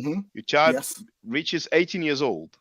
Would you let Mighty Hebrew around your 18-year-old daughter, who is legally an adult? He's too damn old to be around my damn daughter. Obviously, it's clear that you just don't want to answer the question because that would go against your whole Well, argument no, for well, over an no. hour. If you think I would want a rapist around anybody I know, no, Well, but the no. mighty Hebrew he is legally a rapist. You know, he was found guilty of that. You see, because what's interesting to me is that when it comes to your daughter, you wouldn't want a rapist around your daughter. But when As it's a on Sanita's okay, channel, you don't hold on, mind. hold on. I was just making a case of what how we could do. As far as I know right now, I probably would not unless I knew more information. But no, I'm not going to let anybody convict it unless I know more information about the situation going on that happened. I don't know enough. I'm saying I'm always just going by what I have in front of me. That's it. Yeah, well, I You get know it, but what's so funny? You know what's interesting? Just me as a father, I have one basic rule. I don't want nobody around my kids that I don't see myself and look at and vouch for and examine in detail. Nobody. Why is that? Because I know people rape kids. Very simple. Very simple to understand that. Not only do people rape kids, people do all kinds of other stuff to kids. I don't want nobody around my kids. You see what I mean? And it's just like I just could never I just can't understand it because as a parent, your job is to protect your child. That's your number one job. That's only your job. Nobody could convince me of what my job is supposed to be. I already know what my job is. I'm not second guessing my job. It's supposed to be difficult for you to reach. The bar is not supposed to be low. The bar is supposed to be high with your kids because once they're not protected, then they have to deal with that issue for potentially the rest of their lives. Yeah, I don't even want to send my kids to school. I kind of want, if I have them, I think I want to do homeschool. That's a totally different conversation. You know what I'm saying? But you know, I know. I'm just saying. I'm just saying. It's clear to us that you don't want a convicted rapist around your daughter. But what I'm interested in is like how. So what about a convicted rapist on Sanita's channel? How do you feel about that? That same one that you wouldn't want around your daughter. How do you feel about him being a regular caller on I'm a going to guest I'm on going Sanita's to channel? I can only go by how he feels. If that man feels that he's cool, then he's cool. He say, "Hey man, I checked him. He's solid." That's No, all I I'm know asking how about. you feel. I'm asking how you feel, not how Sanetta feels, because Sanetta is all about the paper. But how do you feel about that same guy you wouldn't want around your daughter because he's a convicted rapist? How do you feel about him being on a platform like Sanetta's YouTube channel? How about this? You know how let's kind of move away from that guy and Well, if talk you don't about mind, the other guy. if you don't mind, I just you get an answer if it was your daughter. Now it's the YouTube community, it's the whole world through the internet. No. How do you feel about that same guy you don't want around your daughter having a platform on your Sanetta's YouTube channel? How do you feel about that? Like I said, I wouldn't know that guy, but he feels as though that he knows him. No, how do you feel? That's him. How do you feel? Not Sanetta, you. How do you feel about that same guy you don't want around your daughter being on that YouTube channel? Oh, he could do that. He can do that. No, I'm not asking if I he don't. can do what I'm asking mind. about. How do you? Oh, you don't mind? Okay, thank you. Danny, Because hold on. Listen to this though. Listen to this though. Okay, go ahead. I do feel though that Mr. Polite, I personally wouldn't have him on my show until he gets his situation cleared up. That's how I feel about that. Would you have the mighty Hebrew on your show? I don't know enough. Okay. I'm just not going to what I know. Daniel Heru, feel free to speak, brother. Yeah, I told you I was being unbiased. I'm sticking to the facts. From what I'm saying is, I just said don't call him a child molester. You know, in keeping all things fair balance, you know, I understand what Mr. X is saying. I do understand what he's saying. I understand his position and what he's saying, and I see how the two are joined as far as in your perspectives on it or your thoughts on it, because you're saying, well, molestation is the same as rape, and rape can be molested. And what he's saying is just don't say it was molestation, because that's not on his charge. Now, when we start talking about 17 and 15-year-old relationships, so I said we can put into the context all the way up to the 1930s. You can go 1920s. 17 and 15 is 2 years apart, right? Now, whether you would want your kid to have sex at the age of 15 or whatever that is with some 17, these things happen amongst high schoolers. It happens every single day. We would have, the jails would be filled. I'm just saying, I ain't saying it's right, but I'm just saying, let's talk about perspective. Let's talk about reality. The jails would be filled today with young men and women who are having sex with a 15-year-old person in high school. How many parents let their kids go to prom? How many kids, you know what I'm saying? You know, kids are dating people that's in that range. Now, I'm not saying now if he raped her, that's totally different. That's what I say. Different. If he raped her, and that's why he's saying it was consensual, but the parent has the right to press charges. That's their right. But I'm saying that if we take everything in context, then I understand what Mr. X is saying because of the 2-year age difference and the proximity in which this age difference have in normal life, everyday life. So yes, there's been people who were dating girls or girls dating boys who are 2 years younger. The relationship is fine. Something goes wrong. Maybe the parent just didn't like the boy and the girl kept seeing him. She found out and the mom pressed charges. The guy went to jail. It happened. It happens. Now, my question is that did he know her, then rape her? Then she just happened to tell her parents later that, no, this dude raped me. It wasn't consensual. And then the parents went after him. Like, we don't know. Well, what was the cause of the mom doing that? And did the mom or the dad even know that they were seeing each other? That's something that I would like to know. But I would say that a 15, even though that they're both minors or they're not grown, and to say that a 17-year-old boy should be put in jail because he had sex with a 15-year-old girl when both of them are consensual, I think it's a little harsh based on just today's reality. Just on, even from, like I said, 1920s. How many parents have got married at the age or had their kids at 15 or 16 years old and they've been married and had kids? The jails will be filled if that was the reality of the perspective of most people.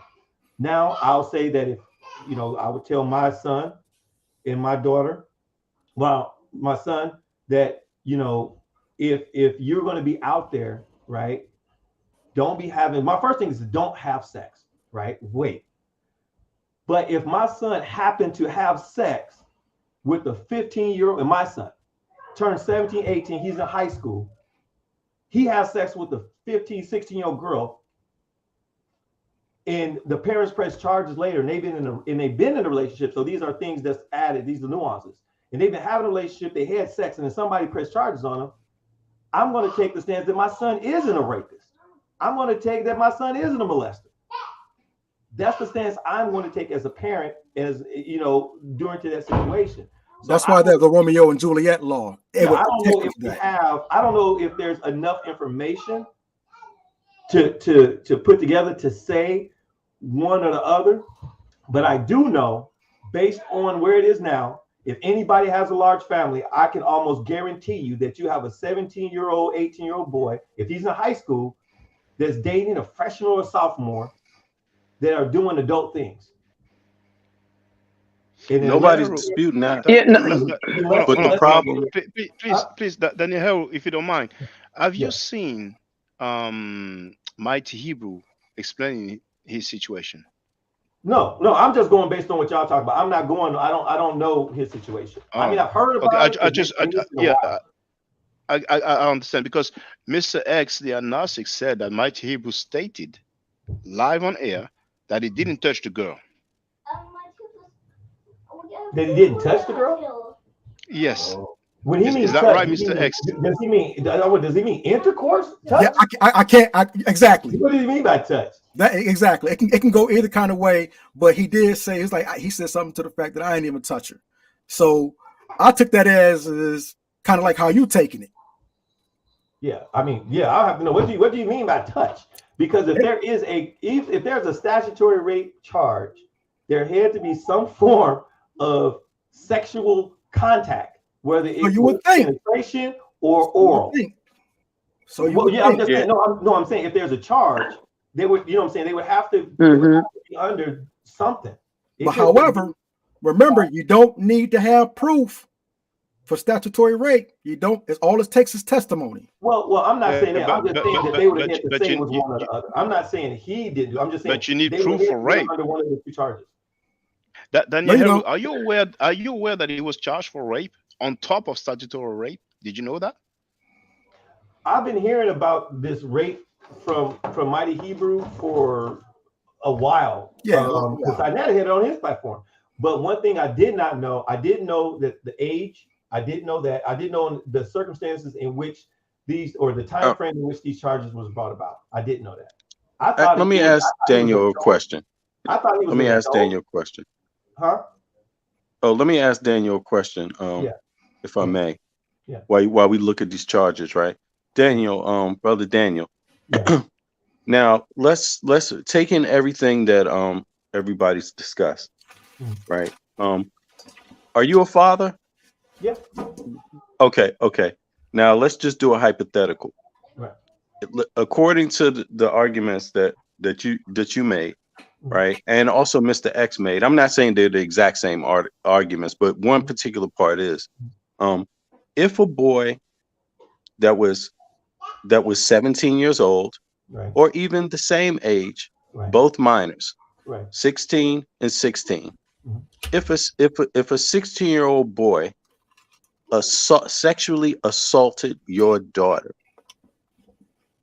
physically raped her without her consent, her saying, I want to sleep with you. This is my boyfriend. We're going out to the movies. We're going on dates. We're going to the museum. Hey, Mr. Jones, can you meet? Hey, come here and meet my Mr. Hebrew. Come and meet my father. His name is James, right? If your daughter told you that this boy physically raped her, held her down on a bed, she screamed, no, no, no. What do you think is supposed to happen after that? What should happen? Well, if he don't go to jail, he'd probably be dead by now. So. Okay, what do you want the law to do, though? How should the law prosecute that in the records? What should he be charged with? Well, the law should prosecute them to the extent of the law. Okay, and if that person was 2 years older than her and just fit over the adult mark, what should they do then? They still should be subjugated to the law. That's okay, all but we're then there saying. would be that. But then in Pennsylvania, according to Mr. X's argument, there would be that statutory rape thing there, and that would kind of confuse everything to everybody, right? Because according to him, statutory rape, just that alone means they're going to throw all the rest of the charges. So how does anybody know what is going on then? Wait, hold on. I think Mr. X is saying that it was consensual. That he's saying it was consensual. I think that's his. Right. That was his statement. It wasn't that he's forced down on a bed. There you go. Yeah. Taken. It was consensual between two minors. One just happened to be under the age of consent, according to state law. No, we don't know any of that. That's what we're saying. But that's what I was saying. That's what he's saying. But we don't know because none of us were there. But here's the thing: what we do know is that Mr. X, he said here that when you're charged with statutory rape, all these other charges come with it. Do you agree with that? It's rape, statutory rape. Well, no. Do you agree that all right? A grievous incident was that incident assault, statutory rape incidents. So based on these charges, because when you have assault, right, that's to me, when I hear assault, I mean attack. That means overpowered. That means that's violent. That's not just like a statutory rape charge. Statutory rape charge to me would mean that one of the people was under the age of consent and then was prosecuted regardless of the age. I'm just saying based on law. These other things seem to be more of a forceful act of someone, right? Because you have deviant sexual intercourse, which means that something was not right about this. Involuntary deviant sexual intercourse. Then you have a grievant incident assault. Aggravated indecent. So these things is telling me that it wasn't just the statutory rape charge. It wasn't consensual. Now, did you research that, or is that you kind of going by your gut? What? I mean, what do you mean by research that? I mean, we have the paperwork here. What else do you want us to do? When you look at each one, involuntary. I'm going by my gut. I'm going by my gut. I feel you. Yeah. That's what I did. Yeah, that's what I did. When I see the deviant sexual and the aggravated incident assault, that's my gut telling me based on what I know about these words. And that's what when I first heard about that, I was like, oh my God, look at all this. And then right, when I went to X, he's saying with the statutory rape charge, all these other charges that he's guilty of, they come with it automatically, according to the Pennsylvania state law at that time when the crime was committed. Well, he said two other charges. I can't remember which one, but he cited two others. But rape wasn't one of them, because see what everybody's doing is they keep talking about the age difference as if there was no rape charge, and there's a huge contradiction because on one hand he says he was consensual, on the other hand he says he didn't touch her, and we all understand English. If you say I didn't touch her, it means you didn't have sex with the girl. I feel you, but I'm telling you, when you read it yourself. If you ever take the time you want to look at it, look at various sites, look under the PA, and then you'll start seeing that it got statutory rape, and then you see in the involuntary, the corrupting, it'll all kind of like fall underneath it. I know one is like I understand, and we are all repeating ourselves. You're saying that if someone has a statutory rape, he has the corrupting minor and the involuntary. I mean, one of the other two. I understand, but once again, on top of that, we have the rape. And the rape has nothing to do with age. Rape, it means you have sexual intercourse with someone by force. The other person didn't want to have that sexual intercourse. Well, again, to me, it looked like he got railroaded. Well, okay, fine, looks like fine. But to me, he looks like he's contradicting himself. And amazingly, he has many people who are acting as his defenders online, but he doesn't even make that effort. So let me read this real quick because I had to look it up because you're right, because you're like, I'm going by my gut. I want to see what this is. So it says involuntary deviant sexual intercourse, aggravated indecent. Hold on, Daniel Heru. The first one is rape. Just above involuntary deviant sexual intercourse, we have rape. So, and this position, it says guilty for all of them, but go ahead. Right. So when we go into rape in the definition for under the law, I'll go back to that because it's taking a minute. But I was looking at the aggregated indecent assault is a more serious charge, which results in a felony upon conviction, includes engaging in unwanted penetration, however slight, of the genitals or anus of the complainant with part of the person's body without their consent. And then in the involuntary deviant sexual intercourse definition is they threaten to use force. The person is unconscious or unaware of sexual intercourse is occurring. The person is substantially impaired. A person suffers from a mental disability and cannot consent. Someone is less than 16 or 4 or more years or years younger and are not married. So is that Pennsylvania state law? No, this is just Googling. I didn't do Pennsylvania. Okay, I got you. So I was just giving an overall definition of what it is. Yeah. Thank you. Yeah, to me, it sounds like we pretty much most of us are on the same side of the page with this one. You said Pennsylvania? That's crazy. It just popped up. It says Pennsylvania. Involuntary deviant sexual intercourse with a child with serious bodily injury. A person commits a felony of the first degree when a person engages in deviant sexual intercourse with a complainant who is less than 13 years of age and the complainant suffers serious bodily damage in the course of the offense. That's Pennsylvania. Serious Now, bodily now, uh, now, damage. yeah. Now, does that sound like that comes automatically if you get charged with statutory rape? That they just throw that charge on there on top automatically just because? No, no. I think usually when you have cases, uh, the DA or somebody might look what other offenses that you may have done to add on to the charge. So based on this, it looked like there was, I don't know, it just seems like there was something more than it was just sexual intercourse and they had sex. Based on these Yeah. charges, that's what it And looks like. and I agree with your statement that you said earlier about teenagers and stuff like that. But when it comes to if they're underage and their parents choose to do something about that, there's nothing you can do. I mean, it is what it laws are what they are, and if the parents choose to press charges or whatever against somebody who's done something like that, whether they're 2 years in age difference or not, that parent has a right to, because they are underage.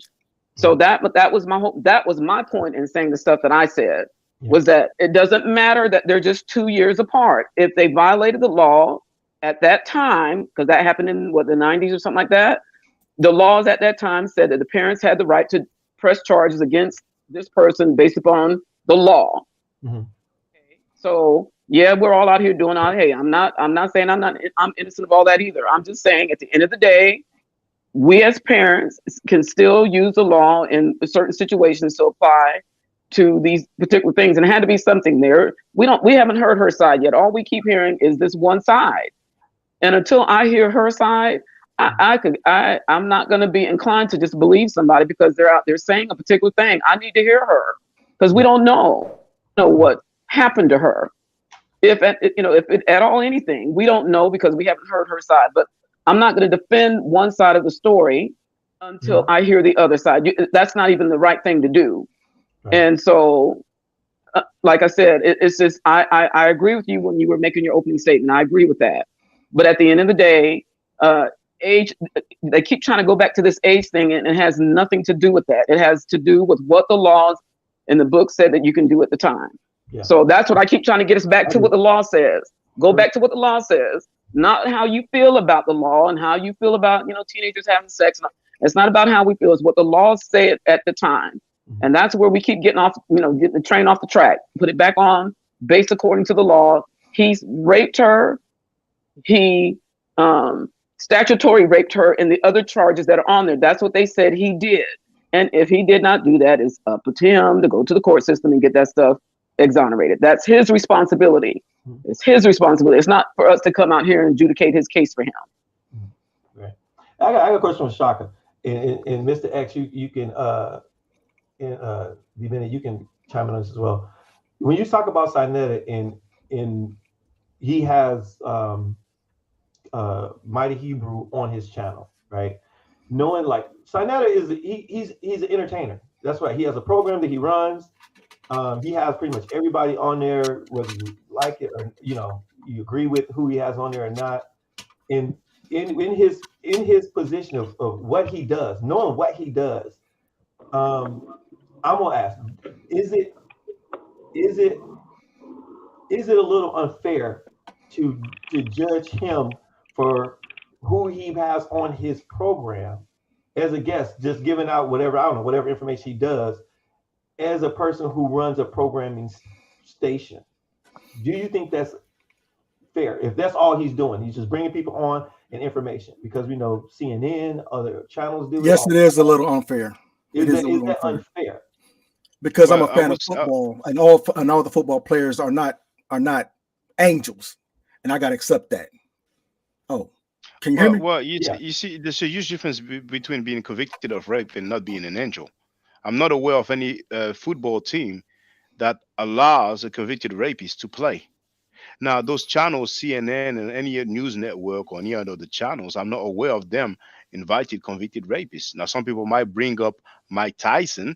It was not the case regarding a minor. It's delicate because a woman went to his hotel room, but they might bring up Mike Tyson, but I'm sure they will not bring the Mighty Hebrew. And now, if the Mighty Hebrew was the only case, we might, be okay. Okay, we don't know. But we have ISUPK. Tazariak, out of his own mouth, said that he supports he financially supported. He's a ICPK fellow member called King Tai, who was also found guilty of child molestation. Tazariak said it out of his own mouth. So we have a whole organization called ICPK that actively supported their member who was convicted of rape. You see, so we have two instances. If we add Reggie, who runs House of Conscious Mess, Reggie actively supports Ron Karenga, who not only plagiarized the Jewish holiday Hanukkah, but who went to jail for torturing black women. And Dale Jones, I've played it, said that those women had objects inserted in their vaginas, which could be considered rape legally. And we also have an issue with Sanetta. Minister Enki, who was very close to Sanetta, said that Sanetta was having sex with a 15-year-old girl when Sanetta was in his 30s. So Sanetta spoke against child molestation. I mean, for the record, let me just play my brother Nani Heru, because I don't think you heard that. But just for the record. Let's not forget the mighty Hebrew nigga, who you get constantly on your channel, who's on all the Hebrews channel. Don't forget the mighty Hebrew, the bald head nigga, been already incarcerated in prison for molesting a young child. He came home and they violated him again because the nigga was trying to fuck with another child.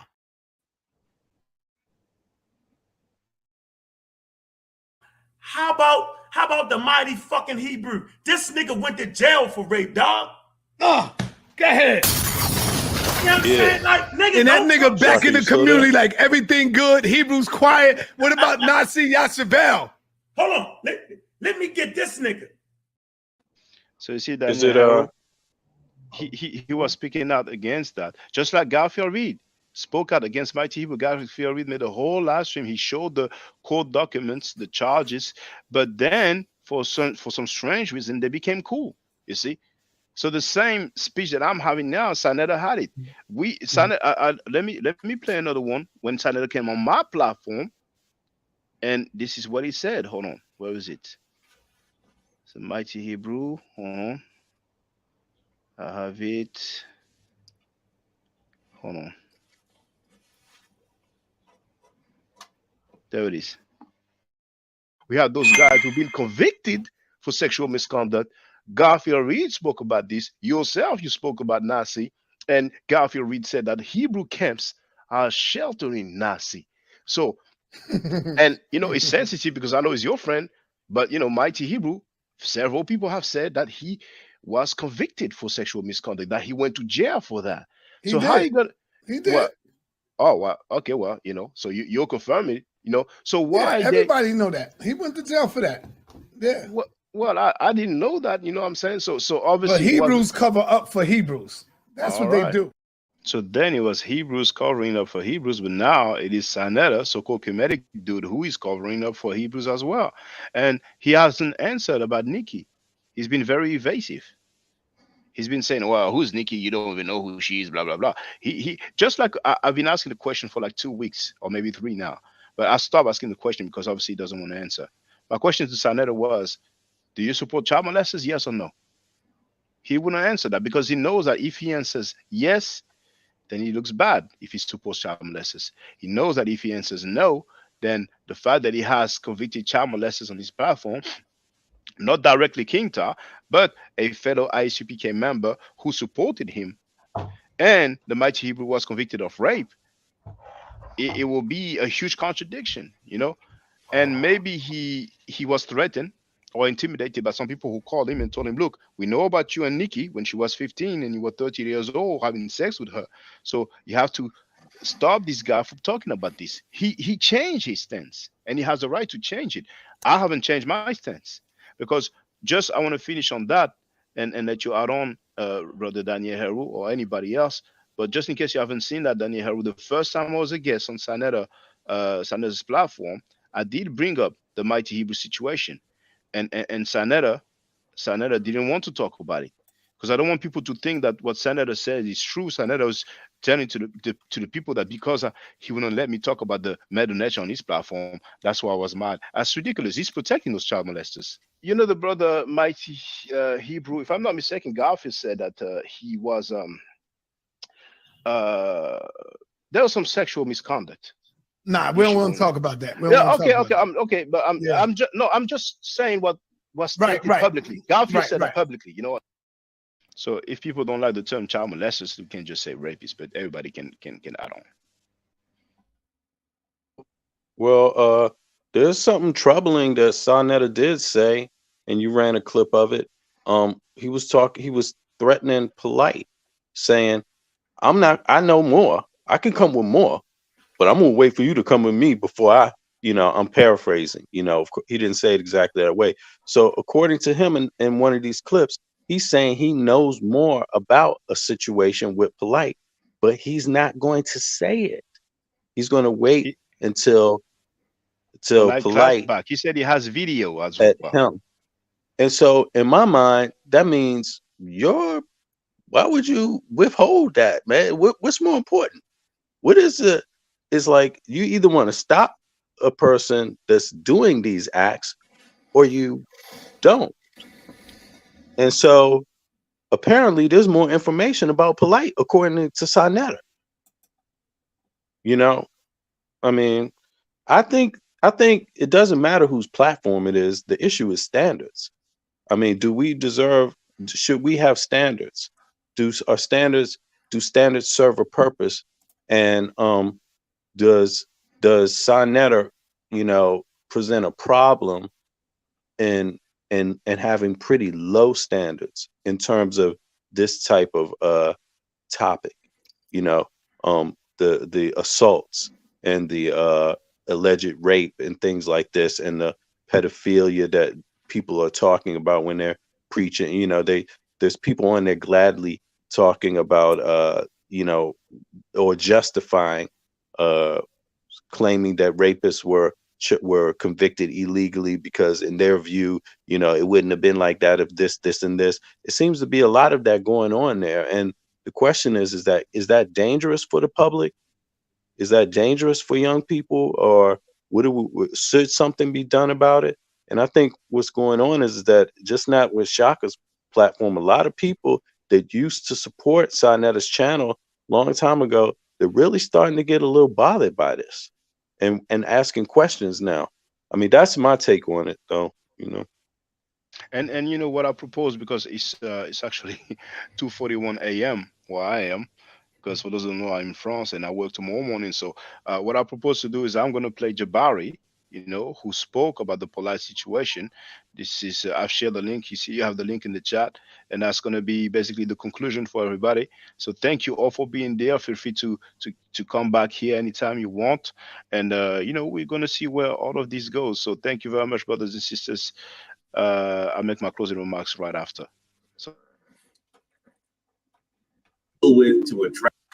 This is a topic that needs to be addressed. A topic that is of critical importance, and I'm truly hoping that we are all prepared to deal with, to address these issues in earnest.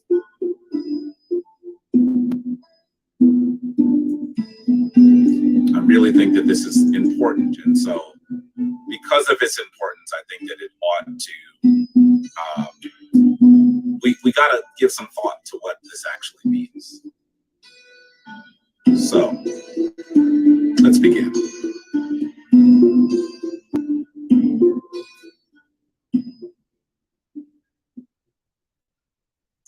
First, let me say to you, I'm not planning on being here long talking about these issues. But I do want to say to you that there have been a number of things that have occurred that are quite concerning, that I'm sure that you are aware of. I really need to say to you that first, let's begin with the allegations, and the arrest and the subsequent arrest of Brother Polite. It is so important for us to acknowledge that the charges that have been levied against Brother Polite, and in fact, his subsequent arrest, are very serious. They're very serious. And I do know that there are some of you who would like to say that, that we should simply wait until all of this is adjudicated in court, And clearly, I think that we should recognize that, of course, it is going to be adjudicated in court. Of course it is. Of course, this is something that is so serious, that the allegations are so vile that they will be adjudicated in court. It is not our role to convict Brother Polite before that occurs. However, I'm going to say to you, when the allegations are as serious as they are, we need to take them seriously. And in taking them seriously, I think it should be pretty clear that we should expect Brother Polite to be on timeout. At the very least. At the very least, he needs to sit down and not do the things that he'd been doing. I think that I've been concerned by some of there's only one way to call it, flossing that he's been doing on social media during this time. I will say to him, as someone who I know, that I'm aware that it is not smart for him to talk specifically about the actual situation that occurred, the things that led to his arrest. But I am not aware of an attorney that would say that you should not say that you are innocent. And I think that that is what I need to hear him say. That is what we all need to hear him say.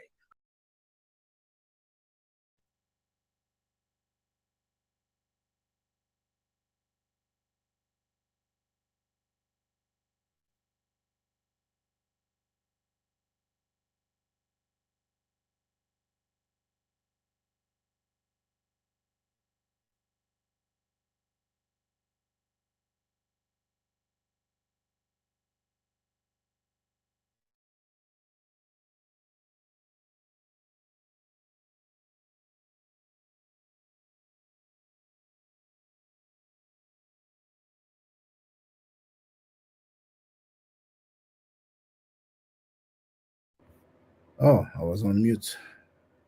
Okay, so can you hear me? 1, 2, microphone check, 1, 2. Okay, it works. Good. So we have 45 people online now. Thank you for being there. You see, I mean, we can talk even if we don't share the same views. It's cool. You know, I understand there's going to be a lot of, but Sa Cheddar is playing the victim now, talking about hate and jealousy. Minister Enki said that Sanetta cannot deny Nicky Chanel from Harlem, 15 years old, when he was 30 years old. But he will surely not address that because other people apparently are aware of that relationship, which lasted for a long time, which means that he knew her age. Okay? So that's one thing.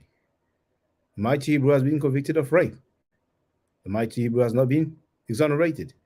And everybody and their mama can talk about the age difference. He was 17, she was 15. That's for the statutory. We do have, amongst other charges, rape. And he was found guilty of that. And I've played Zanetta talking about this, saying that he went to prison for that. And when he was violated,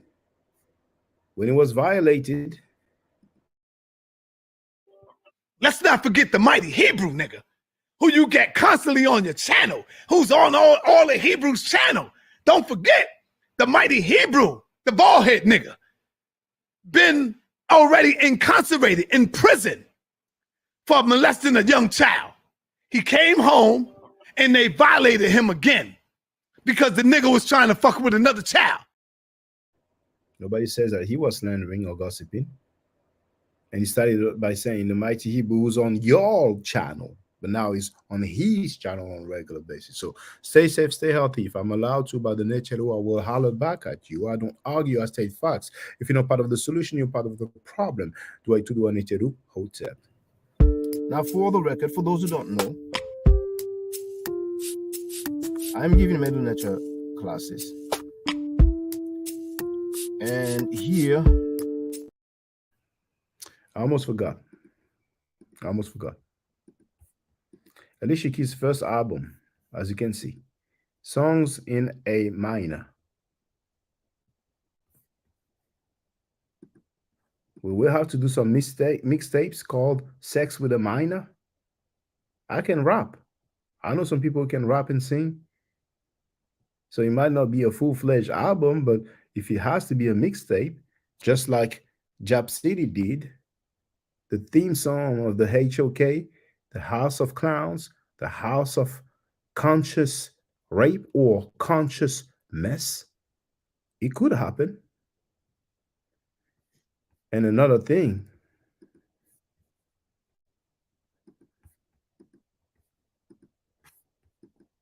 Busted, should check the video. Busted, the Iley Brothers featuring JS. Nice song. With that, I leave you. Now, for the record, for those who don't know, I'm giving Medu Nature classes. And here, that's the flyer. Okay? So, those who are interested, feel free to holler at me. If you're not interested, it's cool. But I recommend that everybody who has not yet seen the video, Kemet and Ma'at, Before Judaism, Christianity, and Islam, then watch it. It has about 300,000 views and really deserves to have a lot more. I just want to let everyone know who's listening in now and who's going to listen to this stream in the future. I just had my first Meta Nature class by Brother Shaka today, and I've had other Meta Nature lessons by other teachers, and I can tell you right now, the brother is the best in the game. He is that was one of the best classes I've ever had, ever. So if you're interested in learning the Meta Nature, if you're interested in getting the basics of it, Brother Shaka is an awesome teacher. Get with him, and it's extremely affordable. This brother is giving us his time and his skills, and he's basically giving it away. I mean, I just consider it a donation. You know what I'm saying? So if anybody is interested in learning the Meta Nature, get with this brother right here. He's an awesome, awesome, awesome teacher. And I'll end with that. Hotep Senu, Hena Senut. This is Julie, also known as Servant of Yah, and I'm currently taking the Medu Nature classes with Brother Shaka, and it has been an amazing experience. Only 2 lessons so far, and I feel like I've been taking the classes for months, just with the how in depth he goes into the vocabulary words, the construction of the language, the grammar. It's been immeasurable, the experience. And one thing that comes across, hands down, is his extreme passion for teaching this to anyone who is willing to learn and has an interest in learning. So I highly suggest, if you are interested, even a minimal interest, that you subscribe to the classes with Brother Shaka. It's such a nominal amount for how much you get. I know, like, our last class was over 2.5 hours. It felt like 2 minutes, but because that's how, involved you are in what he's teaching and how he teaches and how compassionate he is about what he teaches. Also with sharing materials free of charge, no question, no doubt. It's just what he does. He doesn't have to, but he does. And so I just wanted to give a short testimonial about the class and the effectiveness of the class, and all of that is attested to how studied Brother Shaka is. So I highly recommend anyone with a minimal interest that you do sign up for the Medu Nature class. Hotep. Don't forget to subscribe to my channel, which is Ma'at Forever. Don't forget to watch the video entitled Kemet and Ma'at. Don't forget to share Kemet and Ma'at on my channel on Twitter, Facebook, Instagram, WhatsApp, or other social media that you use. Email, text messages, you name it. Those who wish to donate can do so on paypal.me/maatforever.